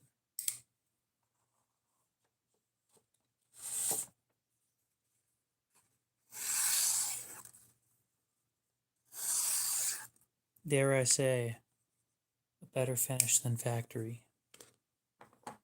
This one,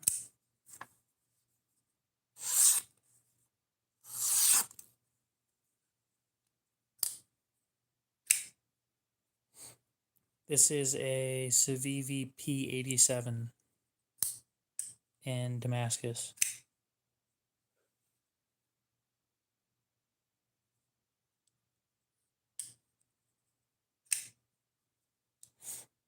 I'm trying to get rid of this thing. Unfortunately, it is very small.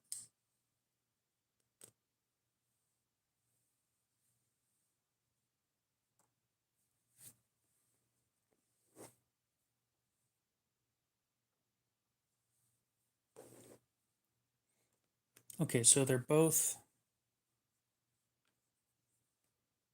in, let's see, this, that, this, that.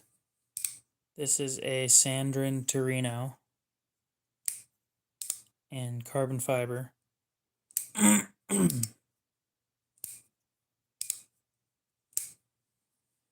this is a Civivi P87.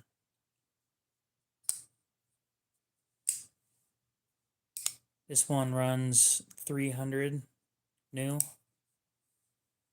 This one is 107 new.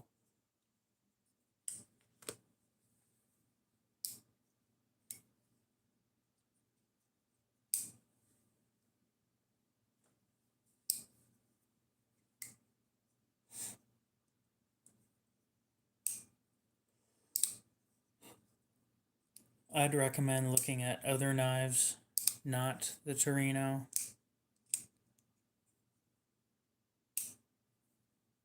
It's just not comfortable.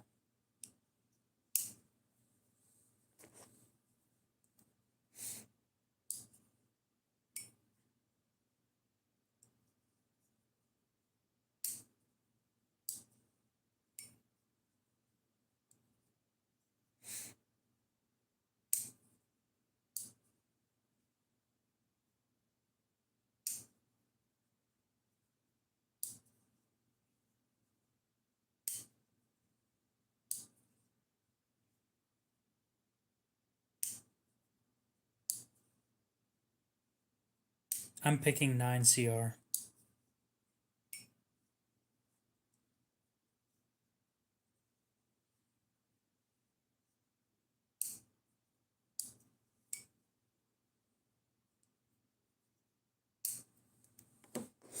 I don't have a dragonfly.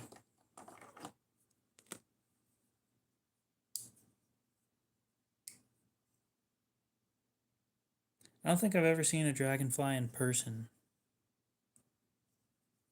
A Spyderco dragonfly? Never seen one in person.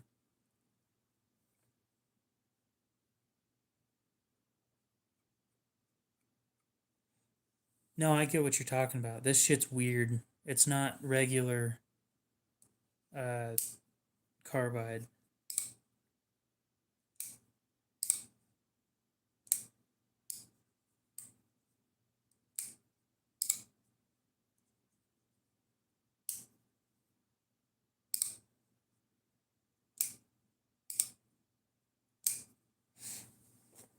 I don't think they're close.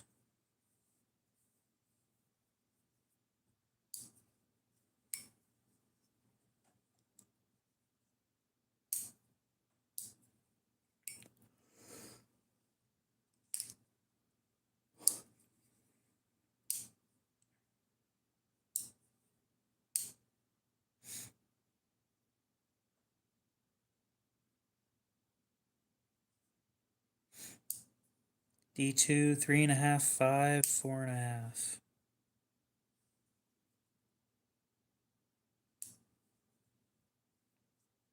And 9CR isn't on the table.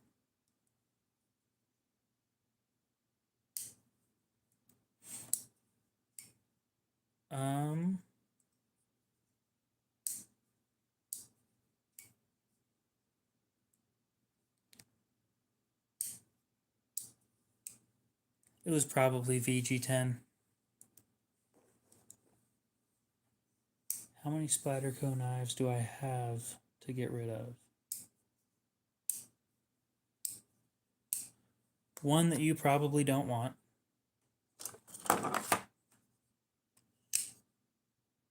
Spyderco Ambitious.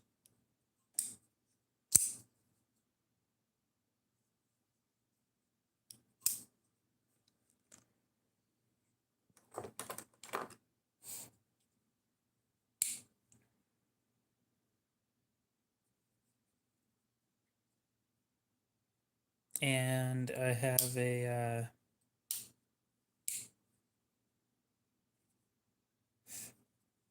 Delica 4 that I need to resharpen.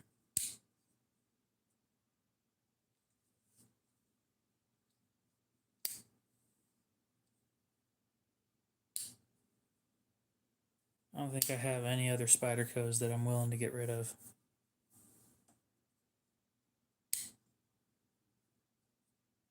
Or that aren't called as well.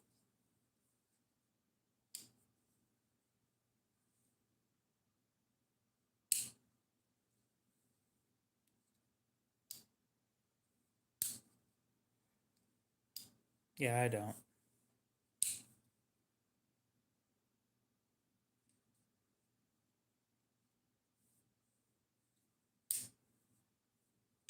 The Delica is priced at $55.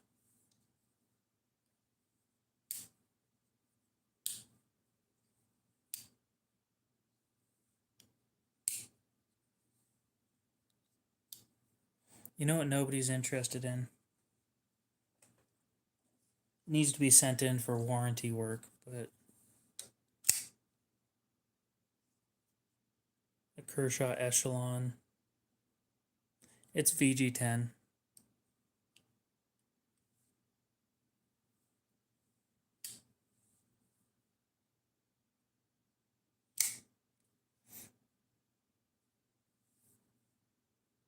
When I sell knives, my pricing is usually between, give me a sec, 3/4 and 2/3 of brand new pricing. Or no, 3/4 and 2/3 of what they sell for. Yes, it is also up for sale, but it is expensive.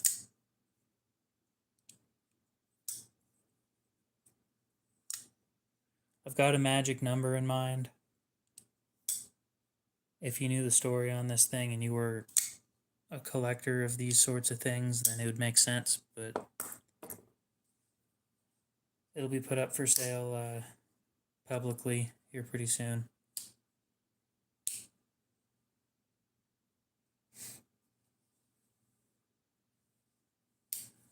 I've seen them going for like $8.25.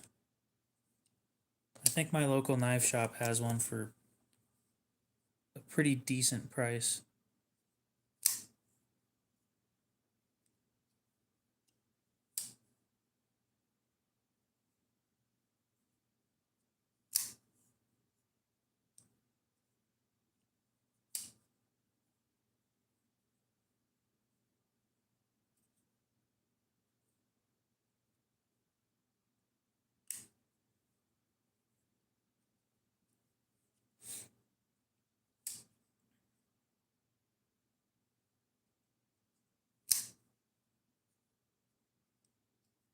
Yep.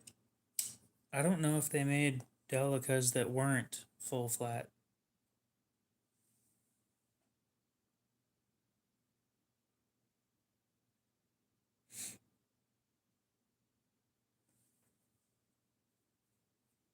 Oh, I guess they sold out of the all the Ariuses they had.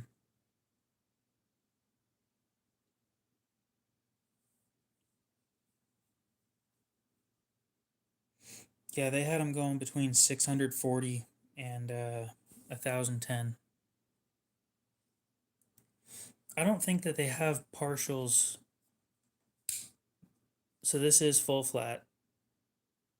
I don't think that they have partials that are not the Emerson Wave version.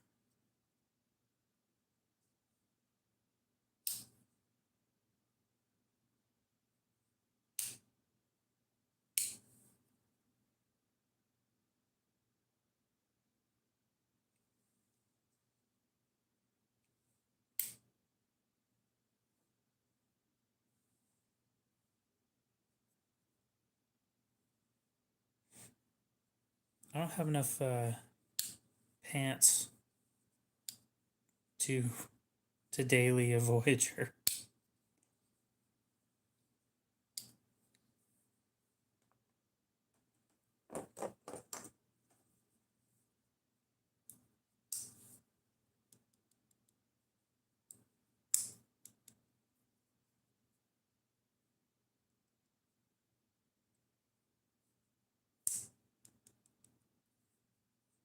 Yeah, that's wild to me.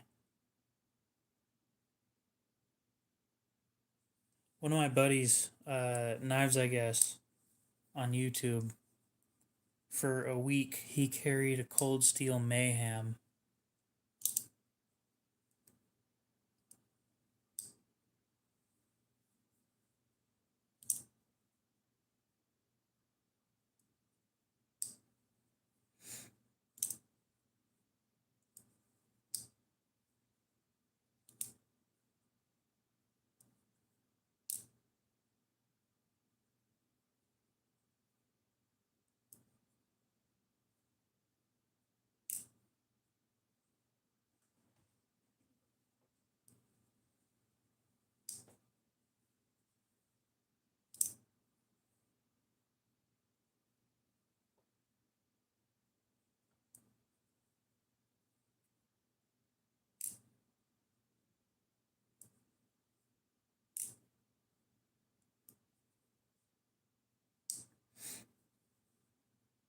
Yeah, I don't like OS 10A at all.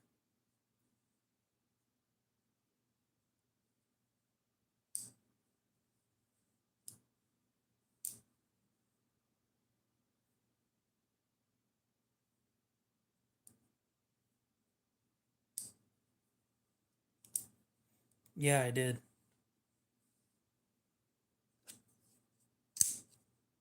I've got a Spyderco Ambitious, a Delica 4. The guy that said that he wanted one of these, or he wanted it, he called it a while back, and I kept telling him that I won't take anything other than Cash App, and he didn't want to get Cash App. So interesting. What steel are they in?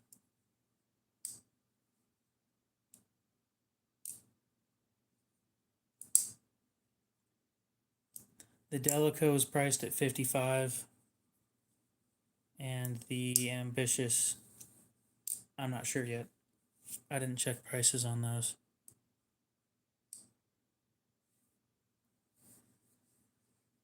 Well, annealing is supposed to make it softer, and I don't want anything to do with a softer blade. That's just stupid.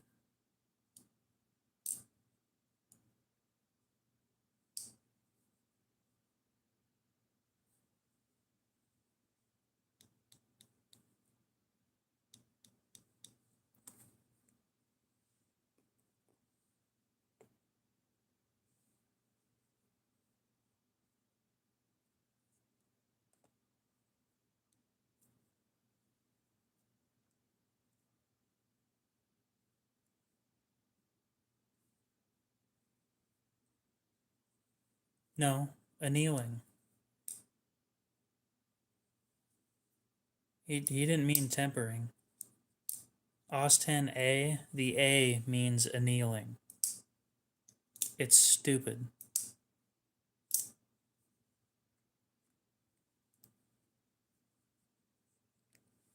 So stupid.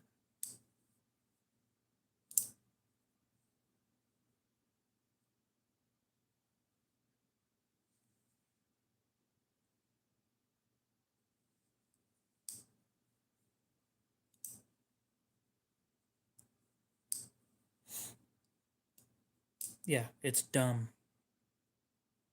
It's like mid to low 50s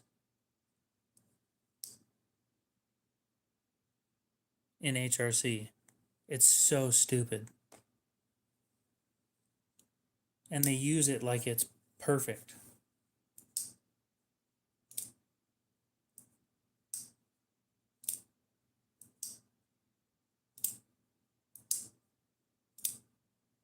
Yeah. Yep, they have great edge retention until you do something stupid. Ask me how I know.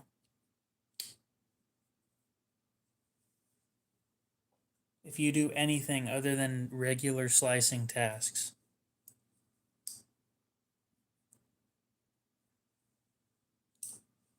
then you will regret it.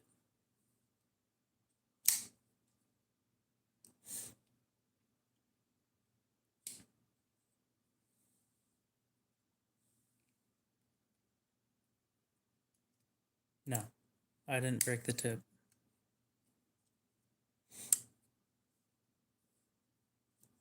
So every once in a while I order parts from Kershaw. Regular slicing tasks means opening boxes, opening regular paper mail.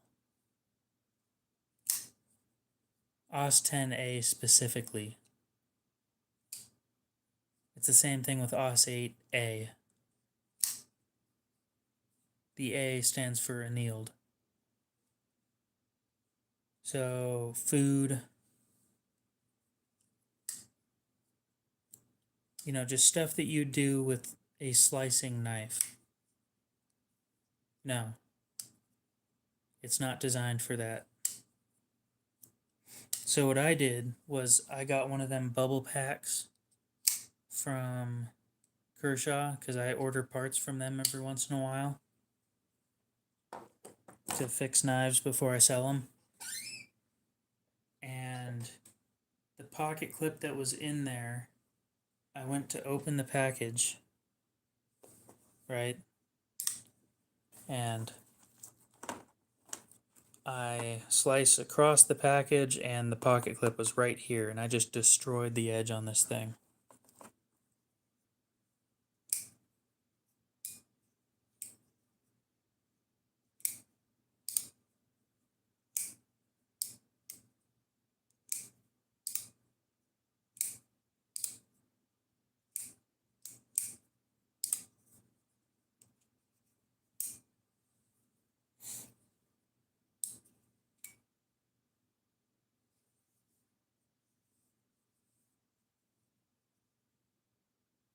That was not a good day.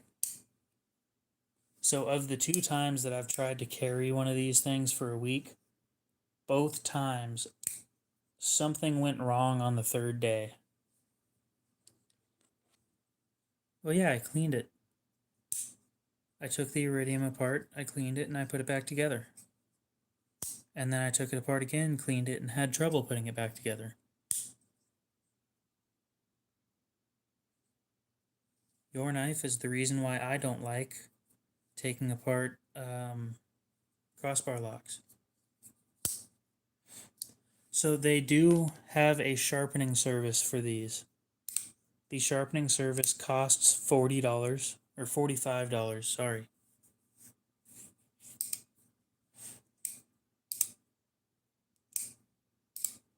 No, I didn't. I went for a second cut. Not even embarrassed to admit it. I just thought like I hit a dull spot on the blade, and nope, I hit the thing that was inside the bubble mailer.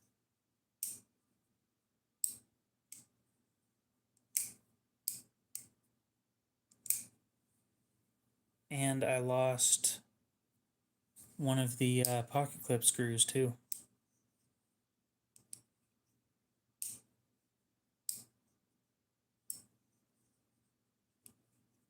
Well, I'm not ashamed to admit it. Shit happens, you know? Shit goes wrong sometimes.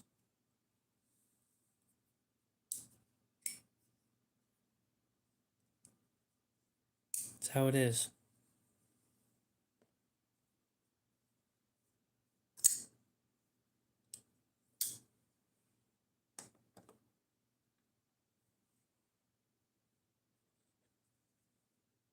Nope, probably not.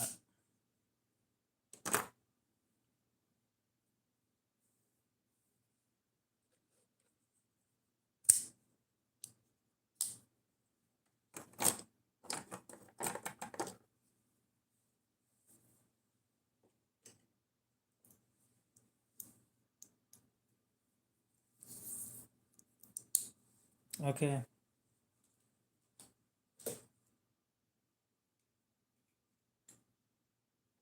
You have fun with your praxis then.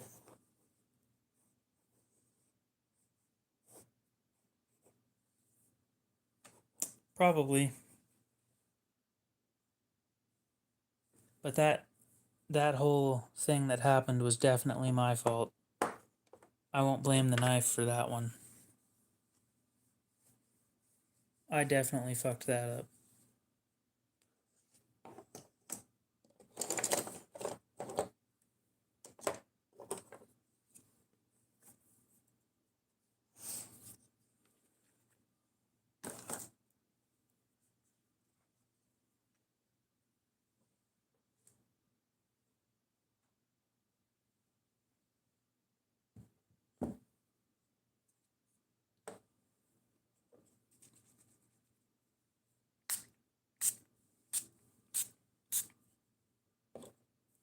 Oh, you're talking about the flipper one?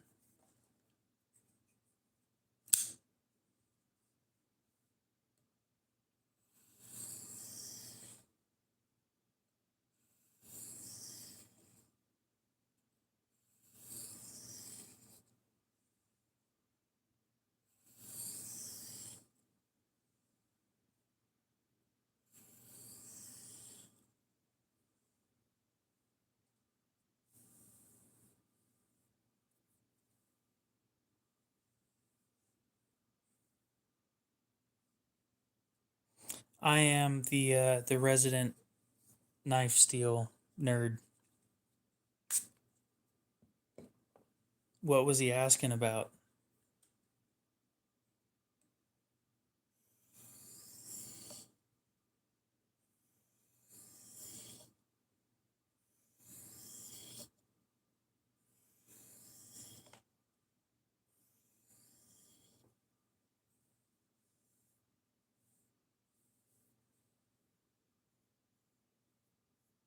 I resemble that remark.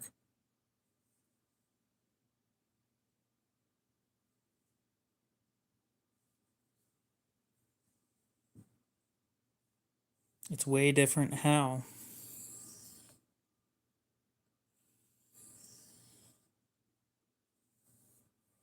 Holy cat, welcome back.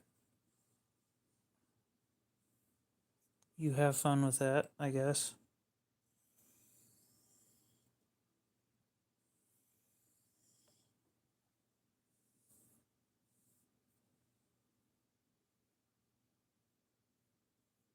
Yep, that SOG had an axis lock.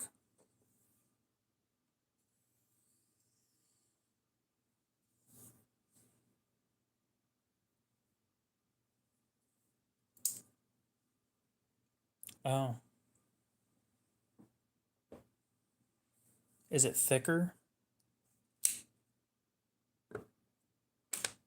You broke your bug out?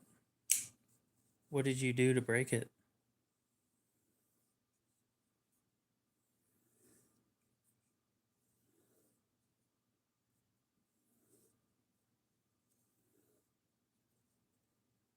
Oh, the Omega Spring?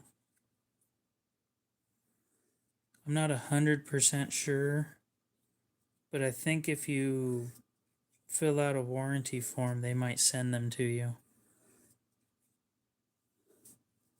You'll have to send them an email about that. Oh, yeah. Yeah, he's a nice guy. And I do know a lot of shit. I'm not, like, perfect at this stuff, but I'm pretty good.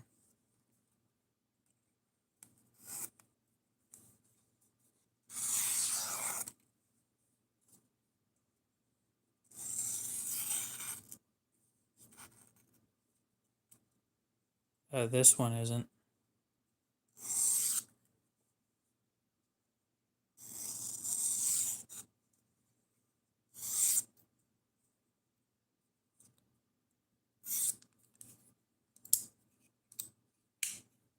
It's Maximate. The other one's in 15V.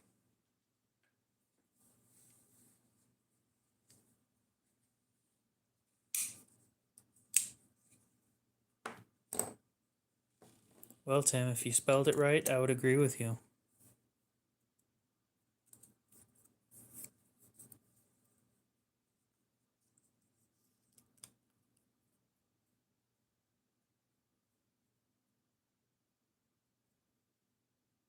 That sounds horrible. So this one's in 15V. Actually, if you can find one of these things on sale right now. Oh. Yeah, you're not far off. Actually,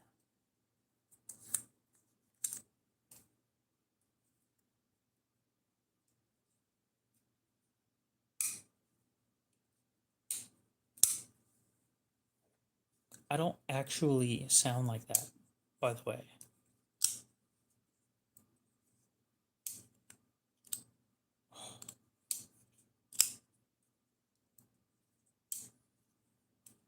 What do you mean Nitro V is way better?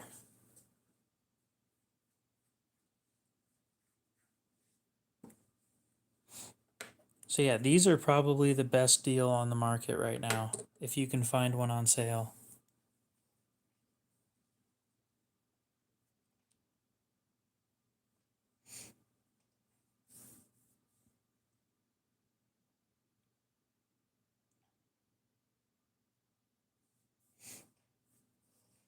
Let's see, who's selling them on sale?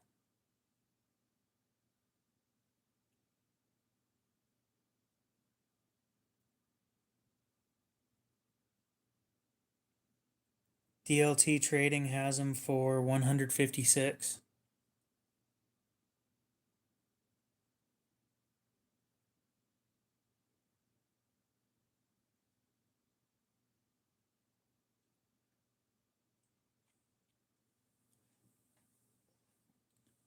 I don't have a Lynch Northwest pocket clip on any of these. White Mountain Knives ran out of them. They don't have them anymore.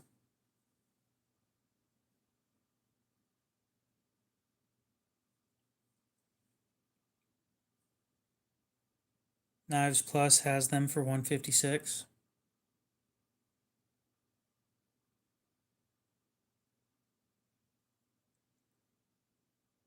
Blade HQ ran out. I think these are both tip up.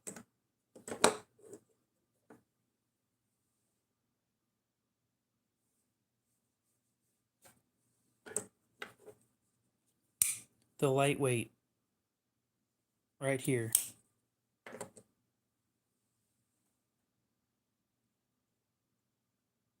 I prefer tip up.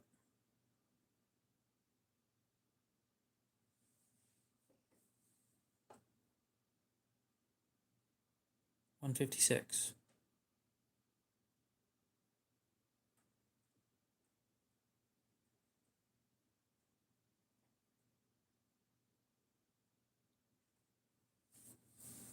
Yeah, if you want something in 15V, right now is the time to buy it.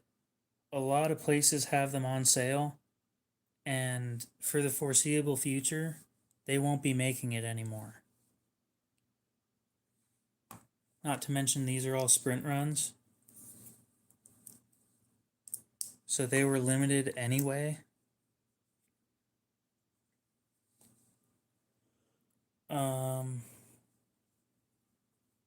As for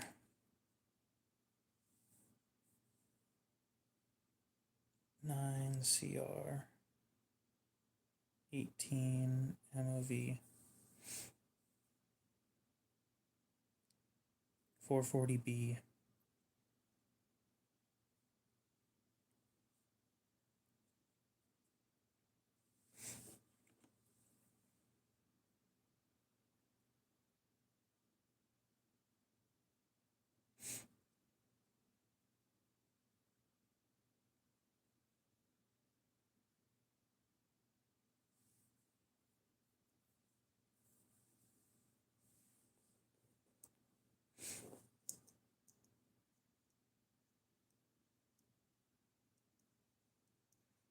So Nitro V is tougher, but has less edge retention than 9CR.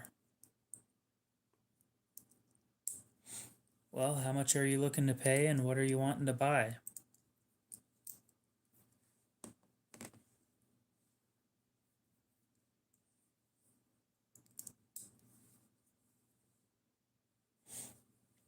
They got sold to a French company called Aerosteel.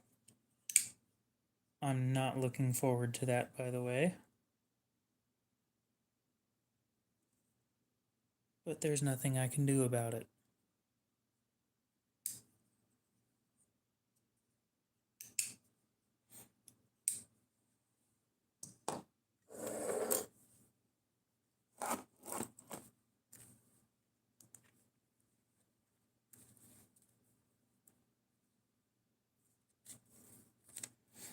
Nope, I find that guns are way too expensive for me.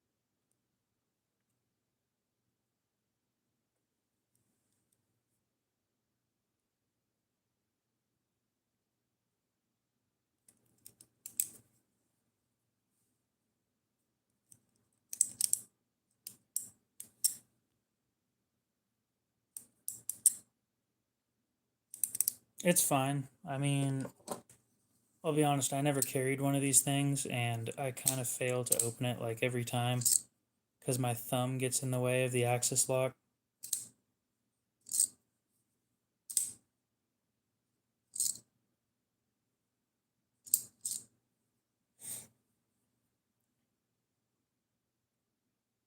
If it's an infomercial, I highly recommend not buying anything they're selling.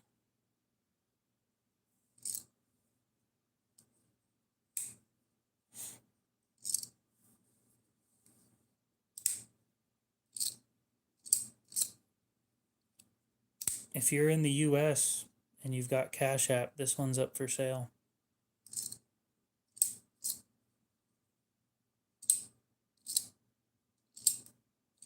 I wish you luck in getting one that you actually want.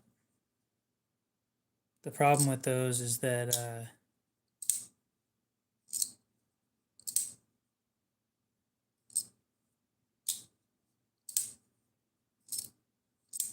it's priced at $40, free shipping.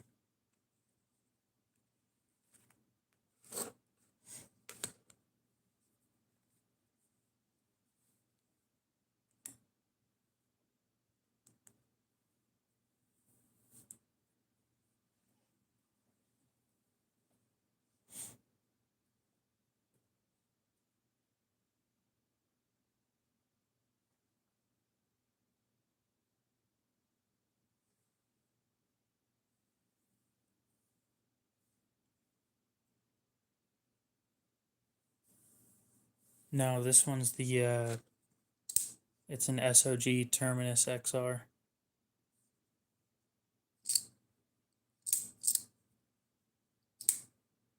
Sure, but you should own a Spyderco that you want.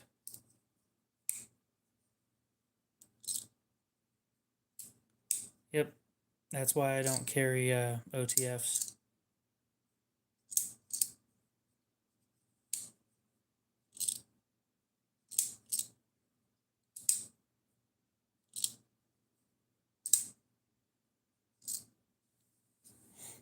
Nope.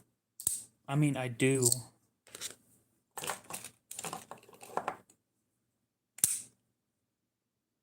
don't think I've ever seen one of these things get jammed.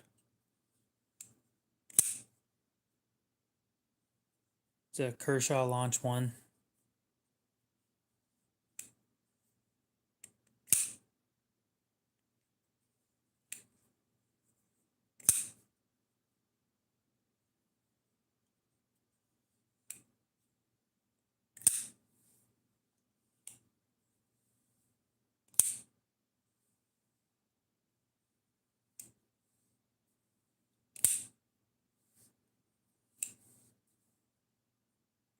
So I don't think that the OTFs are classic, if you ask me. But these are legally considered switchblades as well.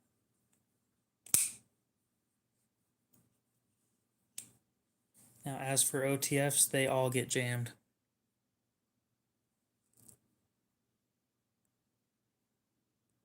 They all get crap that gets stuck inside of them, and then you need to take them apart and clean them. I don't know of any that don't do that. Out the front. That's what I think of when I think of classic switchblade, is a stiletto, which is a push button out the side automatic. I don't know what that is.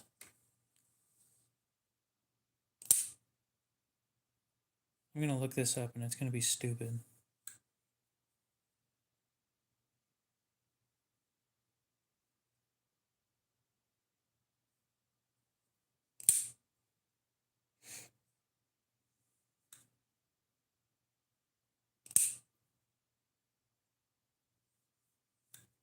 I'm not liking what I'm seeing. I'm just gonna say that up front.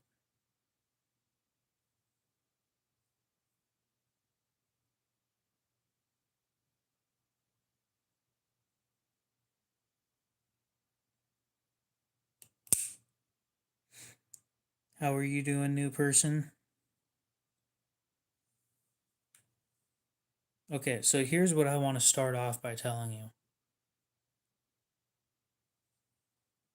If you see this on their homepage saying that something is 50% off, you probably shouldn't be buying from them. That's my first warning to you guys.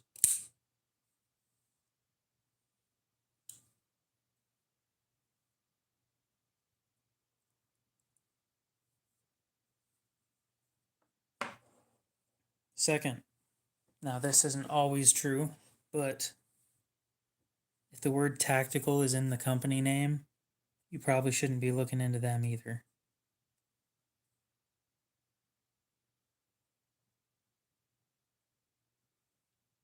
But before I start talking shit, let's look around. Never mind, let's start talking shit. Y'all know as soon as I said that, I had to have seen something that disappointed me. This disappointed me. $179.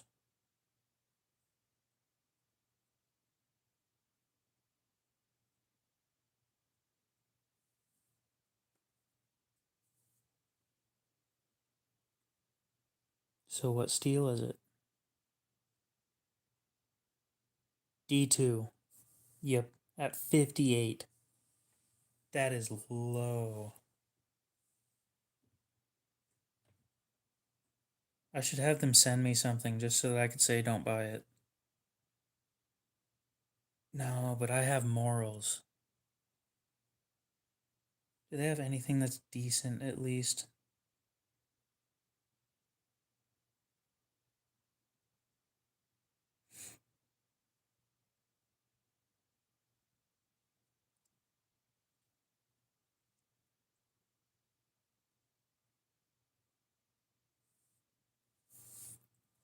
No, I have morals, and if I do that to a company,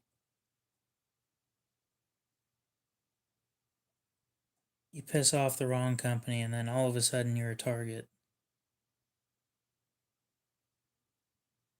I'll just openly tell you guys right now, don't buy anything from these guys.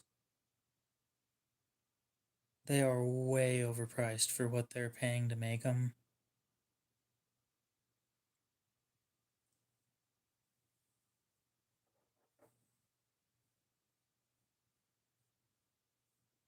Can't wait to buy a paraframe. I could believe that.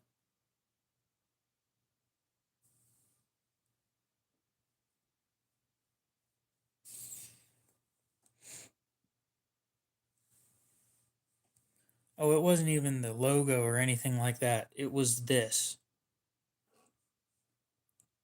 No company, no, not no company. Very few companies that are reputable will have a 50% off deal on anything unless they're making new designs.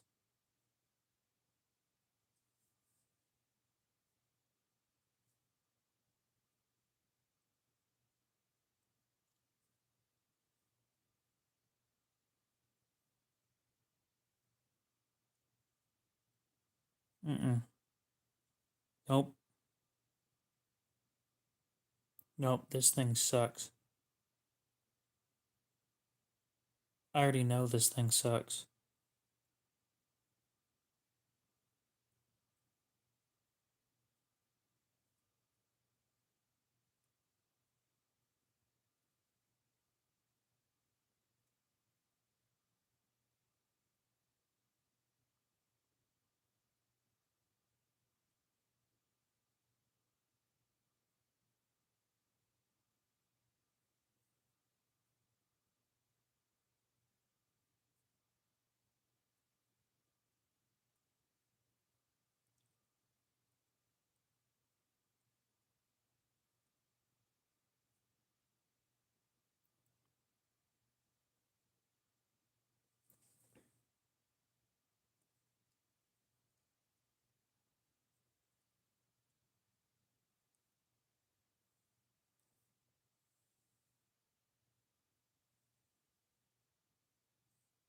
This is sad. What state am I in? Idaho.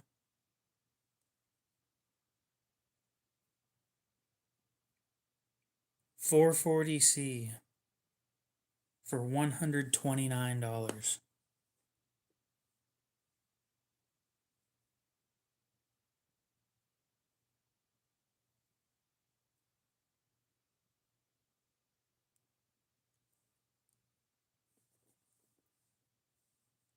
And because it's not over $199, you don't get free shipping.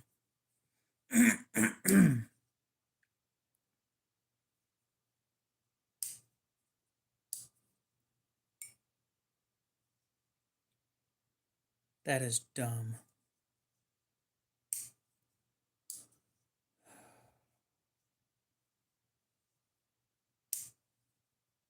Their folders look like shit too, but at least they're cheap.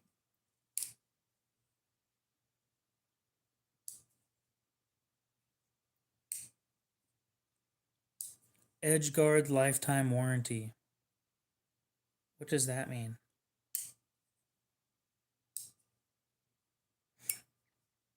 Our industry leading 5-star, no questions asked lifetime warranty ensures your knife is always covered, no matter the circumstances. I don't care about safety features and personalization. Strength and reliability. Crafted from robust alloys. 6160 aluminum and D2 steel. Each knife is honed to perfection, ready to tackle whatever your day demands. Well, it demands that I don't own one of these things, because this is a pile of shit. D2 at 58 HRC. I'm pretty sure Kershaw runs them harder than that. And Kershaw runs everything soft.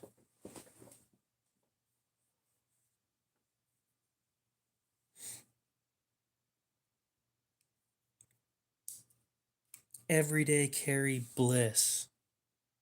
Oh, guys. I am so impressed here. Featuring streamlined designs and superior ergonomics. Topped with a practical pocket clip. This knife promises easy everyday carry and discreet concealment. It's an orange pocket clip. You think that's discreet? Fuck off. And dude, a practical pocket clip. It's just a pocket clip.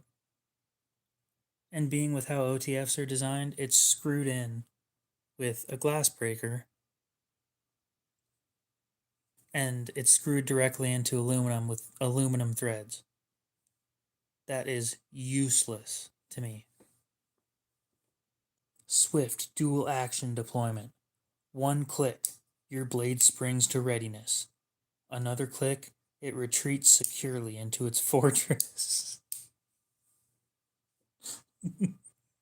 Oh my god. Who's their marketing team? This shit's great. Effortless readiness, effortless safety. Oh my god. This is just great. Who recommended I look into these? This shit's hilarious.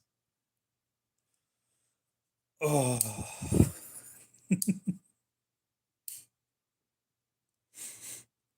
Effortless ambidextrous use. No shit, it's an OTF. Designed for safe, one-handed operation. Our knives ensure swift access to your blade whenever urgency calls. For both right and left-handers. At least say right and left-handed users. Come on. This is garbage. Lifetime warranty reflects our unwavering dedication to crafting knives that are not only rugged and reliable, but also protected against the unexpected. It's our way of showing confidence in our craftsmanship and our commitment to your satisfaction. Yeah, cool, but I want to know what that entails because it's obviously not like a no questions asked warranty. Let's be real here. This shit's hilarious. Need help? We're here. Service customer. Oh, this is just special discounts for military and first responders. I feel bad for anybody that's buying these things. Genuinely. Like, touch of modern. Like, is there any of these that aren't trying to sell you shit? I wouldn't mind being serviced. Oh my god. Last time I checked, I think they were just basically full of ads.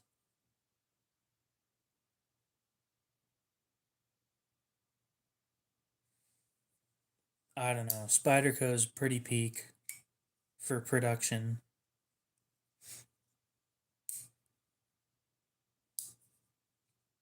But when it came to like MagnaCut, when it first came out, they were running it way low. I think they were running it at like 61 when it's designed to be run at 65. Custom. Ooh, I can get a custom knife from them. Let's look into this. The world's leader in out the front knife customization. Your knife, your way. If stock isn't your thing, no worries. You can build your own custom OTF that suits your style. Select blade styles, handle colors, pocket clip designs, and more. Watch your knife change in real time on screen as you make selection. Oh, each selection, sorry. When you're happy with your knife, simply add it to cart and check out. Your custom OTF knife will take an extra 5 to 7 days to receive because there's special customization requirements.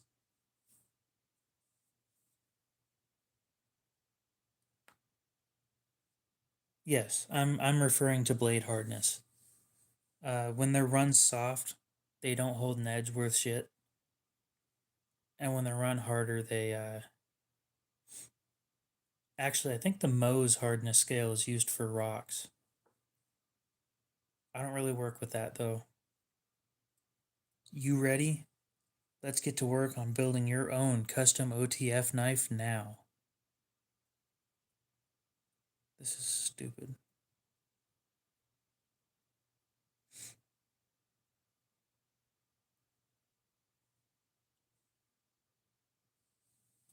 And actually, Civivi does decent heat treats on most of their knives.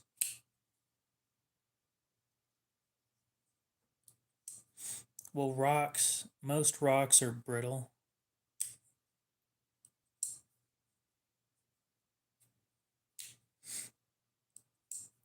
They won't.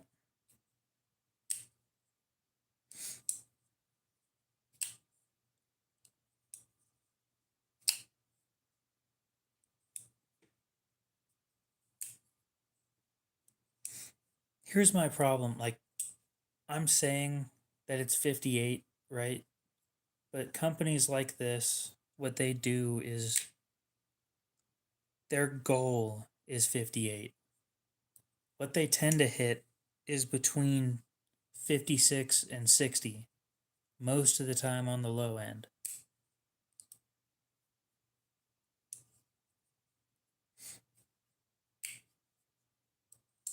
I'm so happy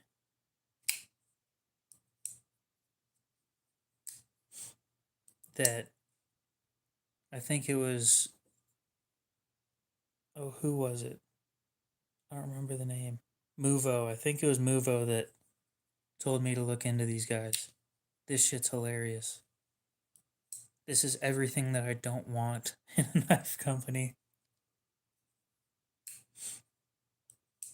Yeah, they've got the Civivi Yonder from Zack in the Wild. I appreciate this. This was a solid laugh.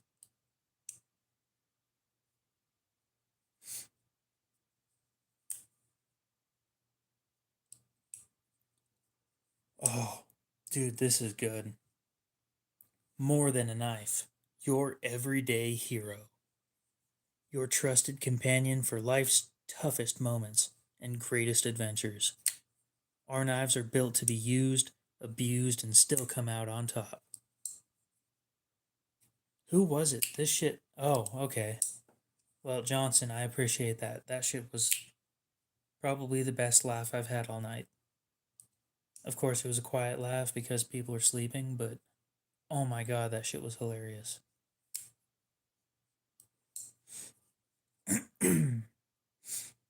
Oh, we gotta keep scrolling. Oh god, this is great. I was gonna start the whole voiceover thing again. You guys gotta read this with me. Unleash the beast, the ultimate tactical companion. Saying this with a straight face is so hard. Because I know it's trash. Yes, it's almost that funny. It's almost that funny because I can't. Built for the bold? What are you getting at? The Covert Reaver. That's a terrible name. Oh no. Did Johnson say he bought one of these? I feel so bad. I do. Rough Rider makes decent stuff. Frost Cutlery makes trash.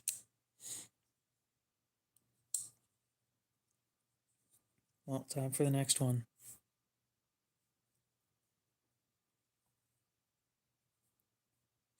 Speed meets stealth? That's stupid.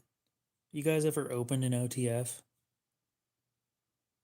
So that's the first question. Second question, was it quiet? Because last time I checked, it was not quiet. Ancient roots? Oh, God.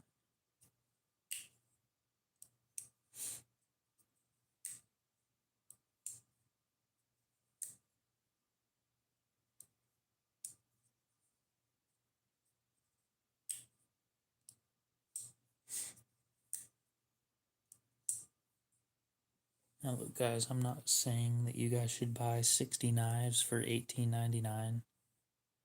However, 60 knives for $18.99 and then you go to a pawn shop that you hate and sell them all,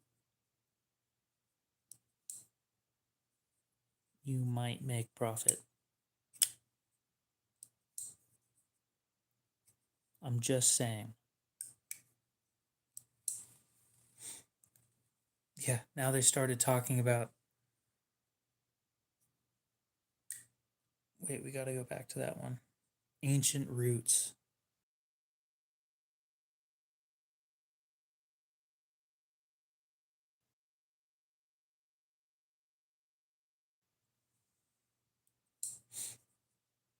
Yeah, exactly. Ancient roots, precision and power. Inspired by the legendary samurai's katana, the Zanshi is a testament to strength and accuracy, perfect for any challenge. Now, let me be clear here. Accuracy, when it comes to knives, doesn't make much sense.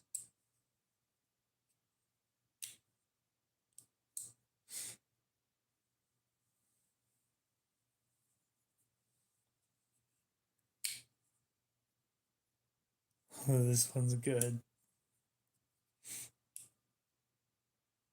You guys, okay. You guys can take this the wrong way if you want to, but this shit's great. Dangerous curves, grip, control, dominate. This shit's great. I need to talk to their marketing manager. This shit is great.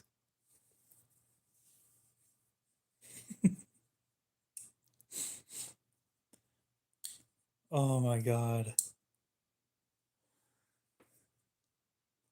I just want to have a conversation. I really do.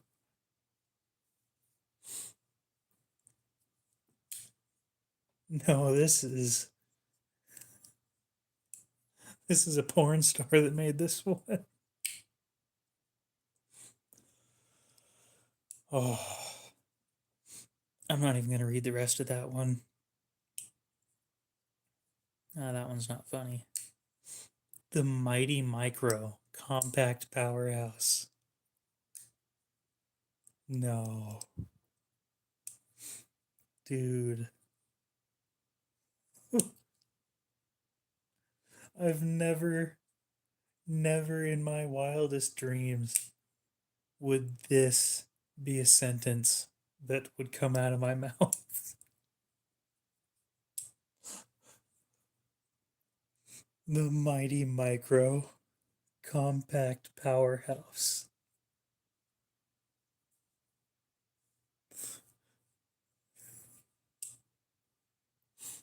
Yours is perfect. The big ones hurt. Oh, this is good. Dude, this is just great. I love this. Precision in every inch. It gets better and better. It just keeps getting better. Oh my god.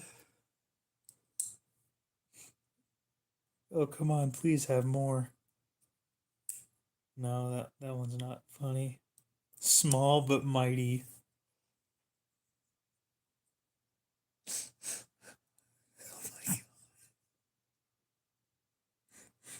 Oh my god.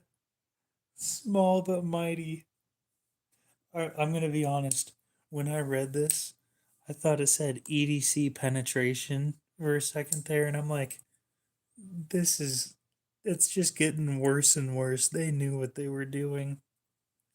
And then it said perfection, and I'm like, oh, they just don't know. Oh my god. Small frame, big impact. Oh, dude, my face hurts. Oh, this shit's hilarious.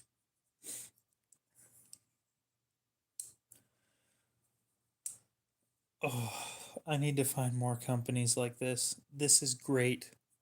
Like, peak marketing. Small and mighty again. We already saw that. Okay, so that's it. Yeah, they have a shit ton of these. You can see that little bar as you go to the next one. It moves along. Oh my god. That was great. My face genuinely hurts from laughing.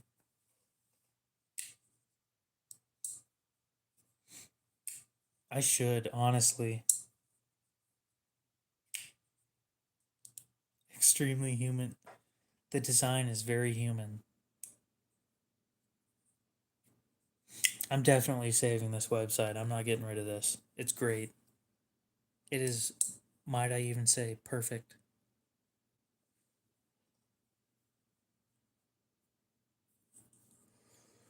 Oh my god, that was good.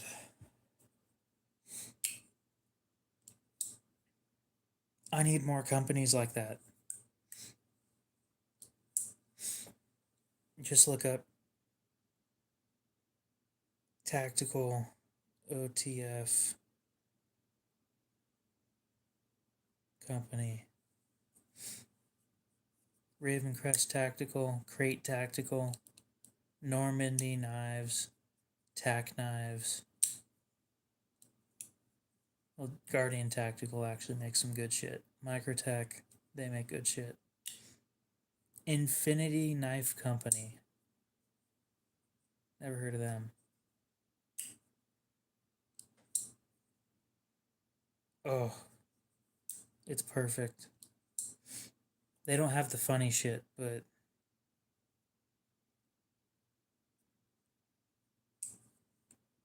no, I don't want to complete your damn form. Fuck off with that shit.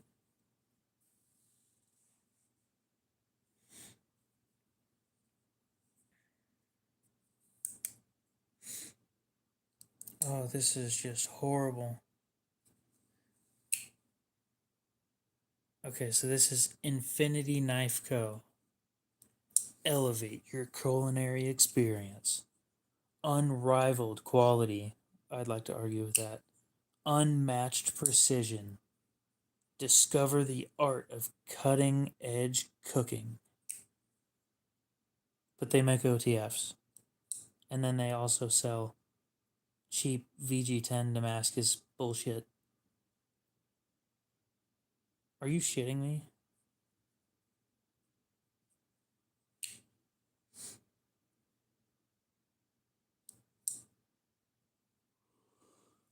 Oh my god, it just gets worse and worse. Every one of these things that I open.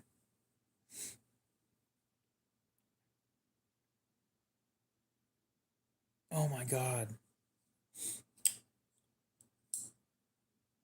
No, I wouldn't doubt that it is real 10 CR Damascus. But it's probably heat treated like shit, and then they're charging $169. I have to see the review. What's your one review on this knife? Come on.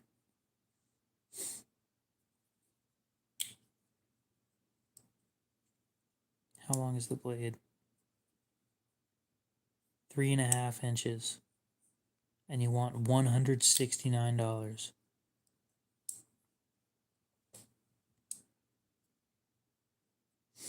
I got this knife from an outlet at the mall and was insanely surprised at the quality for a small brand at this price in Texas. I don't think you can get better. Civivi. I think it said 60 to 61 HRC. Yeah.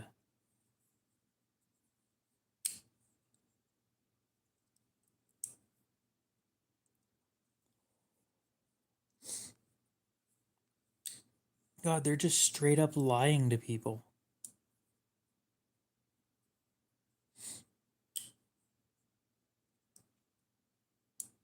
Registry? These are not expensive enough to register. No way. They don't have a fucking registry of these things.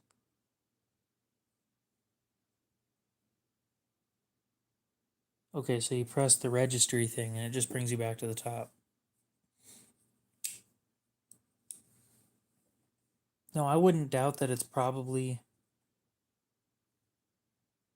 that HRC, but exotic holsters.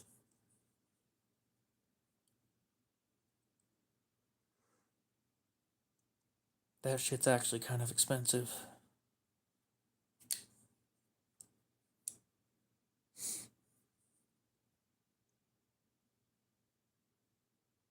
If it was real. No, I wouldn't doubt that it is real Damascus. It's like the same shit that oh, I put it in the box. It's the same stuff.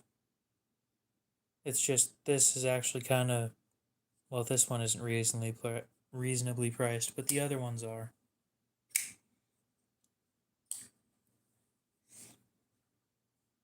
No, I'm sure if I got my hands on one of these things, I'd tear them apart.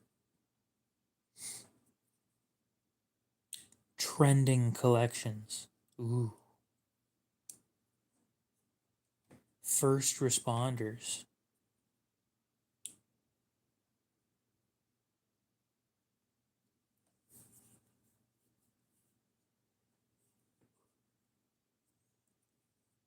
$1,000?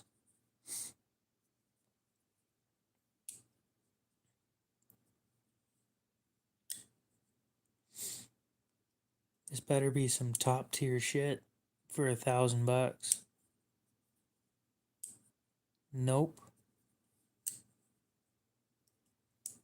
$1,000. I expect it to be like 64 HRC plus, up to 67, which sounds stupid, but high end shit. That's kind of what you get. If I get a Vision FG, I'm keeping that shit. If I get a second one, I'll sell it, but this is stupid.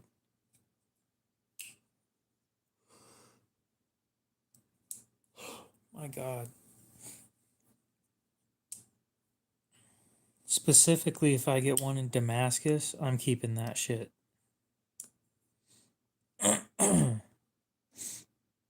Oh my God, I feel bad for the people that buy these things. I really do.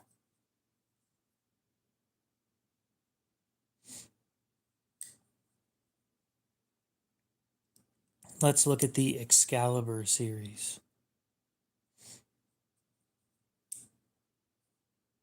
Yeah, you don't have real abalone inlays for $139.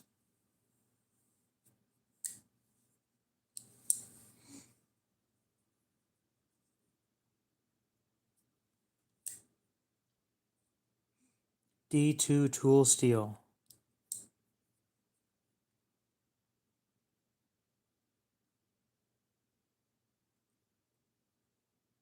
Man, shut the hell up.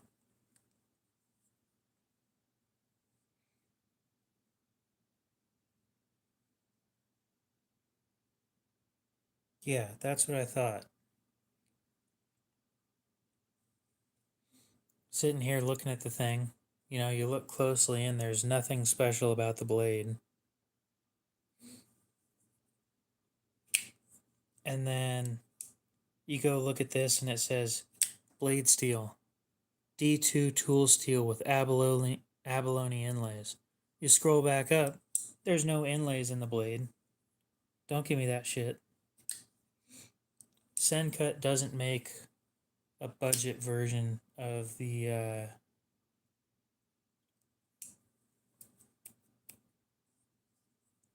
Vision. I have brought it up to them, so if they do end up making one, you can thank me later. This is just sad.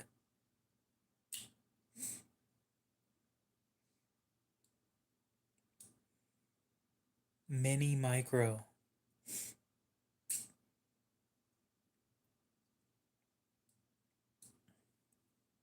Tri-blades? What do you mean by that? Yep, it is Sencut, Wii, and Civivi.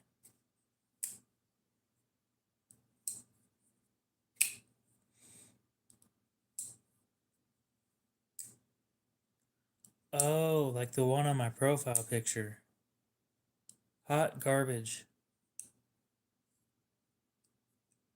When I took that picture, my channel was at 20 something subscribers or something like that. I bought that knife. Oh, twisted blades with 3 edges. I don't think that that's a good idea.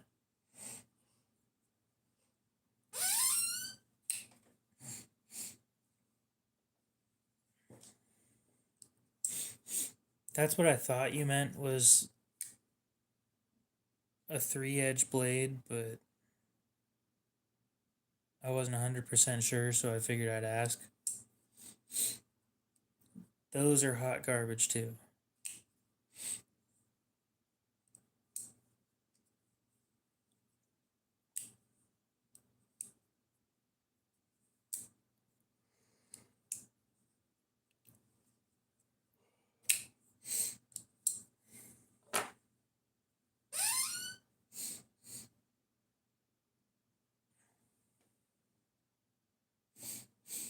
Well, I'm going to look up some more of these tactical OTF knives.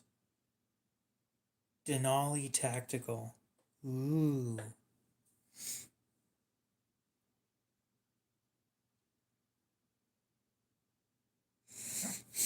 Okay, wait.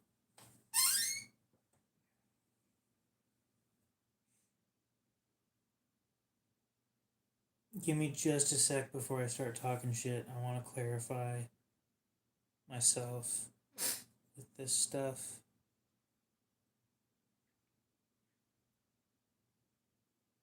They claim that they are handmade or hand built in Palmer, Alaska.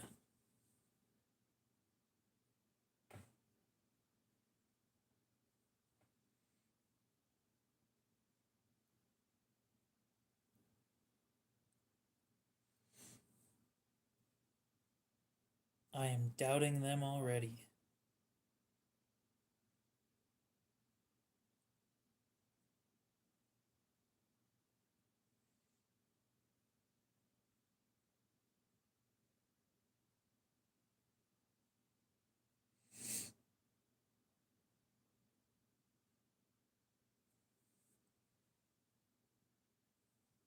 Yep. And the Vision R is like $700.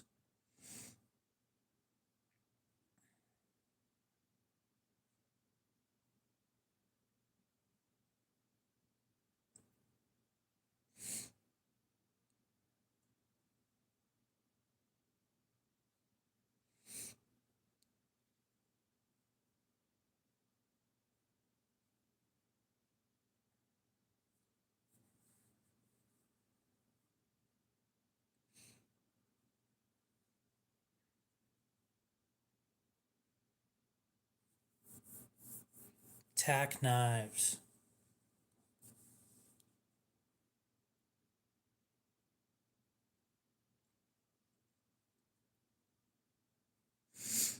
Let's look at their switchblade section.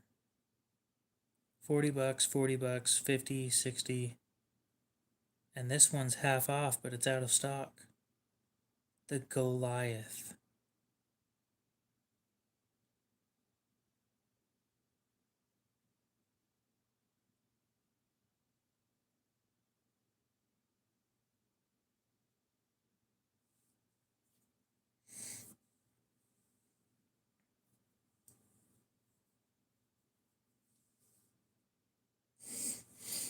Actually, I'm not super disappointed in this one.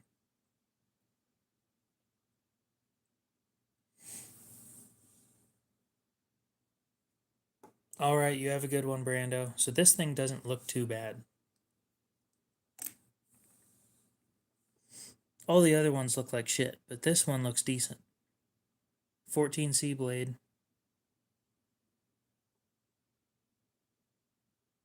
It's not terrible looking. And for $35 for a blemish, not bad. 3-inch blade. I'd carry that. Heavily dependent on heat treat.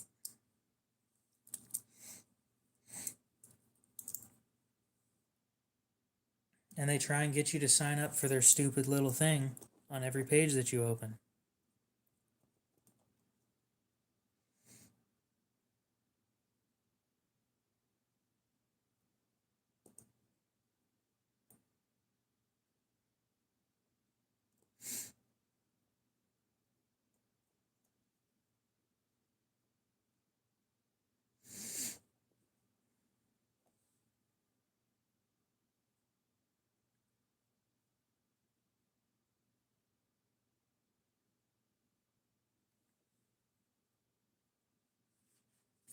I think it's just like spray form 9CR.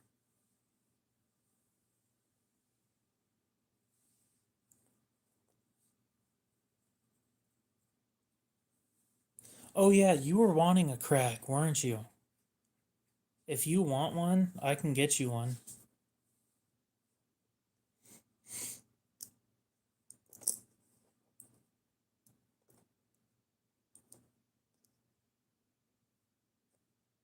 You want one? Okay. Yeah, let me see how much I can get you one for. There, I think I might be able to get one for like think brand new they're like 40. I could probably get one to you for like 30. It may have scratches though. I'm not sure.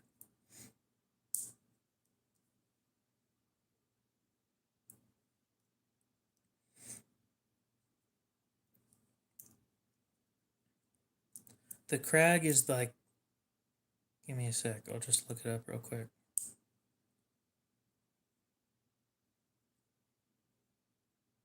Kajerb crag.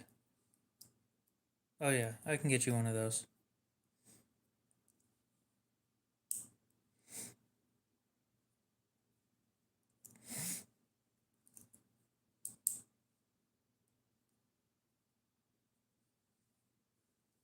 Does 30 sound all right to you?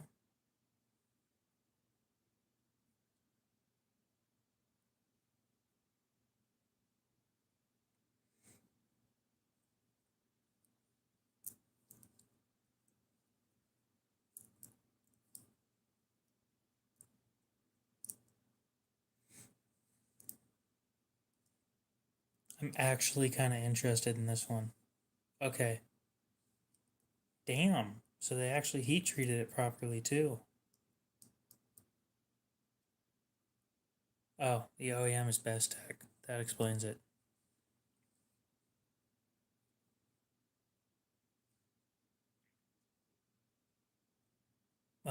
It would be the carbon fiber overlay scales and a liner lock. Just the base model. So the tack knives intruder doesn't look like shit.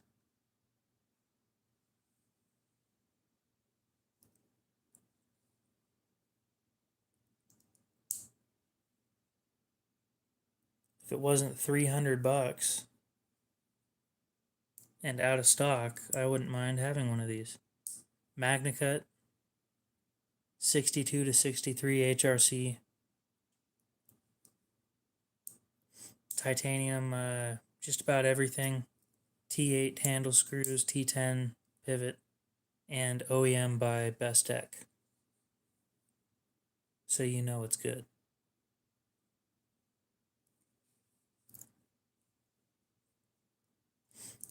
Yeah, if it wasn't sold out, I'd be asking if they'd send me one. All the other knives, not all of them, a lot of the other knives on their website look like shit, but that one looks good.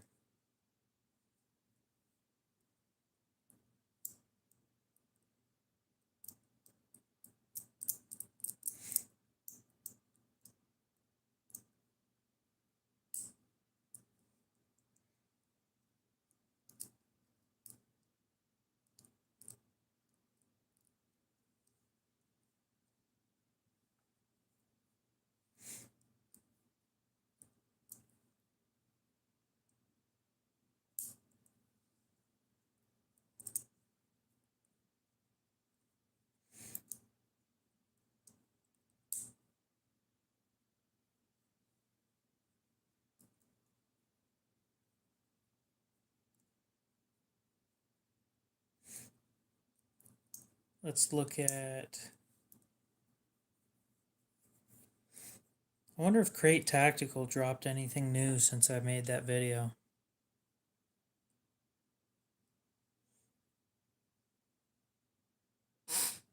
No, I sell knives on here.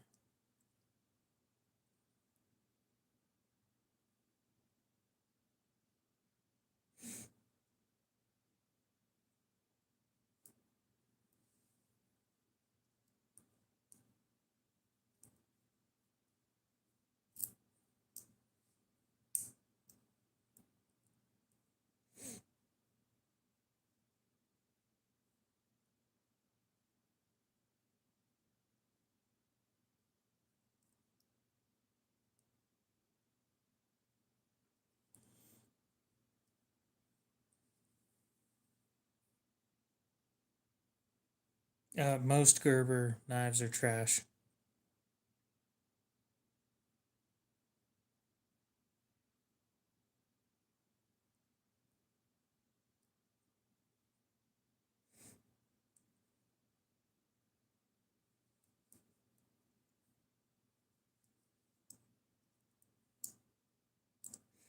By my standard. I have high standards.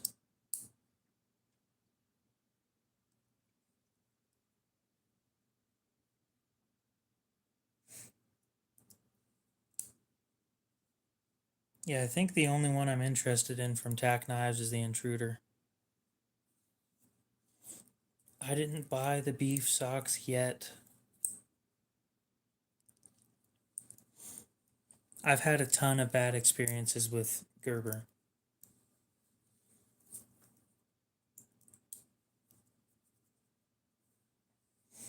From heat treat issues to quality control, overall, I'm just disappointed every time I buy something from them.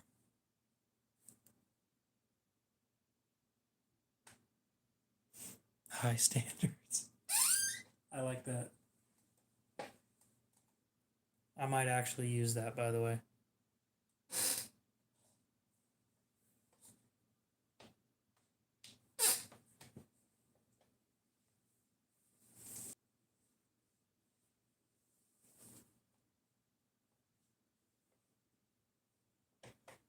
No, see, the problem is I keep giving them chances, and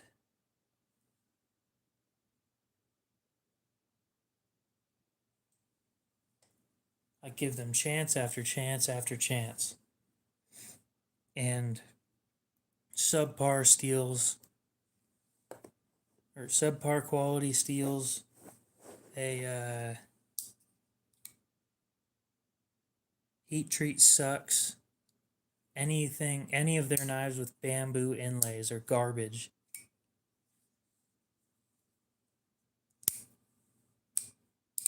No, they don't. But they got rid of that logo a while ago, so to be completely fair, they're not trying to. And it is no longer Gerber Legendary Blades.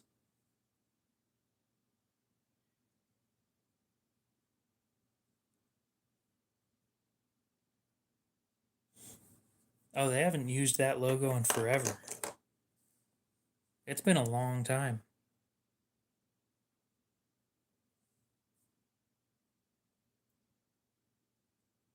Nope.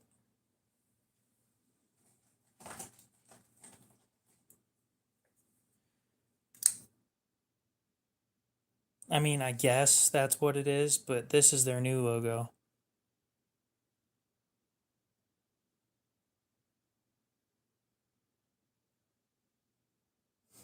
I guess that's a sword and a stone. I guess that's what it's supposed to be, but when I thought of the sword and the stone, I thought the old logo. I've seen their knives. I had one of their knives and I got rid of it because it was like $2. But let me look into them again real quick.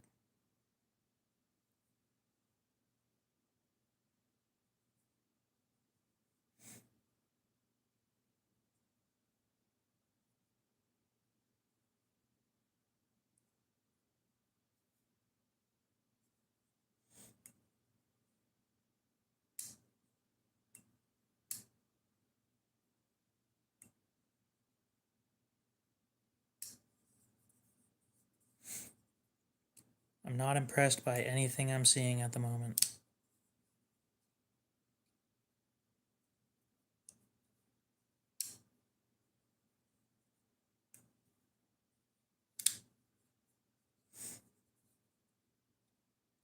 People are hyped up about these things.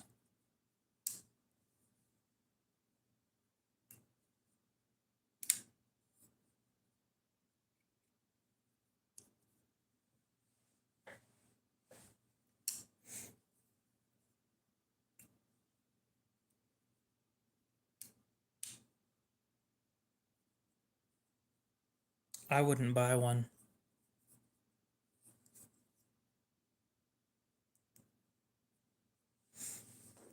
And this is exactly what I mean when I say that these knives suck. These bamboo inlays are warping. And I haven't even used it.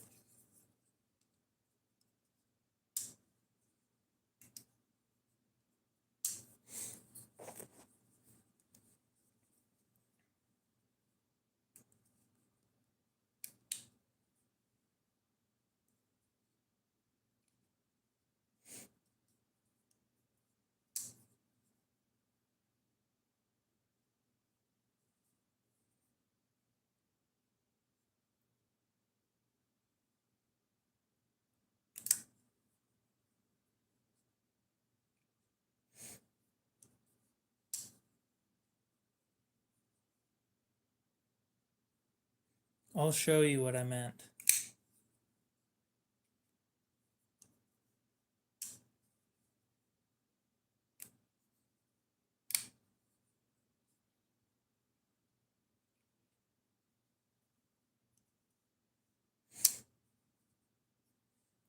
This is their old logo.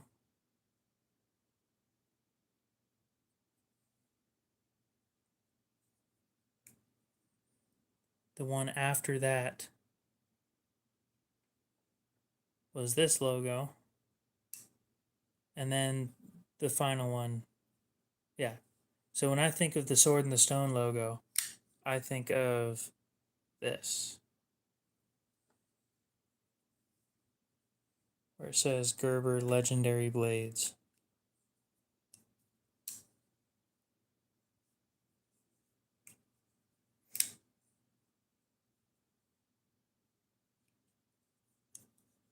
So now you get where I'm coming from. Now, 402 Outdoors. I don't know who that is.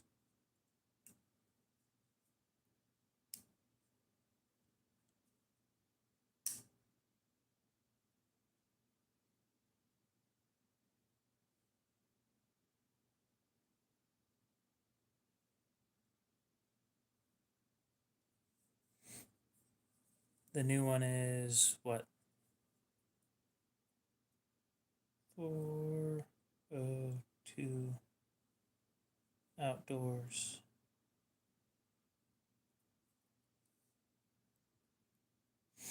I would agree that it is probably the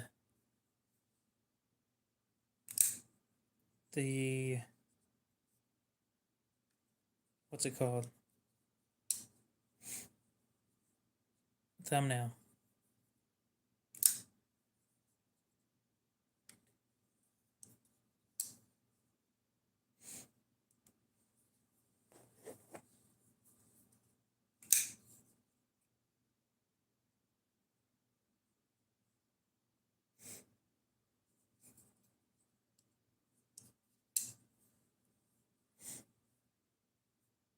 No, that new logo is everything. The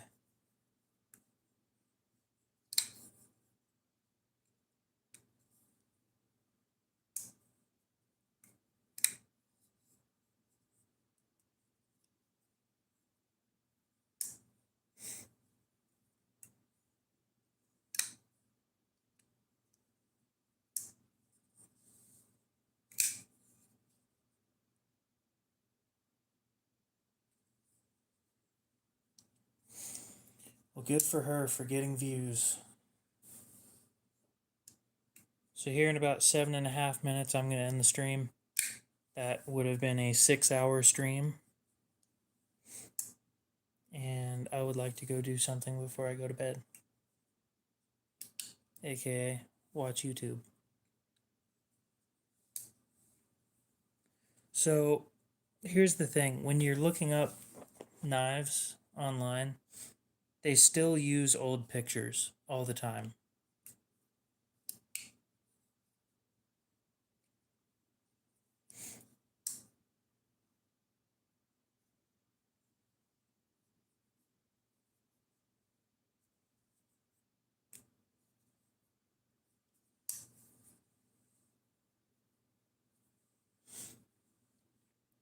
So if I go on to Blade HQ and I look up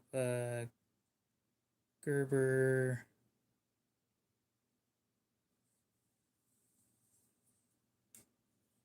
all right, you have a good one, Brando.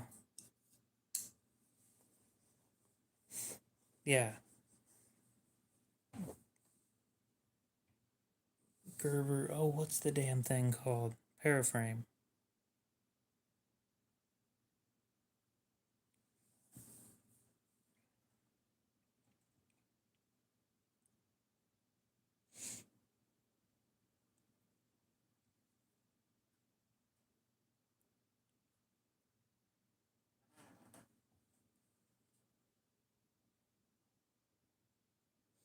Gerber with the Sword in the Stone.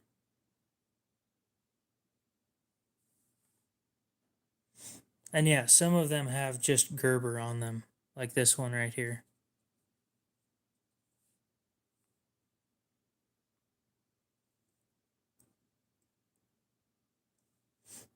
But then after this logo, they moved away from that logo and started with this stupid shit. That's supposed to be a sword and a stone, but I never got that from it. I don't know. I thought it was dumb.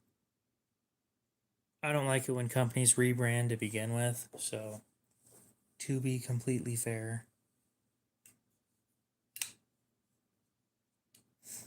So did you see that Chavez came out with a new knife? It's pretty reasonably priced.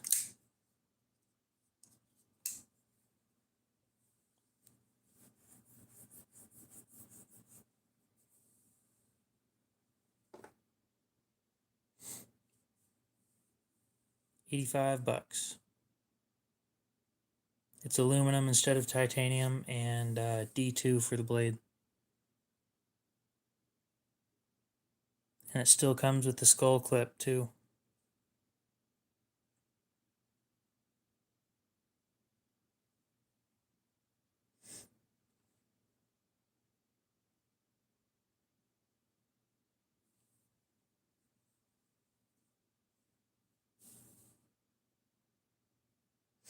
They're made in China. Some people don't like that, but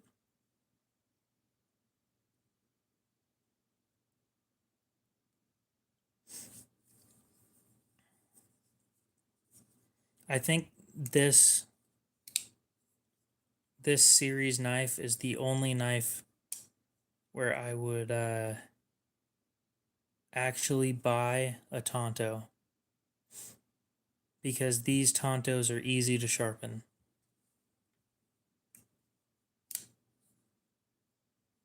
Well, it's from a reputable company. Let's look at it that way, right?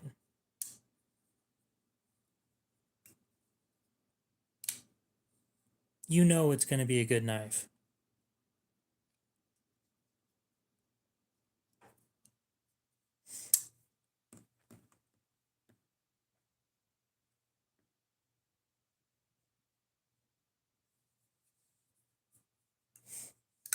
Well, tell me. Like, well, if you won't buy Chinese stuff, then you wouldn't buy a clone. I was going to say, would you rather buy a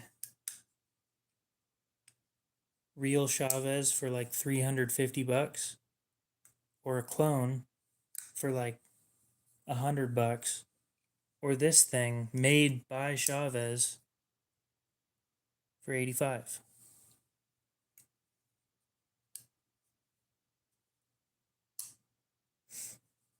I personally think this thing's the way to go.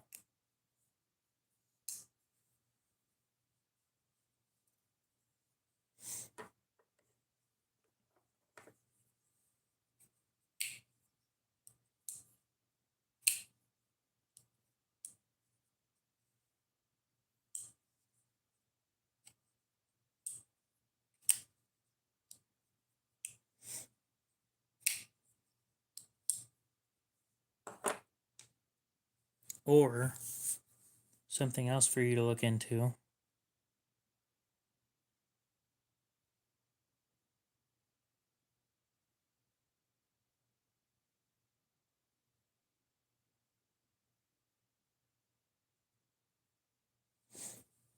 The Flytanium beef. $60, not 50, but 60. And you can get aftermarket blades directly from Flytanium. You know, you can completely trick this thing out.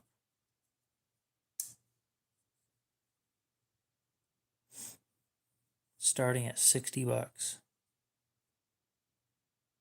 S90V blade for $79, which is priced pretty high, but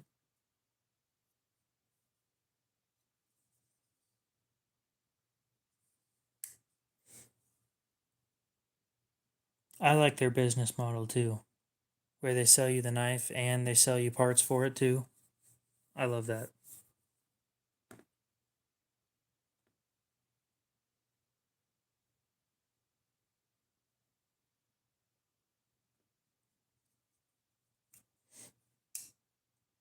Like, not only do they sell you a good knife for a good price, but you can get aftermarket blades directly from them. That's a big deal, and that's innovative if you ask me. Then there's the bits warranty, and I don't know if you've heard of this. So the bits warranty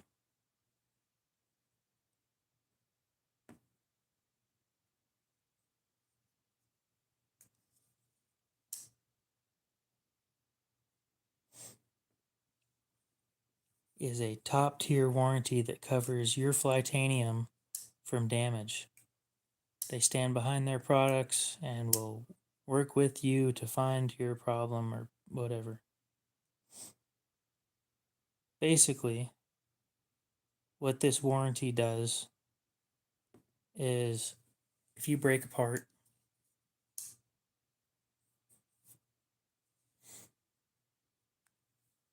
if you break like the pocket clip,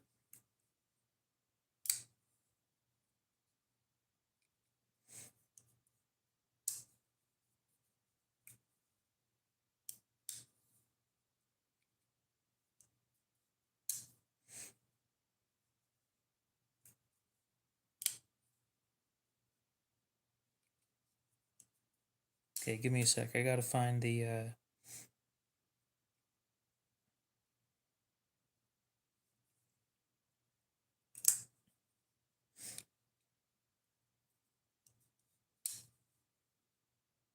so they do something cool called the bits warranty.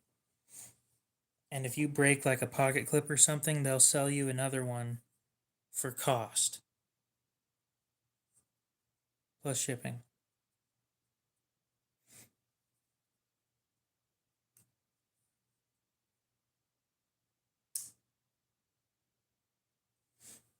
Let's say you break a thumb stud, one of your bearings, one of your bearing sets breaks.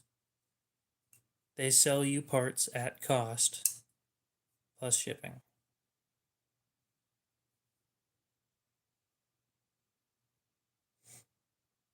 Here we go. Beef replacement parts and hardware. The blade is $10. Body screw set is $3. Pivot screw, $1.50. G10 backspacer is unavailable apparently. Pocket clip, $2. Stop pin, 50 cents. Crossbar lock, or $1.50. Spring set, $1.50. And the bearings are $1.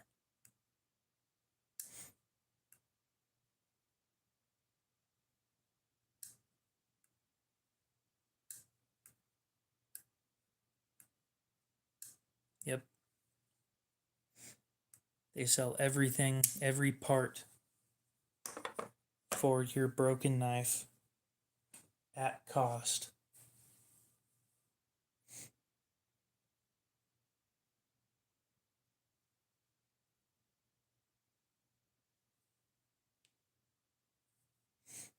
No, I think it's roughly half the price, or a third of the price.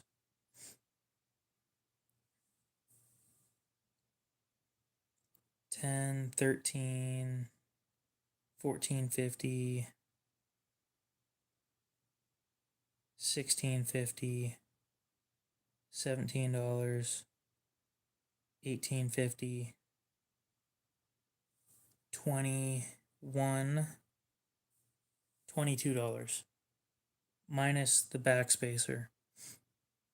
But I think you have to have the knife to take advantage of the warranty.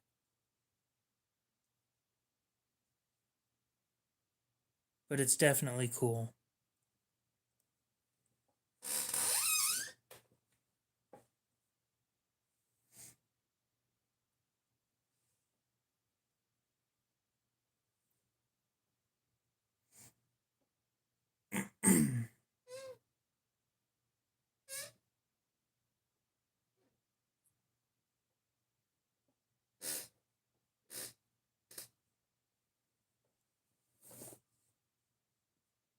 I agree.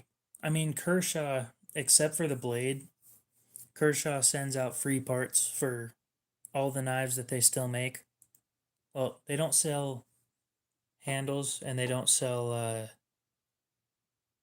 the blade. Or they don't sell. God, you don't get free handles and you don't get a free blade. Oh, yeah, that's the other thing that this is missing. They don't sell the scales. The scales are not an option on this knife for replacement parts. And neither are the liners, by the looks of it. I'm sure if you asked them, they'd sell you a set of scales. I don't think they'd sell you a set of liners. That right there is how they prevent people from stealing shit. Squeak.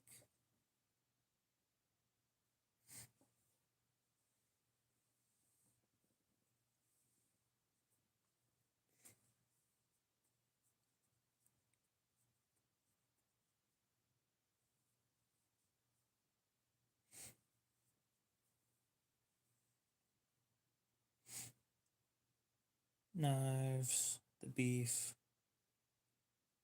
beef parts, and swag.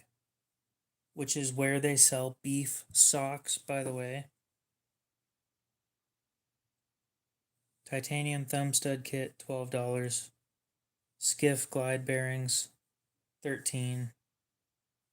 G10 scales starting at $7.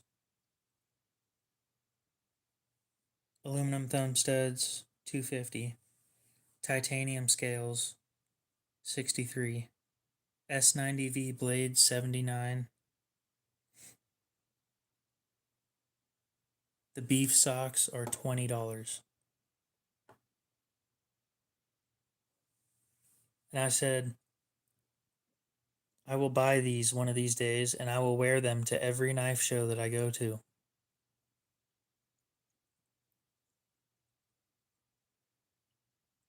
Not even kidding. I will.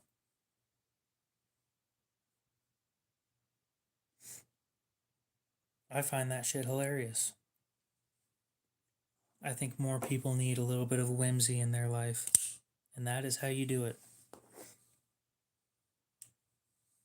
A set of socks that says beef.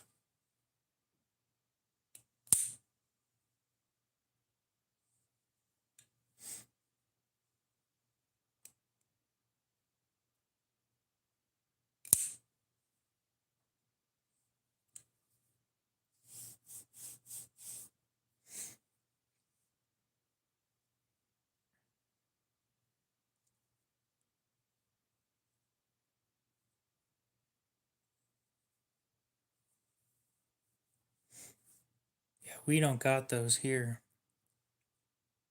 We have famous potatoes.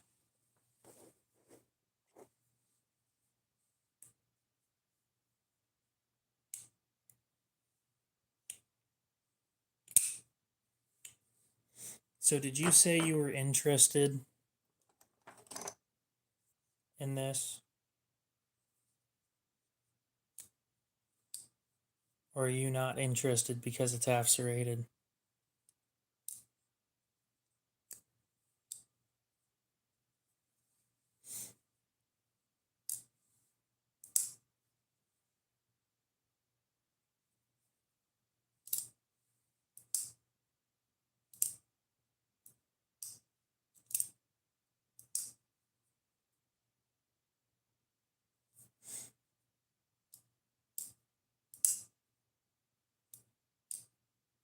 Interesting. Not very many people agree with that. I don't agree with it either. I just bought it because it was a really good deal.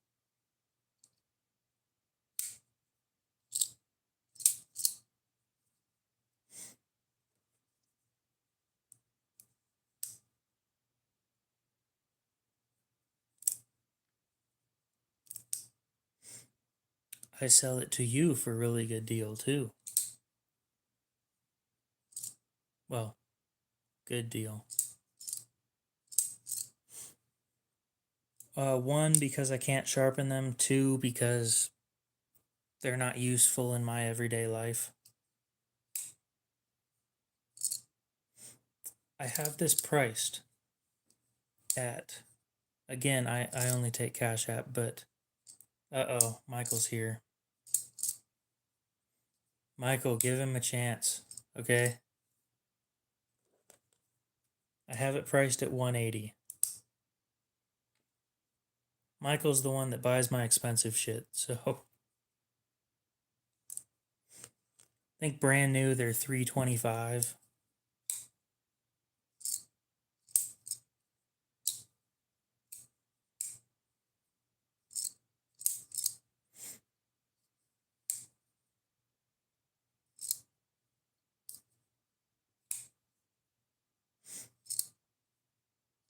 $180, yes.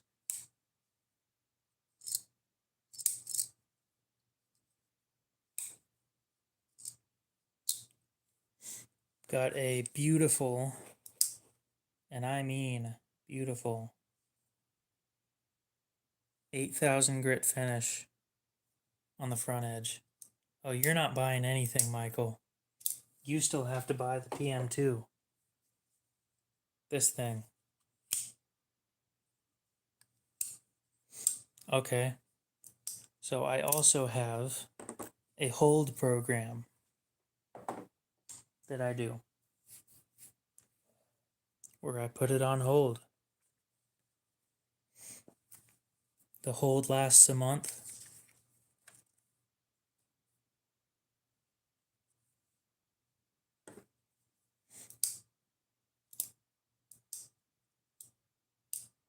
Would you like for me to put this on hold for you?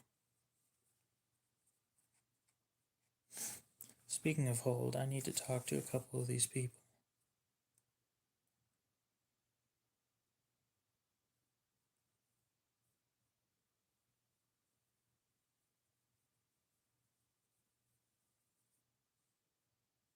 You're fine. You're coming up on your deadline. I just put it on hold. I put your name down in the book. And then I hold it for the month. It's until the same date of the next month. Just makes things easier on me.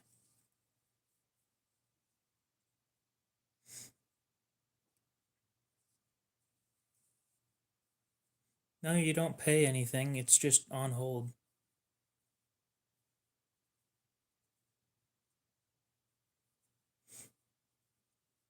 I think the better question is, why do people pay $325 for this thing? Now, I would like to tell you about the things that it has about it that are interesting. It's got some purple paint type stuff that I couldn't get off.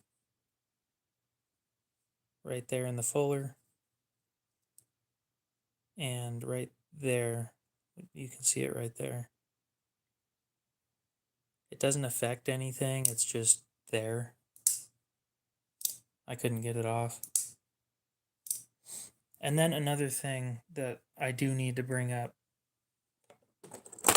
My mini Adamas has the same thing. They wiggle a little bit. It's not like enough where I'd be super worried, but it's there. It's not, you can hear it.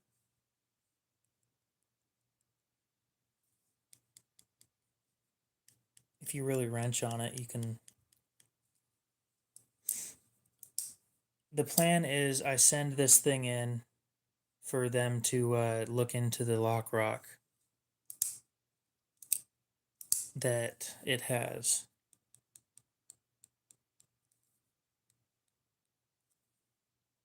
And then they fix it and send it back. Or you could do that, but that's up to you. So the question is, do you still want it on hold? And while it's on hold, would you like for me to send it in?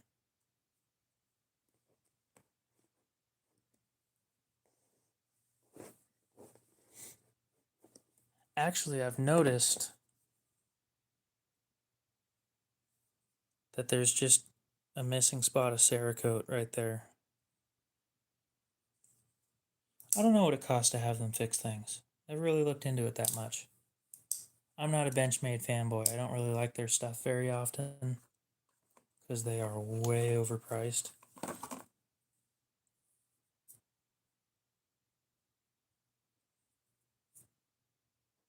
That may or may not fix an issue right there.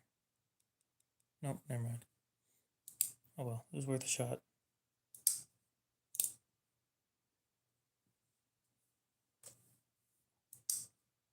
I don't know. I prefer selling fully functional things, so all it's going to cost you is time. Michael, I'm still looking for the mini Adamas. I found one, but it's on eBay and I don't trust eBay.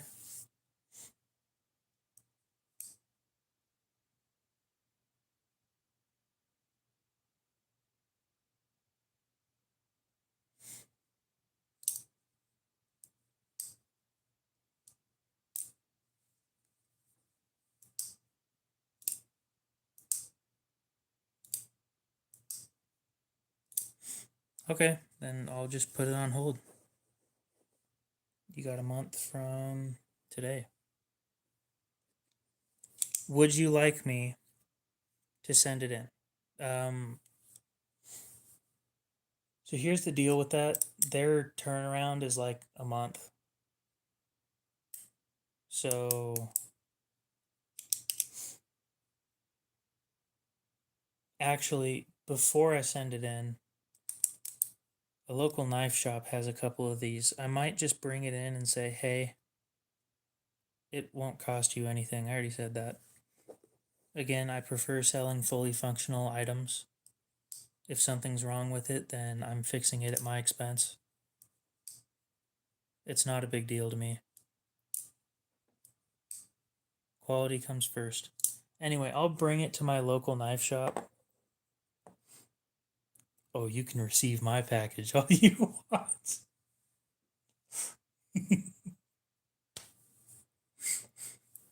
Okay, so I'm going to bring this to my local knife shop, see if they all have the same lock rock. If they do, that's just how it is. There's nothing I can do about that. If they don't, I can send it in and get it taken care of.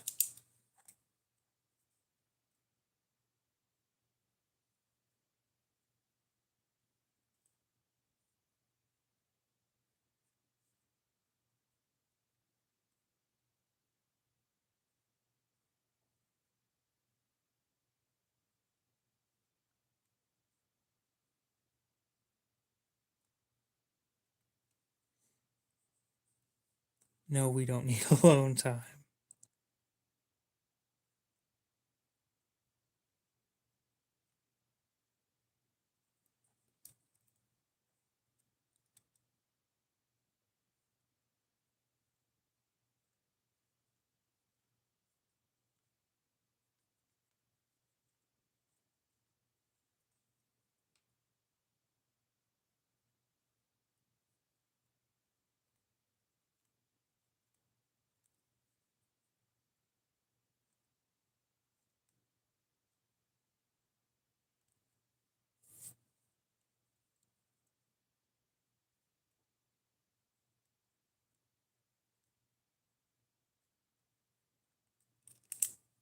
There we go. And this is how I keep track of all the shit that is on hold. It was a lot better than my previous one of trying to remember people. That did not work. I tried it. It did not work. I need to get a hold of Hendy again. Hendy's Tops MSF 4.0 is about to expire. Tennessee, I need to get a hold of him. Eagle Scout's fine. Randall's is coming close. You got 5 days. AB123, we're having issues with the system. Yeah, everything else looks good. Except Woodinator. We need to figure out a price on that one. I don't remember.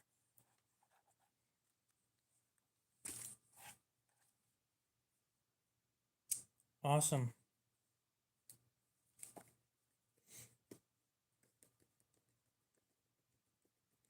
Graduated high school.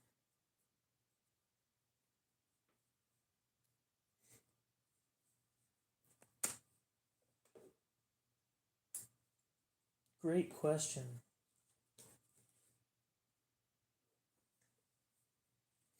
It's a drop point.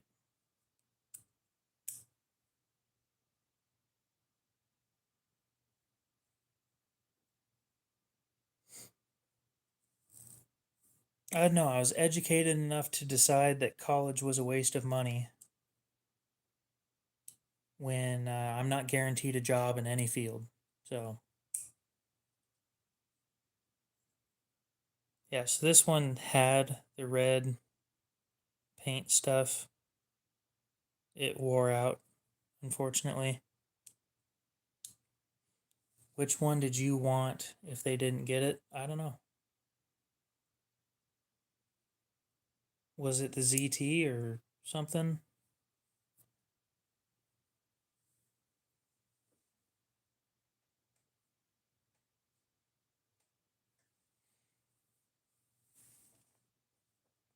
Oh, maybe it was the tops.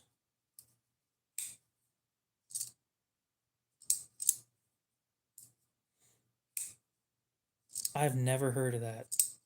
A two blade kiss? I've never heard of that.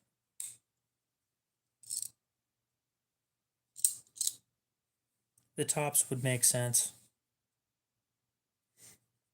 I still think that those things are stupidly overpriced.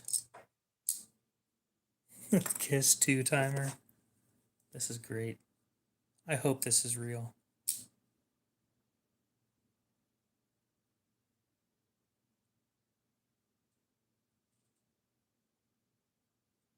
It is. Oh my god.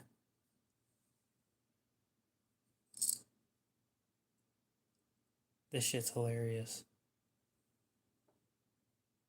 That is great.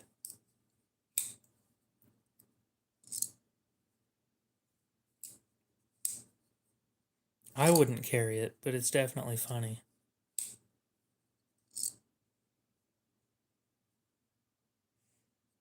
I'm guessing that thing didn't sell well.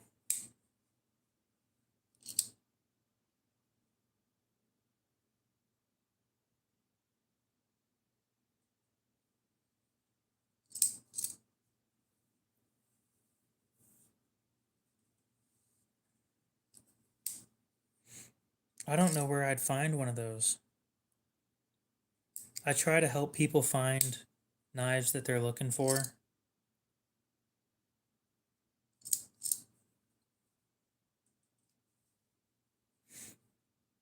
But I'm not sure I could help you with finding one of those.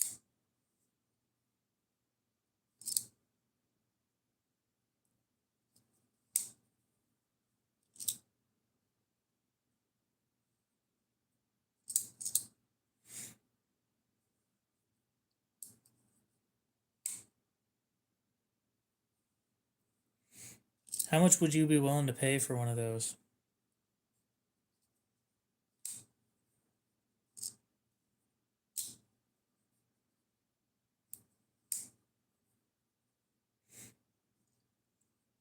Well, the other one hasn't even shown up yet. Before you start counting how many Spydercos you have, you should pay attention to the ones that are still in the mail.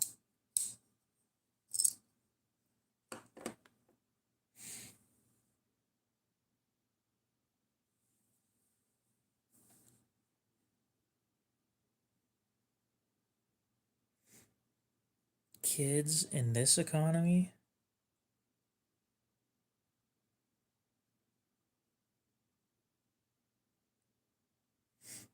Well, let's see how much they are on eBay, because I guarantee you they're more than that now.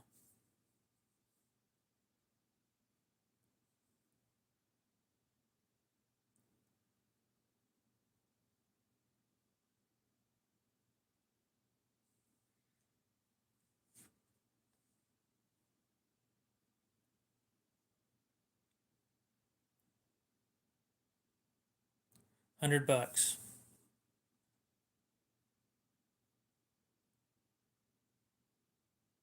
There is one on eBay for $100.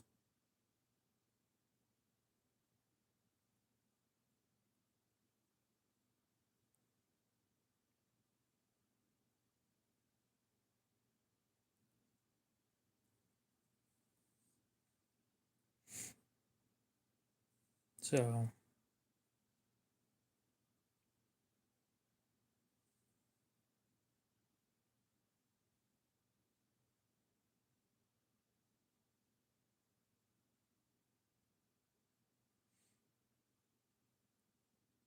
it could use a little cleaning, but honestly, it's not in terrible condition.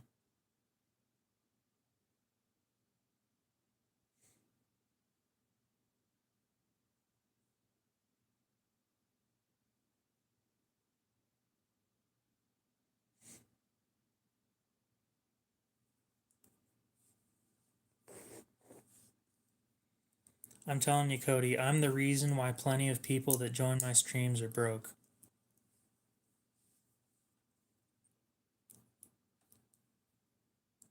Shit disappears sometimes, dude. Some people with sneaky fingers and deep pockets, sometimes you just apparently put it on the tailgate and forget about it. The fact that that's happened more than once surprises me. I've never done that, but I've heard of people doing it.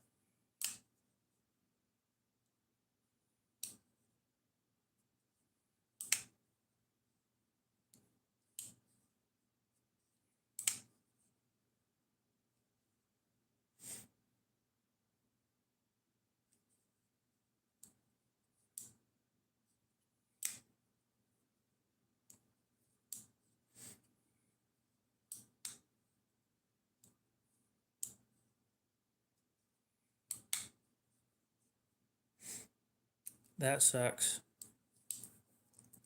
It'd be absolutely horrible if somebody tried to sell you one of those.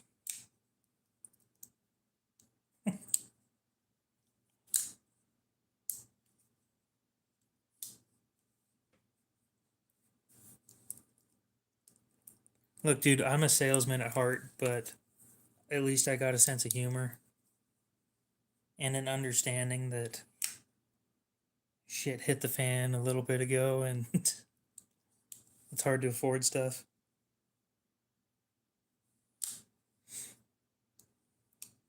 So I don't try and push people into buying things.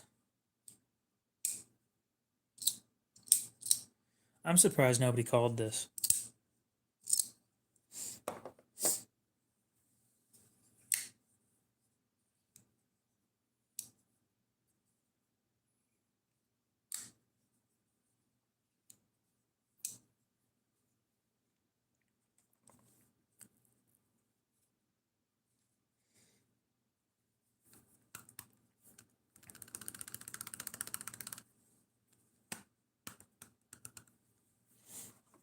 Okay, here in a minute 30, I'm going to end the stream. That will be 6.5 hours.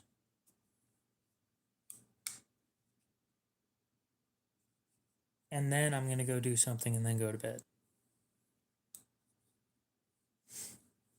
So, Cody, it was nice to meet you.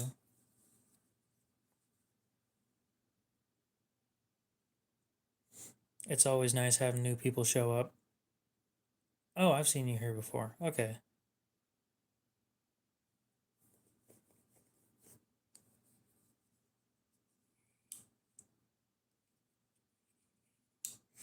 I do sell a lot of shit on this channel. I really do. And by shit, I just mean stuff, but... Well, it's your second time saying anything. We'll put it that way.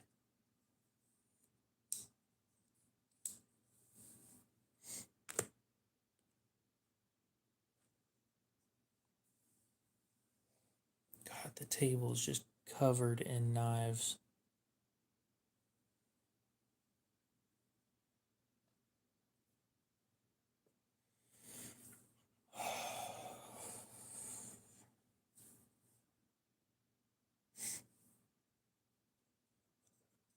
Nope, pink Spyderco's mine.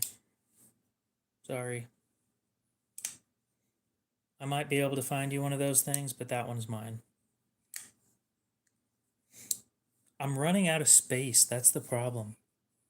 Like, a lot of my knives are up for sale. I don't put them up publicly, but if you ask what I have, I've got a lot of shit. I'll do like, maybe tomorrow I'll do a full stream of all the shit that I have for sale.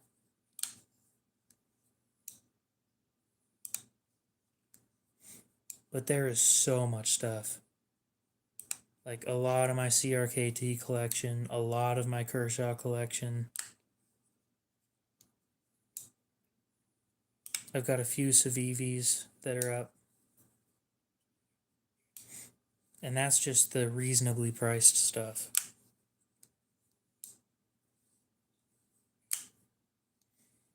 Anyway, we're going to go ahead and end it here. Hopefully you guys have a great rest of your night, day, morning, whatever it is. And we'll see you in the next one. Bye, Cody. Bye, Michael. We'll see you guys later.